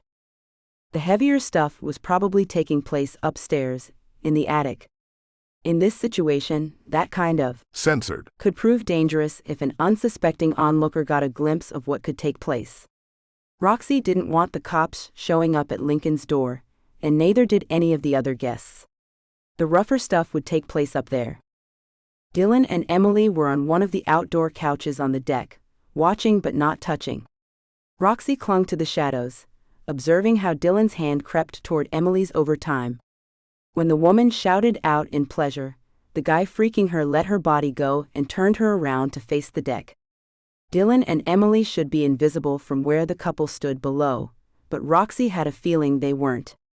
The guy wanted to be watched, and Dylan and Emily were more than happy to oblige. Roxy smiled, her body responding to the double display, but she controlled herself. She always did. Even when Dylan pulled Emily into his lap to devour her mouth with hungry need. Damn, he was a good censored Roxy noted, before she left them in the dark. Chapter 14. Roxy. Roxy's fingers trailed up the banister as she climbed the wood staircase to the attic. She'd arranged privacy curtains in different areas up there, but besides the beds, lamps, and a bowl of condoms there was little else. The curtain sections that were open caught her eyes, and she watched a threesome with 2 men and 1 woman for a while. A blonde relaxed on the bed as 2 dark-haired men worshipped her from the tips of her toes, all the way up to her lips, where their mouths took turns. Censored. The woman. Roxy's body responded as she watched. Censored. A hot surge in her veins. Since her first time, she'd been aware of how good censored could feel and enjoyed taking part in it. Over her years at Elmo's, she'd learned about the pleasure of being both a voyeur and an exhibitionist. She'd watched couples and let others watch her. She enjoyed being watched the most, which was one of the reasons she loved dancing so much. She held people's attention when she danced, kept them on the edge of their seats, made them want her. Watching was fun, but knowing you had an audience was powerful. She took a seat in a straight-backed chair, to continue to watch the threesome on the bed. Both men had moved as if this was a choreographed session, down to the woman's censored. Roxy could see how the pink tips had flushed to a much rosier color, a sign of the woman's arousal. Roxy knew she'd been caught watching when one of the men pressed the woman's legs open to the view of anyone watching. Roxy glanced up from the slick display between the woman's legs to find the man's gray eyes on hers. There was a question there, but Roxy shook her head with a tilt to say no thanks. The man returned his attention back to the woman, his fingers now teasing between the legs he'd just opened. Roxy watched them as they worked to get the woman off together. From the way the woman breathed, Roxy knew it wouldn't be long. Her moans filled Roxy's ears, a delicate sound that made Roxy's nostrils flare. She'd been with women, she'd been with men, but she'd been with neither lately. She needed a night of censored, maybe with a whole crowd of people. Instead, she tormented herself and sat there like a stone, unmoving as she watched the men stroke the woman, one man's hand teasing her clit while the other slid his thick fingers into her. Roxy squeezed her legs together, wondering if she could eke out a tiny orgasm and get it over with. All it would take to get her off right now would be a breath over her neck, a glance at her. Censored. But nobody noticed her now. She moved her legs again, crossed them as the woman cried out in release, a sweet sound that made Roxy's face heat up as her blood pounded through her veins. Roxy thought the woman's name was Jane, but she wasn't sure. There were 2 women that looked quite similar, Jane and Maria, so it could be either one. Whichever it was, she was having fun. Roxy would have gone to get Lincoln to let him watch, but she didn't want to leave the display. There was also the fact that she might just throw herself at him if she did find him. When the woman pushed at the men, they all moved. The woman got up to straddle the man that took her place, and Roxy watched as the woman sank down on him. The woman still had a waist cincher on, a black lacy thing, and it emphasized how perfect her waist was. Roxy looked her fill at the way the woman's hips flared out into a beautifully tanned ass, the way the man's thick censored disappeared as the woman sank down. "F me," Roxy whispered, too enthralled to look away. The other man came up behind the woman, drew her face back to his for a censored and blocked Roxy's view. Roxy frowned in disappointment, but didn't protest. This was their moment, and the men took their time, got the woman properly prepared for censored. They were gentle with her, and that was all that mattered. Good. Roxy watched the very handsome men as they moved for a little while longer, admiring their bodies, the thick muscles that bunched up as the man behind the woman moved. Roxy grinned as she got up. She didn't mind watching one bit, but there were other sights to see tonight, and she needed to check on the other ladies. And Lincoln, if he hadn't disappeared into one of the bedrooms downstairs. But maybe just a minute longer? By the time the threesome finished on the twin bed, the same as those she'd set up in all 6 of the areas she'd arranged in the attic, she was ready to find Lincoln. She might jump him, but she needed to check on him. An hour had passed, so she was hoping he might have disappeared into his bedroom with one of the ladies. She wandered down the stairs to the 2nd floor, looking into rooms that were open, but she didn't see him. She didn't hear him either, but that didn't mean anything at all. Her hopes rose when she went downstairs, and didn't find him in any of the rooms on the 1st floor either. A quick check of the deck in the back showed he wasn't there either. Perhaps she'd accomplished her mission after all, and young Lincoln was being introduced properly into the darker realms of censored. A warm wind blew as she walked along the deck that stretched across the side of the house and to the front of the house. If she'd accomplished her mission, she could go home a happy girl. He'd have someone to keep him occupied at night, and she could get back to her own life. Maybe even take up dancing somewhere again, or take a gig here and there to keep her name out there. She wasn't happy when she found Lincoln on his own, on the front porch staring out at nothing. For F's sake, what was he doing out here? Brooding from the looks of it, on his own.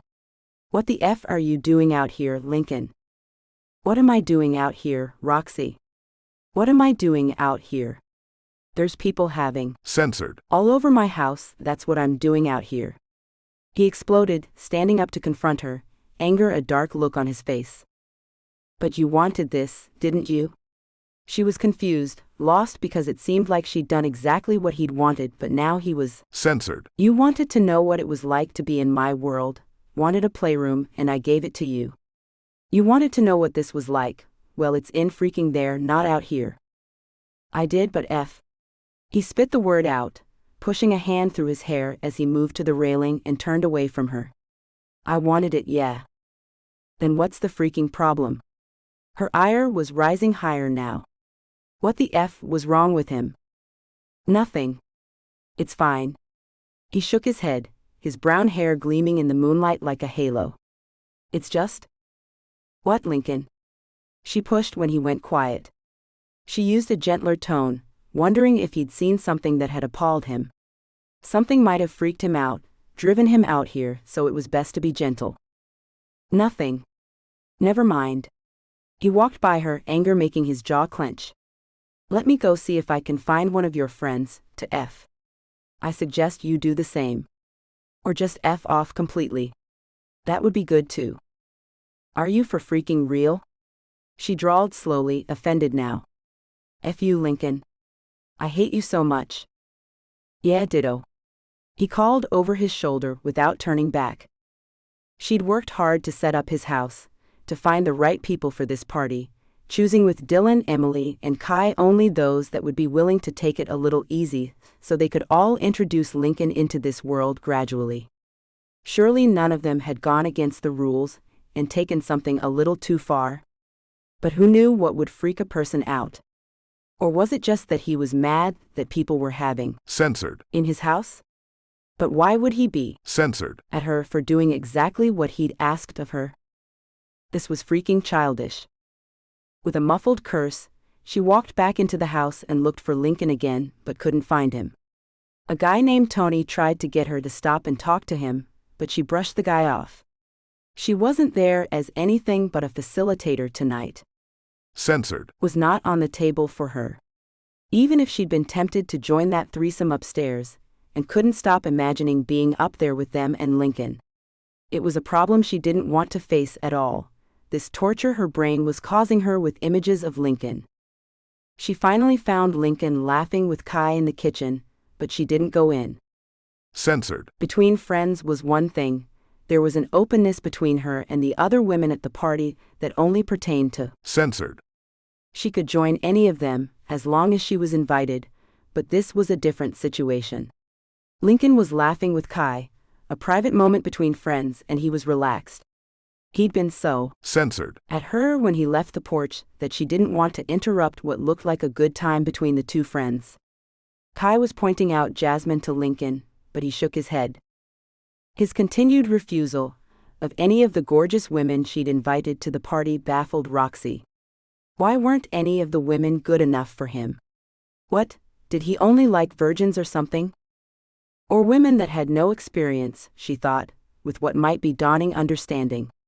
Was that the problem? Most of the women there knew what Censored. was and were knowledgeable about it. That wasn't a kink she liked to mess with or be around, really. Emily had been the most virginal woman she'd ever found a protector for, but that was as close as she came to it. And Emily had all but begged her for the opportunity. Wendy was the exception tonight. She was the only one that matched Lincoln really, but Wendy wanted to walk on the dark side. Lincoln wouldn't interest her. Which reminded Roxy that she needed to find Wendy and check on her too. She left Lincoln with Kai and walked out to begin a search for her newbie guest. Roxy couldn't find her, and finally decided to send Wendy a message since she'd said she'd have her phone on. After a long wait, Roxy got a message back saying Wendy was fine, so Roxy went back downstairs, found a glass to fill with scotch in the living room, and took a seat with River on the couch. Nobody tickled your fancy, huh? Roxy slugged back a little of the scotch after she asked the question. Oh, I'd have gone with Emily and Dylan when they headed upstairs if they'd asked, but I think both are kind of afraid of going that far. River said, surprising Roxy. Holy freaking moly. Really? Roxy asked, stunned into gaping at River. Oh, if yes. Emily's freaking hot, and Dylan? He's delicious. River grinned over at Roxy and leaned in. But you're freaking hot too, Roxy, if you want to play. I'd love to, babe, but I've got a boyfriend. Roxy pointed out, but River's offer amused her. It was tempting, but no. So do I. And a girlfriend. River fluttered her eyelashes in comic imitation of a coquette, and grinned. I'm going to have to go home if I'm not going to get effed. I think you might find someone if you keep looking. Or maybe you can invite Dylan and Emily to watch you. They do love to watch. Roxy offered, her eyebrows up in encouragement. And maybe she'd watch River and the James couple, if they'd all let her. She was going to stroke out, if she kept it up though. Too much of a good thing, without relief, might just kill her, she decided. Oh, that might be a plan. Maybe I can tempt them into something more. She paused, clamped her bottom lip between her teeth, then spoke again. Probably not, but a girl can dream. Go for it, babe. Roxy encouraged again, and sighed as River got up. Roxy watched the redhead walk away, wondering if turning her down was a good idea. No, she's my friend, Roxy reminded herself. Censored. Wouldn't necessarily change that, but it wasn't a woman she wanted tonight. Although the only man she felt right about having Censored. with wasn't that tempting lately either. Well, he wasn't actually present lately. Now she was back on moaning over Nathan again. Hey, you seen Wendy? Emily walked up and asked. No, I was looking for her. Oh. I offered to help her out, then Dylan distracted me. Emily's cheeks turned pink and she looked away. I saw that distracting. Wendy's fine, I did get a message from her at least. She asked me if I wanted to join her. Roxy laughed but rolled her eyes. Two longtime friends asking her to a threesome in one night was almost too much. Good, she's made herself at home then. Emily leaned into Roxy, and Roxy put her right arm around her friend. You tired? I'm always tired lately. I'm like an old woman since the baby was born. You'll get used to it eventually, Roxy assured her, and took the hug Emily offered her. I'm going to find Dylan. You should have some fun, you know. Nathan's gone again, probably for good. You deserve to have some fun. No. Roxy started but she paused. Maybe Emily was right. Lincoln's face came to mind and she smiled. Maybe one night of fun wasn't a bad idea after all. Chapter 15. Lincoln.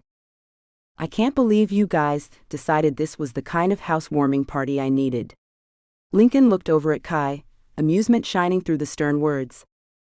Well, you and your lady that isn't your lady decided to break into my playroom, and then you had a million questions about it.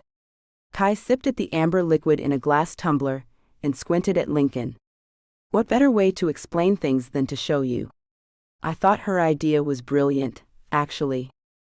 I suppose you're right, Lincoln grumbled and leaned against the kitchen sink.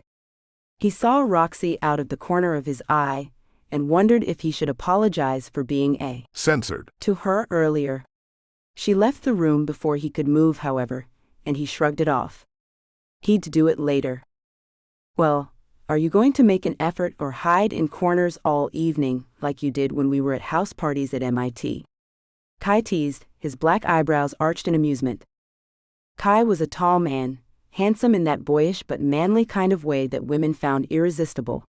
He'd always been outgoing when it came to women, not as tense as Lincoln was. But Lincoln had had secrets back then, secrets he couldn't share even with a man he considered to be one of his best friends. Secrets he still couldn't share. I'll give it another try. Lincoln finally said, his eyes scanning for anyone that might catch his interest. I'll catch up with you later. See ya, Kai called and went off in search of something Lincoln wasn't sure he wanted to think about. Censored Wasn't abhorrent to Lincoln, it was a vital part of life as far as he was concerned, it just wasn't the be-all and end-all. Well, it hadn't been until he found out about Roxy's former life, before Elmo's burned down and what she'd done there. Dylan had told him quite a lot, during a private lunch he'd gone to with the man. It had been a very enlightening conversation, and now he couldn't stop thinking about all the sexual activities that had taken place there. But the woman he'd always seen himself with in those thoughts kept him at arm's length. What was he supposed to do? Just pick one of her friends and the woman? Plenty had offered already, but none had deeply held his attention. Hey, you're Lincoln, right? A sultry voice called out from the shadows of his study. Yeah, who are you? He replied, and found himself delighted when the woman came out of the shadows in the corner to walk up close to him. I'm Kitty. She smiled an enchanting smile and tilted her head. Her dark hair fanned out from her head, a silky mane that he suddenly wanted to touch. Are you British? Kind of. He answered, amused at the age-old question. My mother was born and raised in England, and I spent some time there. I can't seem to get rid of the accent. Maybe you should stop trying. It's very sexy. Her eyes opened a little wider, drawing him in. You're really buff, are you a runner? She touched his bicep, but only long enough for him to look down and see her fingers there before she drew them away. I'm a swimmer, one of the reasons for buying this house. I have the world's biggest pool outside. I see. Kai told me he was on the swim team when he was at MIT. Were you teammates? She stepped a fraction closer, her lips slightly parted, as if he was telling the most interesting story she'd ever heard, but he knew he wasn't. With a shrug, he told her what she wanted to hear. I was the captain of the swim team in high school and at the university. Yeah, Kai, Trevon and I were all on the swim team together. I haven't met Trevon yet. Is he as handsome as you? She bit her lip in the most fascinating way before she let the tender flesh go, showing him just how plump her bottom lip was. Nice. He might be more handsome actually, Lincoln answered softly, his eyes steady on hers now. She really was a beautiful woman, not as beautiful as Roxy, but still unique in her own way. Maybe she could distract him for the night. Do you want to meet him, or can I continue to hope for a little more of your time? Oh, you can definitely hope for a little more of my time. She walked right up to him then, her hands smoothing out over his. Censored. A lot more. His head bent automatically, his lips reaching for hers, but someone joked at his hand and pulled him away. What the F? Not her, Lincoln. Roxy pulled him back into the hallway and out to the front porch. He should have stopped her before she drew him out of the living room, but he was so confused he just followed along behind her. What's your freaking problem, Roxy? You invite your friends over here, hoping I'll F one of them, and when I finally find one that can hold my interest, you tell me no. He asked angrily, really getting Censored. Off now. What the F is wrong with you? Not her, she repeated, that dark eyebrow over her left eye up, daring him to refuse her demand. She's a single mother, and not for you. That doesn't make any sense, Roxy. So, any of my other friends or the men that are here could F her but not me? No, not really. Kitty is generally off limits. Yeah, she could sleep with anyone she chooses, but. She sputtered to a stop, and he wondered if she finally saw his problem. Not me. He asked softly, stepping closer to her as it dawned on him what the real problem was. She didn't want him freaking any of her close friends. No, not you. She whispered, looking away from him. She's not a toy. No, she's not. None of you are. But. Censored. Is. Censored. Right? He waited until she nodded her head in agreement, before he stepped a little closer. Then what's the freaking problem, Roxy? This scene has been censored to provide a safe and enjoyable reading experience for everyone. Would that be something that was a part of her world? Freaking wherever you wanted to F? Or would she want something else? Was she the submissive type? He wondered for a moment, but then she moved her hand around, almost touched him, there. No, not submissive, not unless she wanted to be, he'd guess. Chloe would have been submissive, but that wasn't who she was anymore. He'd have to take her submission, if that was how he wanted to play this. He'd have to show her that he could be the one in control, something told him. He pulled her hand away from the place that wanted to be touched the most, and moved it over her head. His face slanted from hers to slide down to her neck, to find a spot he remembered she loved to have touched, just below her ear. F. She groaned as he nipped at the spot, then licked to soothe her skin. Is this what you want, Roxy? To be owned? He asked, and regretted it immediately. She went stiff as a board, and pulled away from his body. Her eyes looked up to his in the moonlight, hurt filling their crystalline depths. No, Lincoln. No. He asked, not sure what she was saying no to. I think you've had too much to drink. I'm? She paused, pushed him away, and moved away from him. I'm going home. It's late. Roxy. He called out, but she was already gone. What had he said wrong? One moment she'd been like a sensual serpent in his arms, writhing against him with unbridled. Censored. The next she was cold, hard as stone, and then she was gone. Was it his question? What he'd done? F this. It was all too confusing. What was he supposed to do? She was his employee now, which made this situation even worse. He thought it would help him to get back into her life, that he'd be able to keep an eye on her, maybe make life easier on her. Now, he might have effed it all up, and made her life worse than it was to begin with. Damn it, he spit out just as Kai opened the door. You're out here, good? What's going on? Nothing, Kai. Just me freaking things up for myself even worse. What's up? Just wondering if you saw the alert go off on your phone. Something's going off over at Lemon Fresh, the dry cleaners below where Roxy lives. You want me to handle it? Kai stared over at him, ready to do whatever Lincoln asked of him.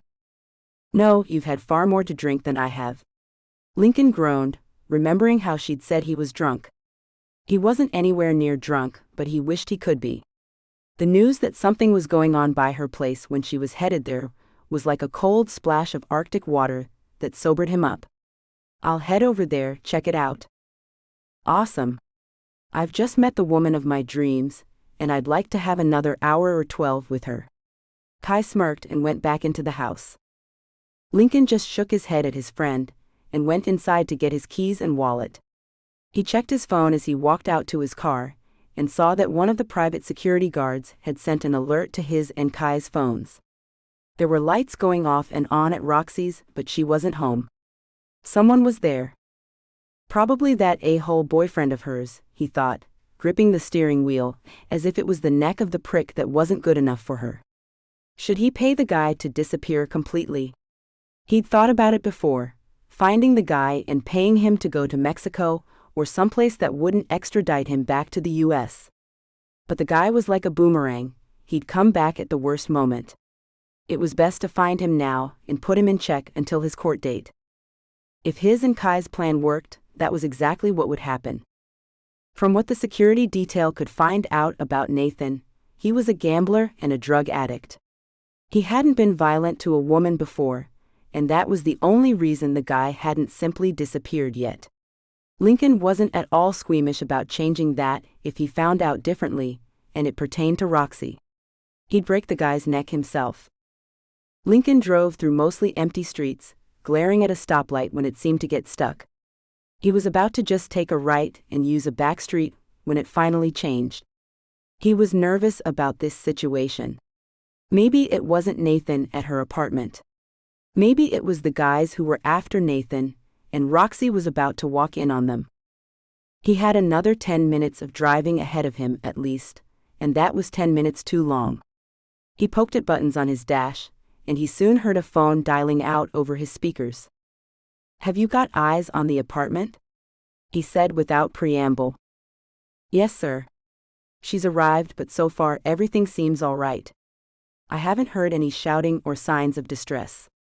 A female voice answered shortly, relaying the most information with the least words possible.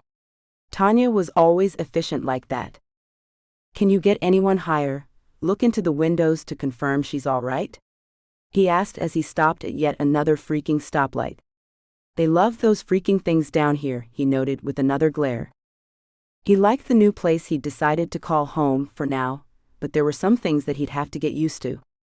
An overabundance of stoplights was one of those things. It probably netted the city a lot of revenue during tourist season, but it was a pain in the ass when you were in a hurry and trying not to break the speed limit. Too much. He'd noted how many cops prowled around the place too, so he knew he couldn't push his luck too much with speeding. A cop pulling him over to give him a ticket was the last thing he needed at the moment. It would just delay his arrival at Roxy's. But that brought another question to mind. What did he do once he got there? Wait with Tanya, who had a habit of getting handsy when they were alone together? The thought made him shudder as he came to a stop at yet another shitty little red light. Tanya was great at her job, she was beautiful, but she was just too aggressive for him. That would be fun in bed, and he doubted she was the kind that would scream sexual harassment, but he wasn't about to press his luck over a woman he'd only ever want to F once. Especially when the woman he wanted to F over and over might be in trouble. Chapter 16. Roxy. What the F is wrong with me? Roxy groaned as she drove home alone. She should have stayed at the party, made sure everything ended safely, but she had to leave. There was something going on between her and Lincoln that put her on edge and left her feeling helpless. She hadn't felt helpless since she managed to get on her feet and get her own apartment. She thought those days were long behind her, but that little knot of anxiety in her Censored. proved her wrong. A car braked suddenly ahead of her, and Roxy's foot took over the thinking to slam down on her brake. "I'm not buying you a new car, a hole." Her heart started to calm down once the car turned off and the road was clear of traffic. Lincoln's almost Censored. had turned into a very real Censored. something she'd wanted to avoid for the most part. Okay, she'd kind of given in to the idea of sleeping with him again before she found him flirting with Kitty. She'd warned him off her friend, and that caused the knot in her Censored. to grow a little more. Guilt gnawed at her, because it wasn't her looking out for her friend that had set her off. No, it was that he was flirting with her very good friend, and not her. Nathan's face appeared somewhere in the background of her thoughts, destroying her pride in an attribute she thought she had, loyalty. She could justify her actions, say that he'd abandoned her, that he was absent from her life because he'd run away from some men in a van. That begged a question she tried to avoid posing, however. Did he even care that he'd left her with men he was afraid of? What if those men had turned to her, instead of going after him? He'd abandoned her to her fate, and that shit had happened to her once already. Did she really owe him any kind of loyalty after that? Roxy was a lot of things people would say were bad. A dancer, a stripper, a woman who was sexually liberated, and so many other things, but she'd never stolen anything from anyone. She dealt with the hand life had given to her when she'd been cast out on her own at 18. She'd had to be strong, when so many others were still relying on their parents. Was it so wrong to take a little comfort from Lincoln now? It was that question that had bothered her, that had turned the heat in her veins to ice. Did she want to be owned? She was afraid of stepping into that world with Lincoln. That little nugget bloomed into life with a fierce swell in her. Censored. Just as she drove up to her normal parking spot, in the back of Lemon Fresh. Her history with him was complicated, angst-ridden, and weird, but it was also sweet. Did she want to replace those memories with him, taint them with what she was now? That one moment in time was the last time she could remember being clean, sweet, innocent. Everything with him had been pure, couched in trauma, sure, but it had been pure comfort. She looked up as she got out of the car, and saw lights on in her apartment. That complicated things even more. If it wasn't Wendy, then it was Nathan, since they were the only two people that had keys to her place. Wendy waited at the stairs that led up to her apartment, her face riddled with anxiety. "Roxy," Wendy hissed, her eyes large and full of worry. "Nathan's up there and something's going on. I don't think you should go up there." "What? Why not?" Roxy scoffed, her gaze on her door. "It's only Nathan. It's not like he's any kind of threat to me." "You haven't seen him yet. He looks so dirty and wild." Wendy's face creased in distaste, her full lips pursed in disapproval. "I think he's looking for something up there. It sounds like he's torn all your furniture apart." "I see." Roxy gnawed at her bottom lip for a moment, before she realized Wendy shouldn't be there with her. "Why did you leave the party?" "Oh, Wendy looked towards the edge of the building, to where the back door to the shop was. Roxy thought she saw a man joke back into the darkness, but couldn't see who it was. "I decided to come back here and, that most of that wasn't for me." "Is there somebody back there, Wendy?" Roxy teased, and knew she'd hit the nail on the head when Wendy's pink dappled cheeks turned bright red. Roxy knew Wendy brought guys back to the shop sometimes, because she couldn't take them home to her parents' house. She'd said more than once that she needed to move out of her childhood home and find her own apartment, but she hadn't done it yet. Roxy looked at her friend, daring her to fess up. "No." But the fact that she wouldn't meet Roxy's eyes made the word a lie. "MMHMM. Well, you have fun, babe. I'm going to find out what's going on upstairs. I'll call you if I need you." "I'll wait here for a little while, shall I?" "If you want." Roxy nodded, her eyes on her door again. "If he's destroyed my apartment, he can F right off, so don't be surprised if you see him running down the stairs. I'll stay out of the way, but I'll be here." Wendy leaned over to peck Roxy's cheek, before she watched her walk up the stairs. "Nathan," Roxy called out as she opened the door, but stopped as soon as it opened to stare at the utter devastation inside.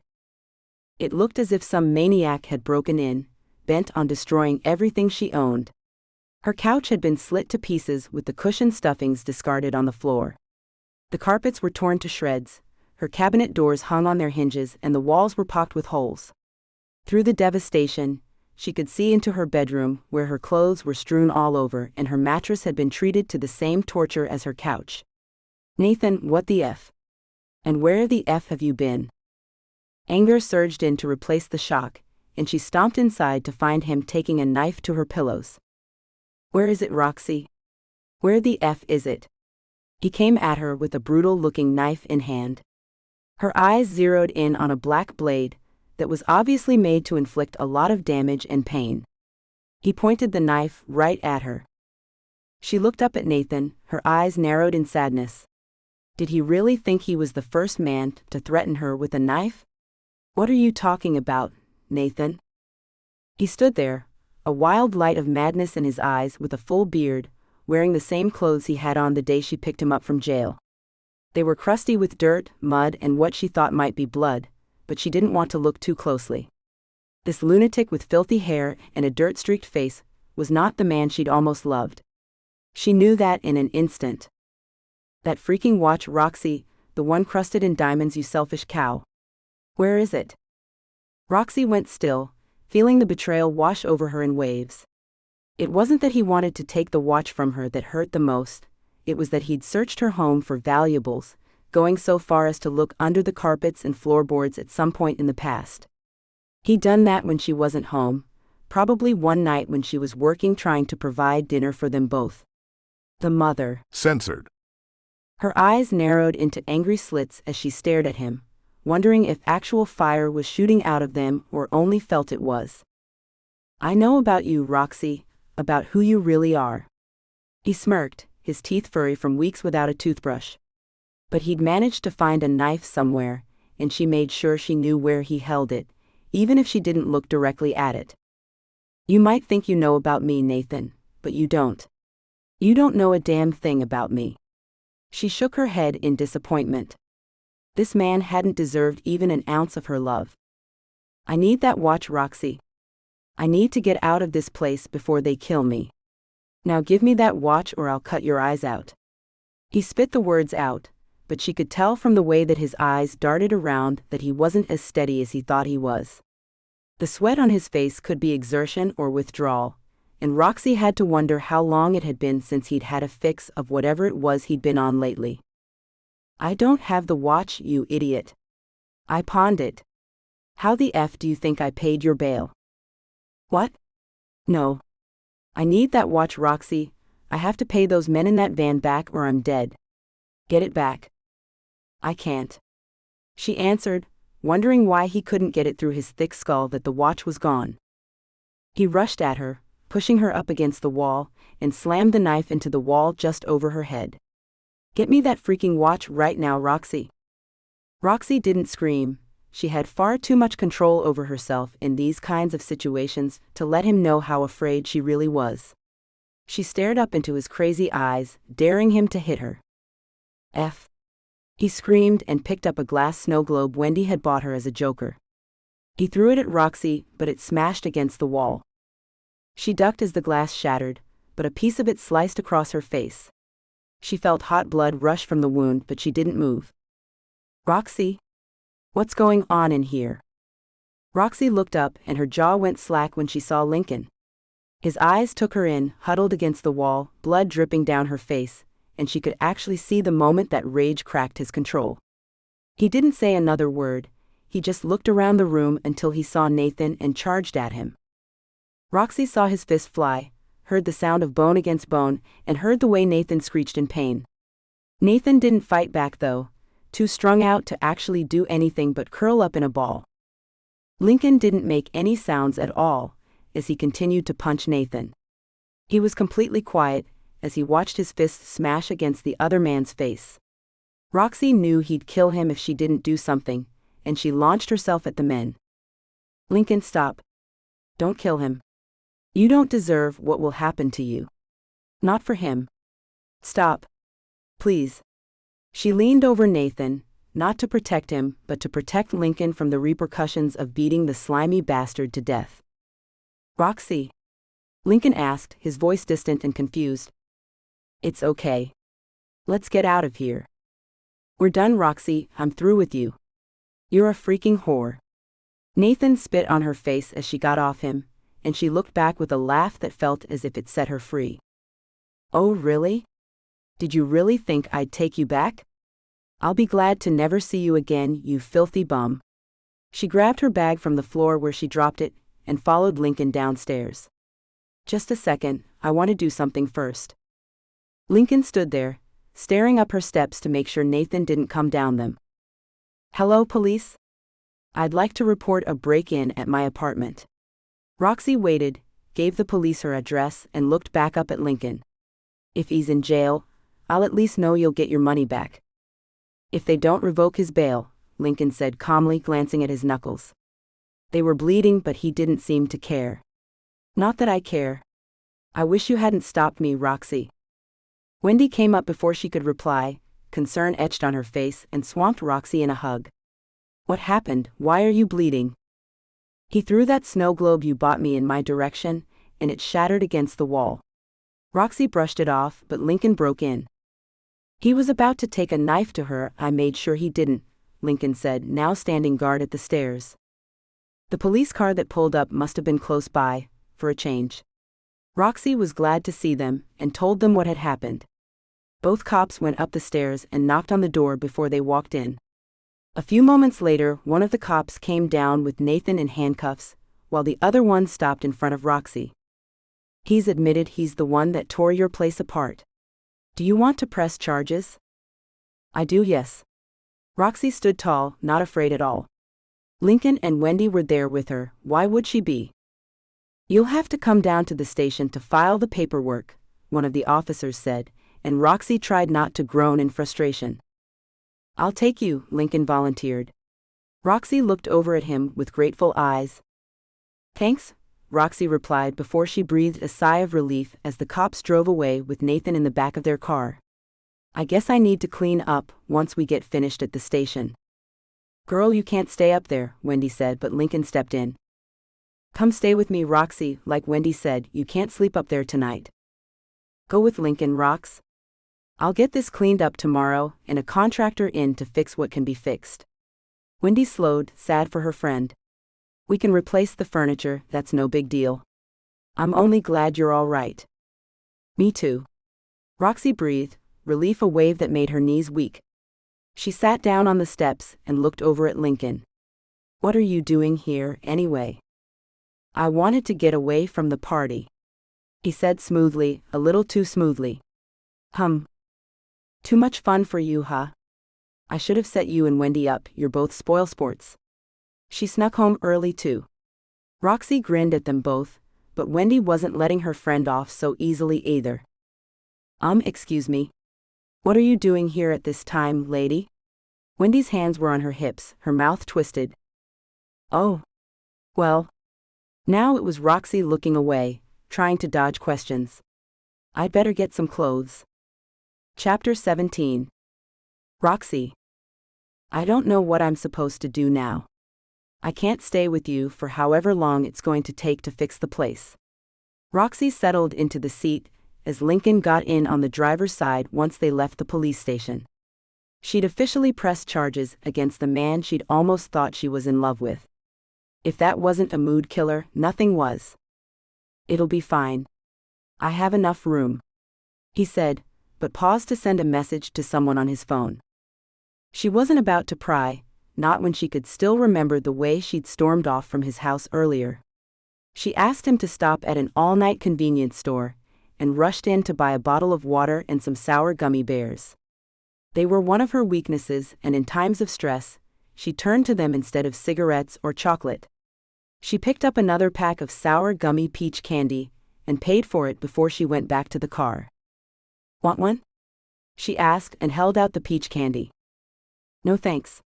He shook his head, but did look intent when he saw a restaurant with an all-night drive-thru. I do want coffee and an apple pie though. You'll lose that fabulous figure if you keep eating those.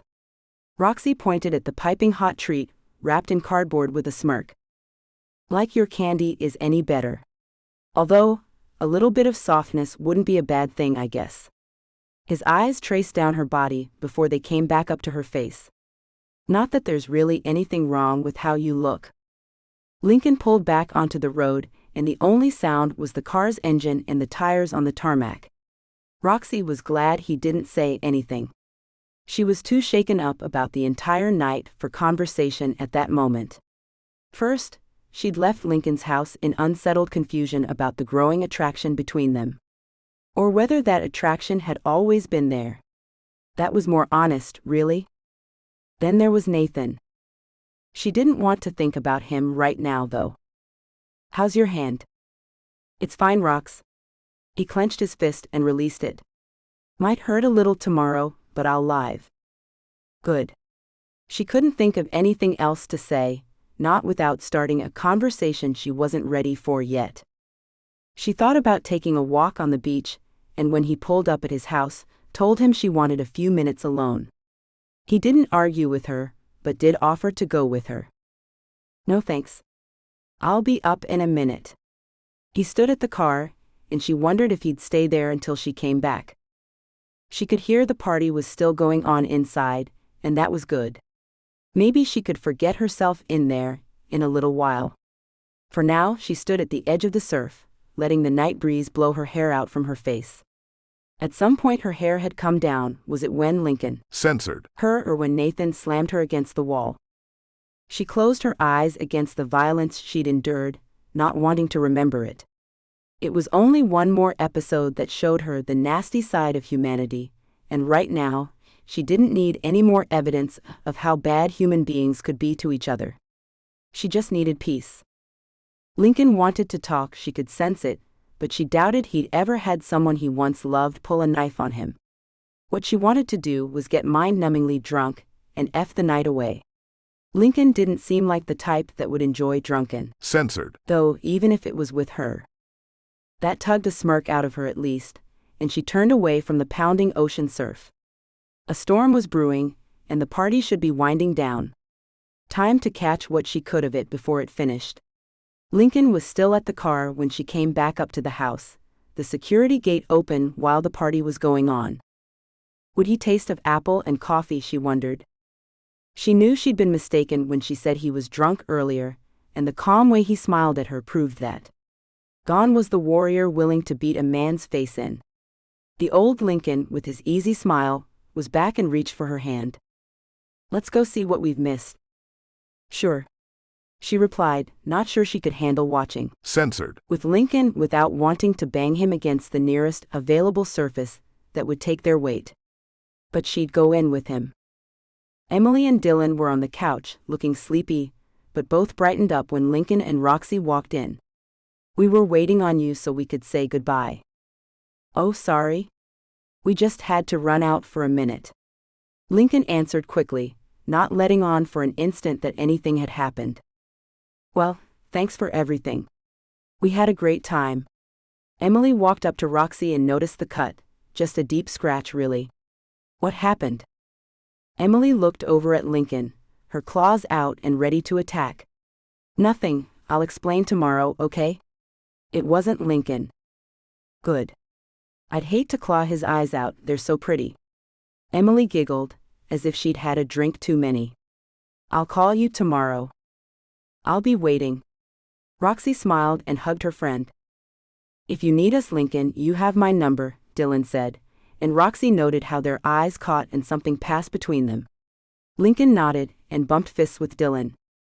"We'll be fine, thanks though," Lincoln answered, and the couple left. "Where should we go?"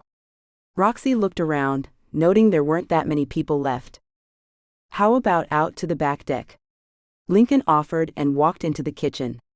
"I see 4 beers left, and I have a feeling Kai and the new girl of his dreams are the only ones left." "Oh, I think there's some up in the attic, but they'll let themselves out when they're ready." "Can I change first? I feel a little exposed in this outfit." She looked down at the kimono and back at him. "Of course, you can use my room if you want. I locked the door earlier just to keep it clean." His lips curved into a self-aware smile.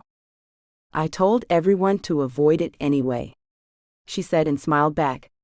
"I didn't expect you to quite be ready to share every room of your home with strangers." "Thanks."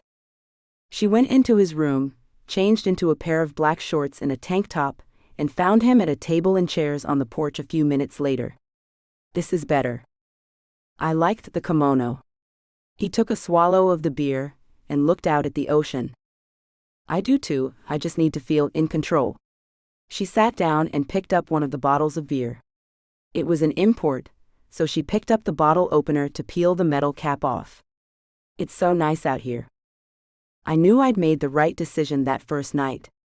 I sat out here and fell even more in love with the place. He leaned back in his chair, rocking back on the legs. It's a little slice of heaven I wouldn't have in New York. I do miss proper pizza though, she admitted with a broad smile. I've seen a few places that sell New York-style pizza, he argued, but she shook her head vigorously.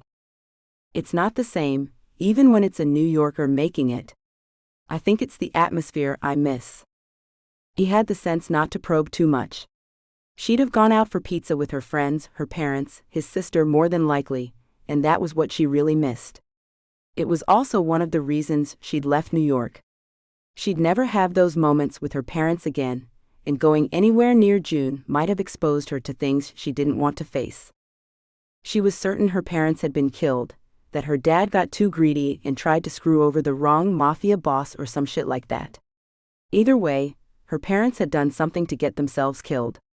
She'd never believed the suicide angle, not really. She'd seen what those men did to her dad, and then she'd seen them outside the house the night of the fire. They were there for a reason, and it wasn't to offer to hold a fire hose. Going anywhere near June would have put them all in danger. For a moment, she remembered the taste of lip balm and the sweet nostalgia of reading a hidden love note. 1,000,000 years ago, when she still believed princes and fairy tale endings existed outside of the ballet. Not so much these days. What did you see that you liked tonight? She asked, falling back into facilitator mode. You getting into my car, as the police drove away with Nathan in theirs. He answered but cringed when he saw her glare. I'm sorry. Don't be. But I did mean here. I don't know. I'm not afraid of any of it. I'm just not feeling it right now, does that make sense? I know I asked you for all of this, but maybe I should have waited. I can see that, Roxy replied. Sometimes it takes time to find the right thing.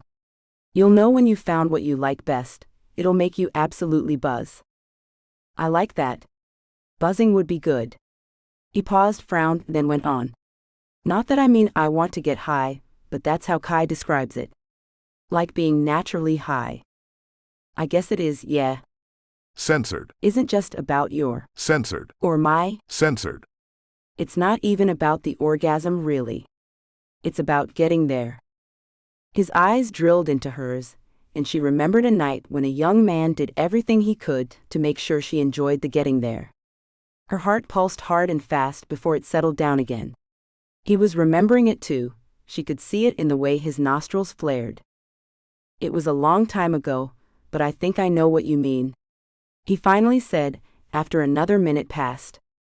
I'll have to see what other ways there are to explore this darker world of yours. She nodded, still not sure whether she should take this any further than it had gone already. Was this really the night she wanted to start to sleep with the man who was her boss? Another slug of beer saved her from having to give an answer. She looked out at the moon and turned her head when she heard a car start up and leave the driveway. That must be the other people. Kai will get a taxi home, Lincoln told her and leaned back towards her in the chair. What was your favorite part of the night? The threesome in the attic. You missed that. She smiled over at him, brushing her fingers into her long hair to pull it out of her eyes. Sometimes they can go wrong in my eyes. I mean, if the girl wants to be used, that's fine, but this one was 3 people actually trying to get each other off. 2 men, 1 woman. I didn't think women would really like that. His head leaned to the left and he examined her face. Wouldn't you feel like a piece of meat? I could feel like that when I'm on stage, but I don't. When you choose the right male partners, a threesome is fun. Censored. Like I said, they didn't just force her to suck there. Censored. And come on her face, they worked to give her pleasure. It wasn't about them, but her. That's the difference. I see. I guess I've watched too much porn. He looked bashful but then met her gaze. I'll have to learn more about all of this. Take your time, Lincoln. There's no rush. For anything, those were the words she left unspoken. Down here, I'm anonymous, I don't have to worry about the past. I'm free to do what I want. You are too, you know?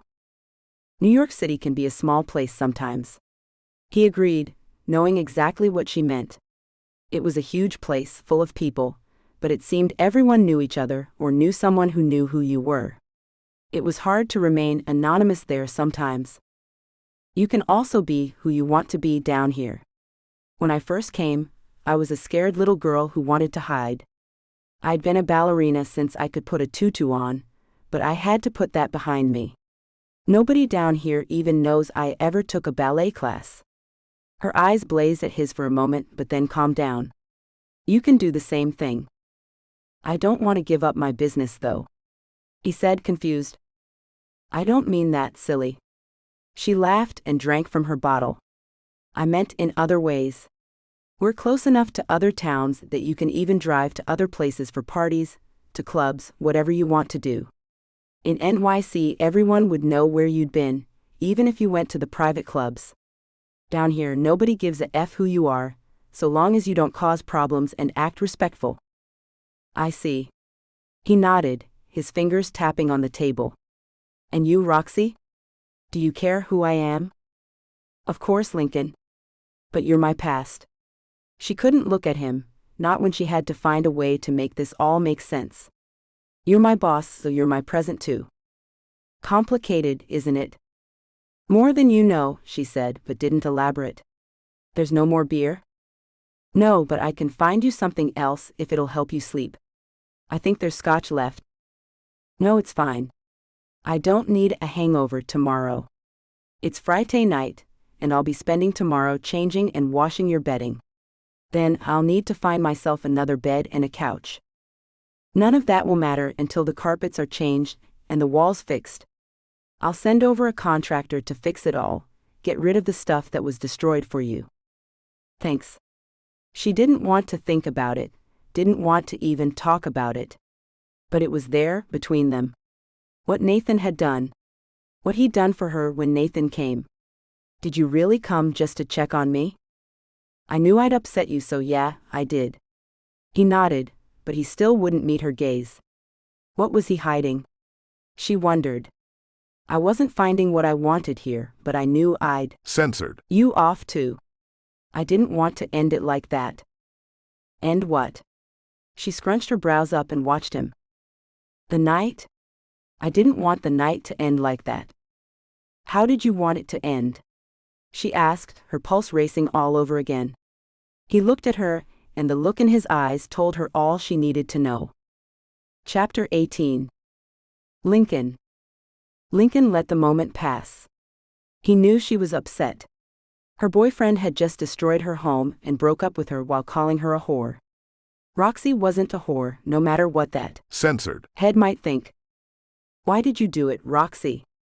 He asked to break up the quiet that stretched out between them. Do what? She asked, and opened the bag of peach candy to munch on another piece of deliciously sour candy. Her face puckered as the sour part hit her. censored First, looking for all the world like a delighted child for a second. Become a dancer? Lincoln asked softly, as if afraid to ask. Oh, that old chestnut. She smiled with a laugh and looked out at the water again. For the same reason most people do, I needed a job, had no skills other than dancing, and was too young to get a job as a corporate CEO with a pension and 401k. Ah, the sarcastic princess reigned supreme. He said to tease her, and she glanced back at him, amusement making her eyes dance. At your service. She pretended to doff a hat at him, then went back to her candy. Was Nathan always like that with you? Not at first, no. She sighed, paused to put the bag of candy back in her overnight bag, and then looked at him. He made me believe in love again when we first met. For a year I thought it was real after all, and that I'd finally found my happy ending. I don't know why I'm telling you this. Just so you know, I still hate you. Thank you, Your Majesty.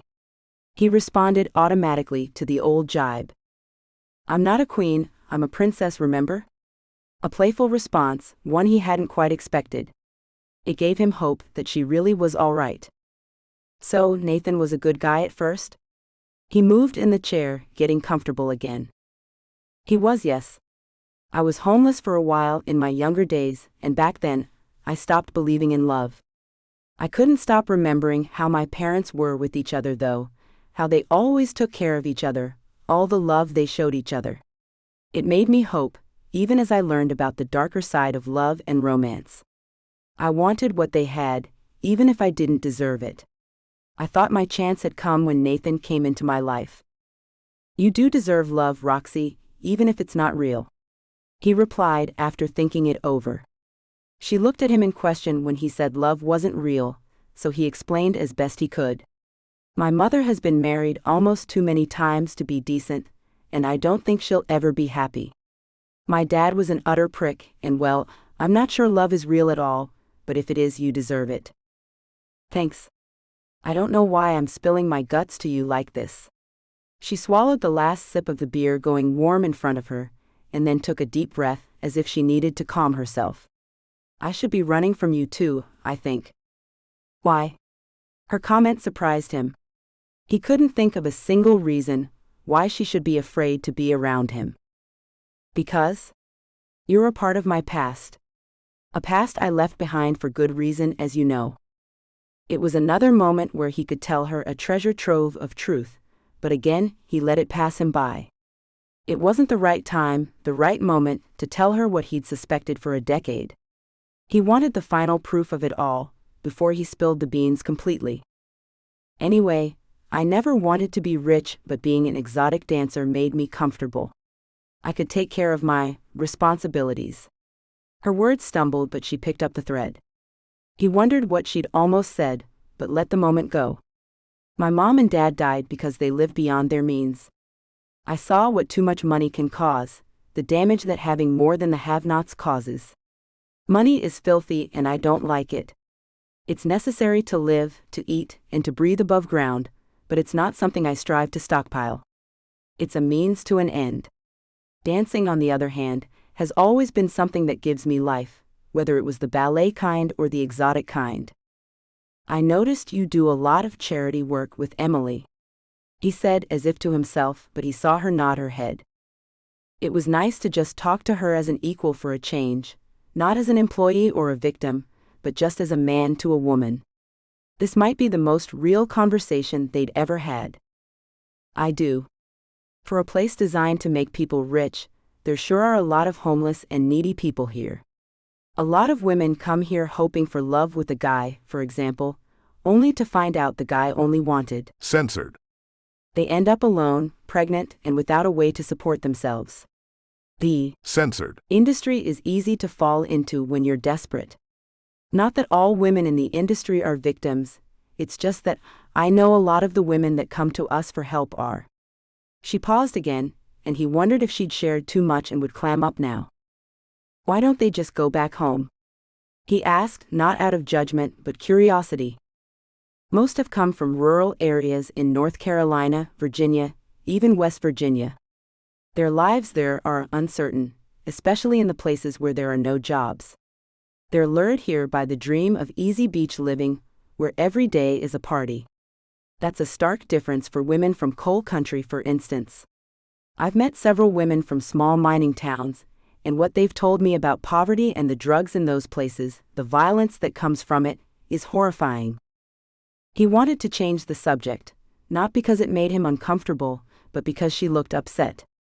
He didn't want her to be more upset than she already was. Want to walk on the beach? He asked, to change the subject. Sure, that might be good for me, actually. I love the beach, you know? I didn't come here with any kind of delusions about how fantastic life would be, but I did fall in love with the ocean. It's really soothing. Lincoln agreed.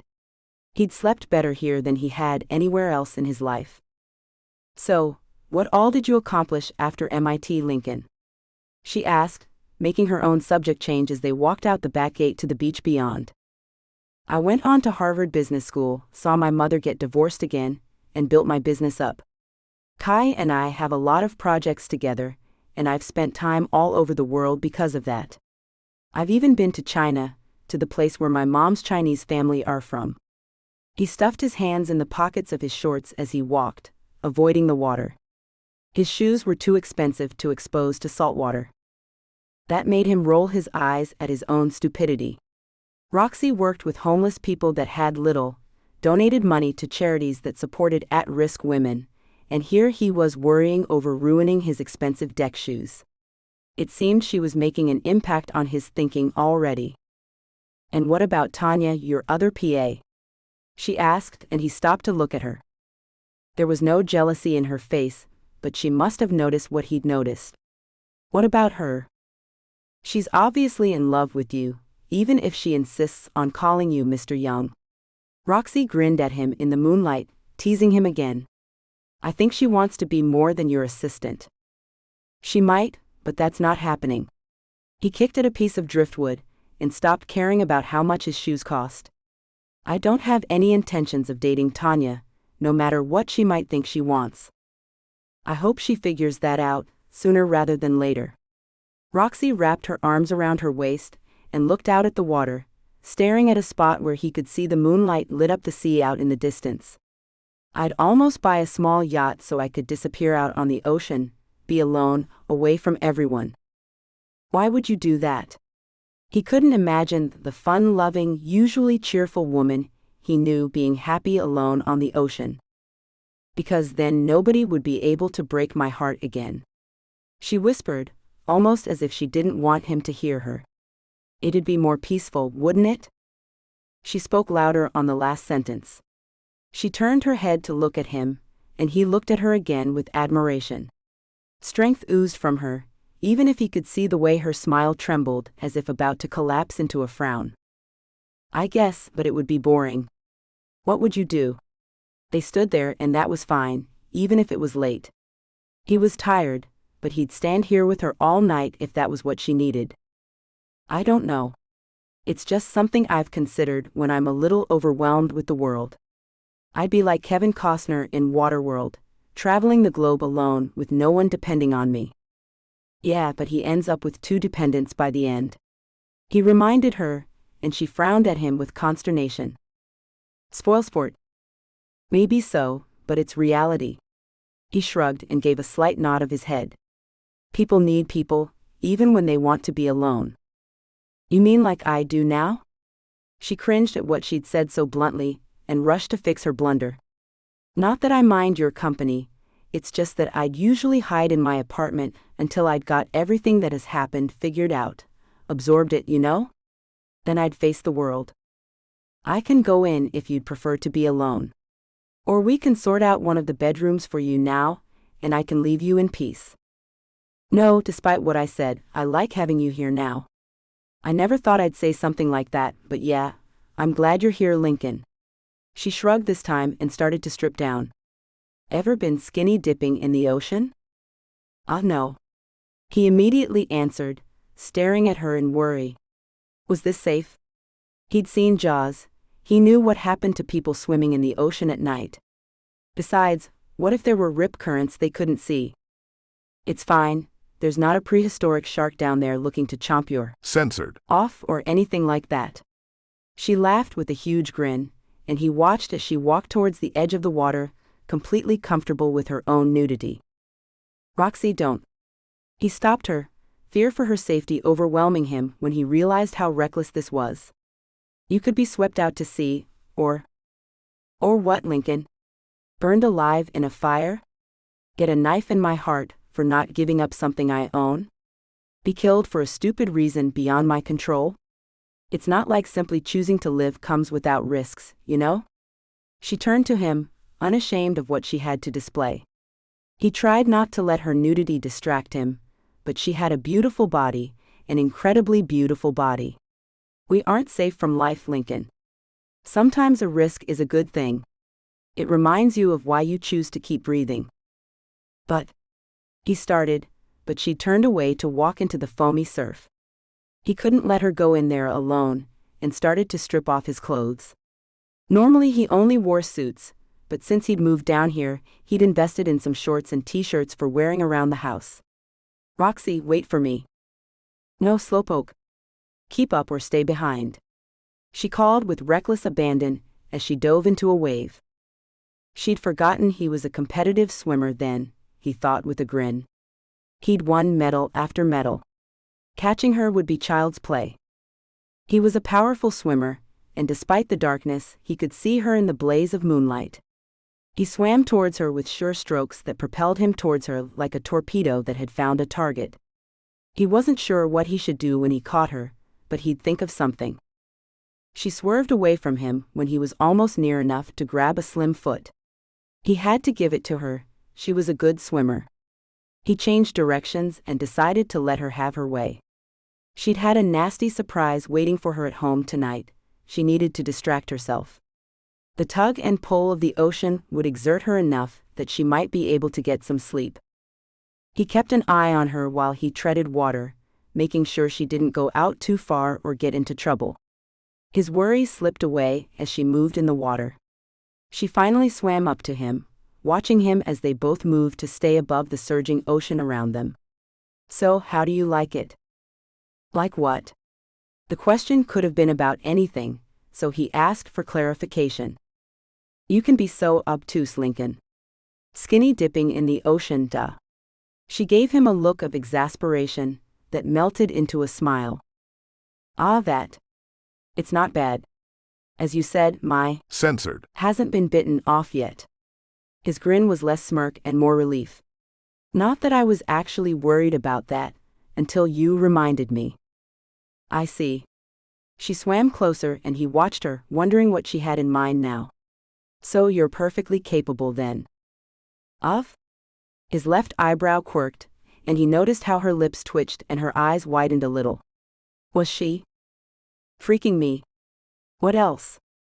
The air seemed to rush out of his lungs when she answered. He stared at her, shocked at her bluntness. Not that he should be, not now that he'd gotten to know this new version of her better. "Oh, I'm capable, all right. The question is that what you really want, Roxy?" Chapter 19. Roxy. Instead of answering, she swam away to the shore where she gathered her clothes up. He'd follow her if he really wanted the answer. She walked into his house, tracking sand in, but she didn't care. Tomorrow she'd sweep it up. She had other plans right now. Sweeping wasn't in any of those plans. She decorated and filled this house, and knew it intimately now. A quick pilfer through a cabinet produced towels, and she was soon on the stairs to a bathroom. When the shower water was right, she got in and started to rinse the salt from her skin. By the time she had her hair washed, he was at the door to the bathroom. Through the glass pane that kept water in the shower stall, she saw him and watched. There was uncertainty on his face, but he didn't look away. There were no virginal blushes or feigned modesty on his part. He just looked at her through the glass, sizing up the situation. "I don't think it's freaking you want, Roxy." He pulled off his own clothes, which meant he'd taken the time to dress again before he left the beach, she noted with amusement. "But I'll give you whatever you need." "What do you think I really need then, Lincoln, if it's not censored?" She looked up at him as he stepped into the shower. She devoured his handsome face with her eyes, loving the features she'd never forgotten. Water moistened his skin, made him blink as he stepped closer, then closer, until he was under the spray in the black-tiled shower, his eyes a magnet she couldn't look away from. Her back was pressed against the wall, but she didn't notice the jolt of the cold ceramic. All she saw was the fire in his eyes. "I think you need something you haven't had in a long time, Roxy. Something that I've wanted to do from the moment I saw you on that stage at the Thompsons' gala." He paused, his brown eyes on her lips, then on the blue of her eyes. "I think you need a long, comforting hug." His arms slipped around her shoulders, pulled her up next to his body. Her first thought was to protest, to demand he get out of the shower if he wasn't going to F her brains out, to deny that she needed comfort. But it felt too good to be in his arms. His left hand came up to her head, pressed her face to his shoulder, and she cradled her cheek in a hollow there automatically. He felt like home. A long sigh escaped her lips, as the heat of the shower and his strong arms took away the tension that made knots in her neck and back. She stood there with him, completely censored. Physically. Thoughts flitted around in her brain. They told her this was a mistake, that it was heaven, that she should run, that she didn't want to be anywhere else but right there with him. Lincoln didn't move other than to breathe steadily against her cheek. He didn't grope her, or censored anything at her, he simply held her. It had been so long since a man held her like this. That was her own doing. She'd barely let Nathan hold her in the same way, but then she'd rarely needed comforting like this. She'd had a few close calls since the night her parents died, but she'd always handled matters in her own way. She'd concluded after that night that she didn't need anyone to assure her everything would be all right. There had been moments when she'd needed help, and she hadn't hesitated to ask for it, but comfort? That wasn't something she'd let herself need. Still, it was probably telling that the 2 times in her life when she'd questioned everything she thought she knew about the world, Lincoln was there. She'd thought Nathan would be the man she'd marry. She thought they'd sort out this arson business and settle his substance abuse, that she could help him to overcome his addiction. Now it was clear that was all based on stupidity. Her relationship with Nathan was over, dead and buried as far as she was concerned. He told her it was over, but that wasn't what sealed the fate of the relationship. He'd called her a whore, and that was unacceptable. I knew deep down, when he admitted to me that he burned down Elmo's, that it was over between us. She said, not caring if he caught on to what she was talking about. She was talking more to herself than to him. I almost died that night. Emily almost died. I thought she had when I lost her in the smoke and flames. People were rushing around crazily, and someone knocked me away from her. I let her go, and I've had nightmares since where I never find her, that she dies in the flames, waiting for me to save her. But she didn't die, Roxy. He responded, reminding her of the truth. He censored the top of her wet head, but didn't move otherwise. No, she didn't. But what if she had? I can't be with someone that has so little regard for the lives of others. Or someone that thinks it's okay to burn down a building for his own gain. The wet streaks running down her face might be from the shower, or they might be tears. She wasn't sure, and it didn't matter. You're a forgiving, compassionate person, Rox.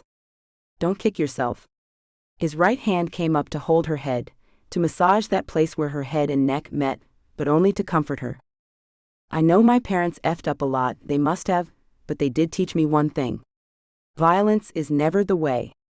They both told me to never accept violence from someone who says they love me. To never let someone abuse me, because there's never a reason for a man to put his hands on a woman with anger in his heart. Some would say the stuff that goes on in your world is abuse, Roxy. He rebutted, but she didn't push him away. No, we go into those situations knowing what's going to happen. When it's all done right, the sting of a lash or a hand isn't abuse, it's pleasure that can't be described or understood unless you've been there. That stuff isn't done out of anger or to abuse, it's done to inflict pleasure, and that's different. I see. What Nathan did isn't the same at all then. No, it's not. She moved back a little, pushed her head off his shoulder. He wiped away the moisture from her eyes, and she wondered if it was tears. She hadn't cried since the night her parents died, not until Nathan came into her life. She should have known when she shed the first tear, even if it was frustrated tears, that she needed to let the man go. No man that caused these kind of tears was worth her time. You know you didn't deserve any of that, don't you? The destruction of your home, the things he said, the things he did. None of that was your fault. He murmured, his thumbs now behind her ears, tilting her face up to his. She examined his eyes, needing to know what came next, but his eyes were 2 brown orbs conveying only care. I know he was a censored Lincoln. I'm not upset that it's over if I'm honest. That relationship has been dead for a long time. I just didn't want to let it go. I didn't want it to be over. I put a lot of hope into it, but it's okay. It's done. A smile chased away the shadows of regret in her face. Lincoln smiled back, relieved that she wasn't going to break down. The atmosphere changed as she stood there clutched in his arms, protected from the world outside that wanted to break her.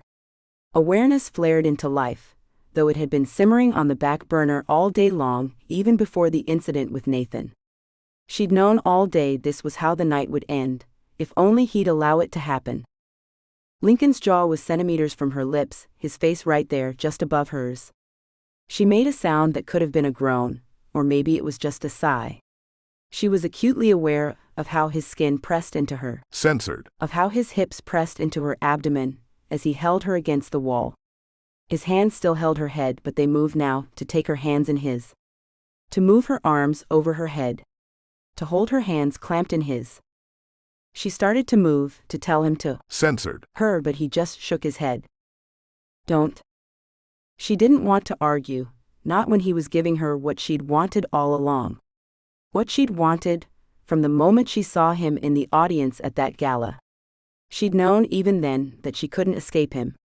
Lincoln had always had this quiet determination about him. She'd seen that look in his eyes that night, as if he'd been looking for her for a long time, and now that he'd found her, he wasn't going to let her go. It was the same look he had now. Let me just look at you, Roxy. I want to see you. His right hand, gentle and unafraid, moved down her arm, along her face to cup her cheek, before he moved away so that his hand could move lower. She stood there, letting him look his fill.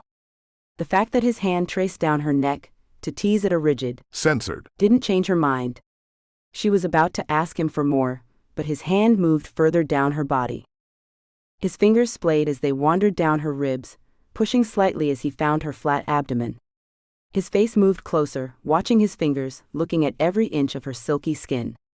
If he'd just look up, she could. Censored. Him. She could feel those warm, full lips of his against hers, and she might die of wanting him. You're beautiful, Roxy. Different now, even more beautiful. He sounded like that didn't make sense to him. I thought of you as that girl I used to know for so long. It never dawned on me that you'd grown up, that you'd be this freaking sexy. His words pleased her, but what could she say? Sorry for growing up? Thanks for noticing I'd grown up.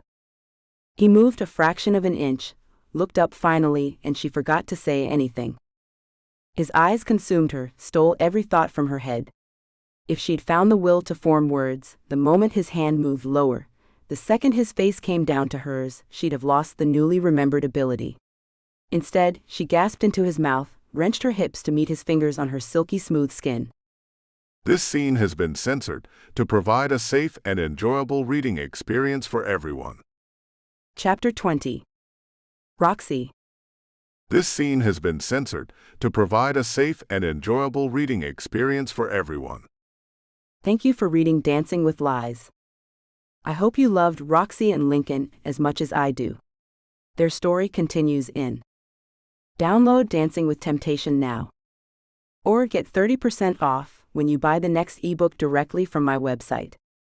https://payhip.com/b/y6qps.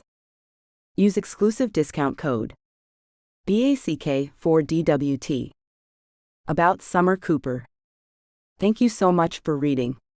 Without you, it wouldn't be possible for me to be a full-time author. I hope you enjoy reading my books as much as I do writing them. Besides, obviously, reading and writing, I also love cuddling my dogs, shouting at Alexa, being upside down, aka yoga, and driving my family cray-cray. Follow me on Facebook, Instagram, Goodreads, BookBub. Get in touch at hello@summercooper.com. www.summercooper.com. Closing credits. This has been Dancing with Lies. Written by Summer Cooper. Auto-narrated using Google technology. Copyright 2024 by Lovie Books Limited. Production copyright 2024 by Lovie Books Limited.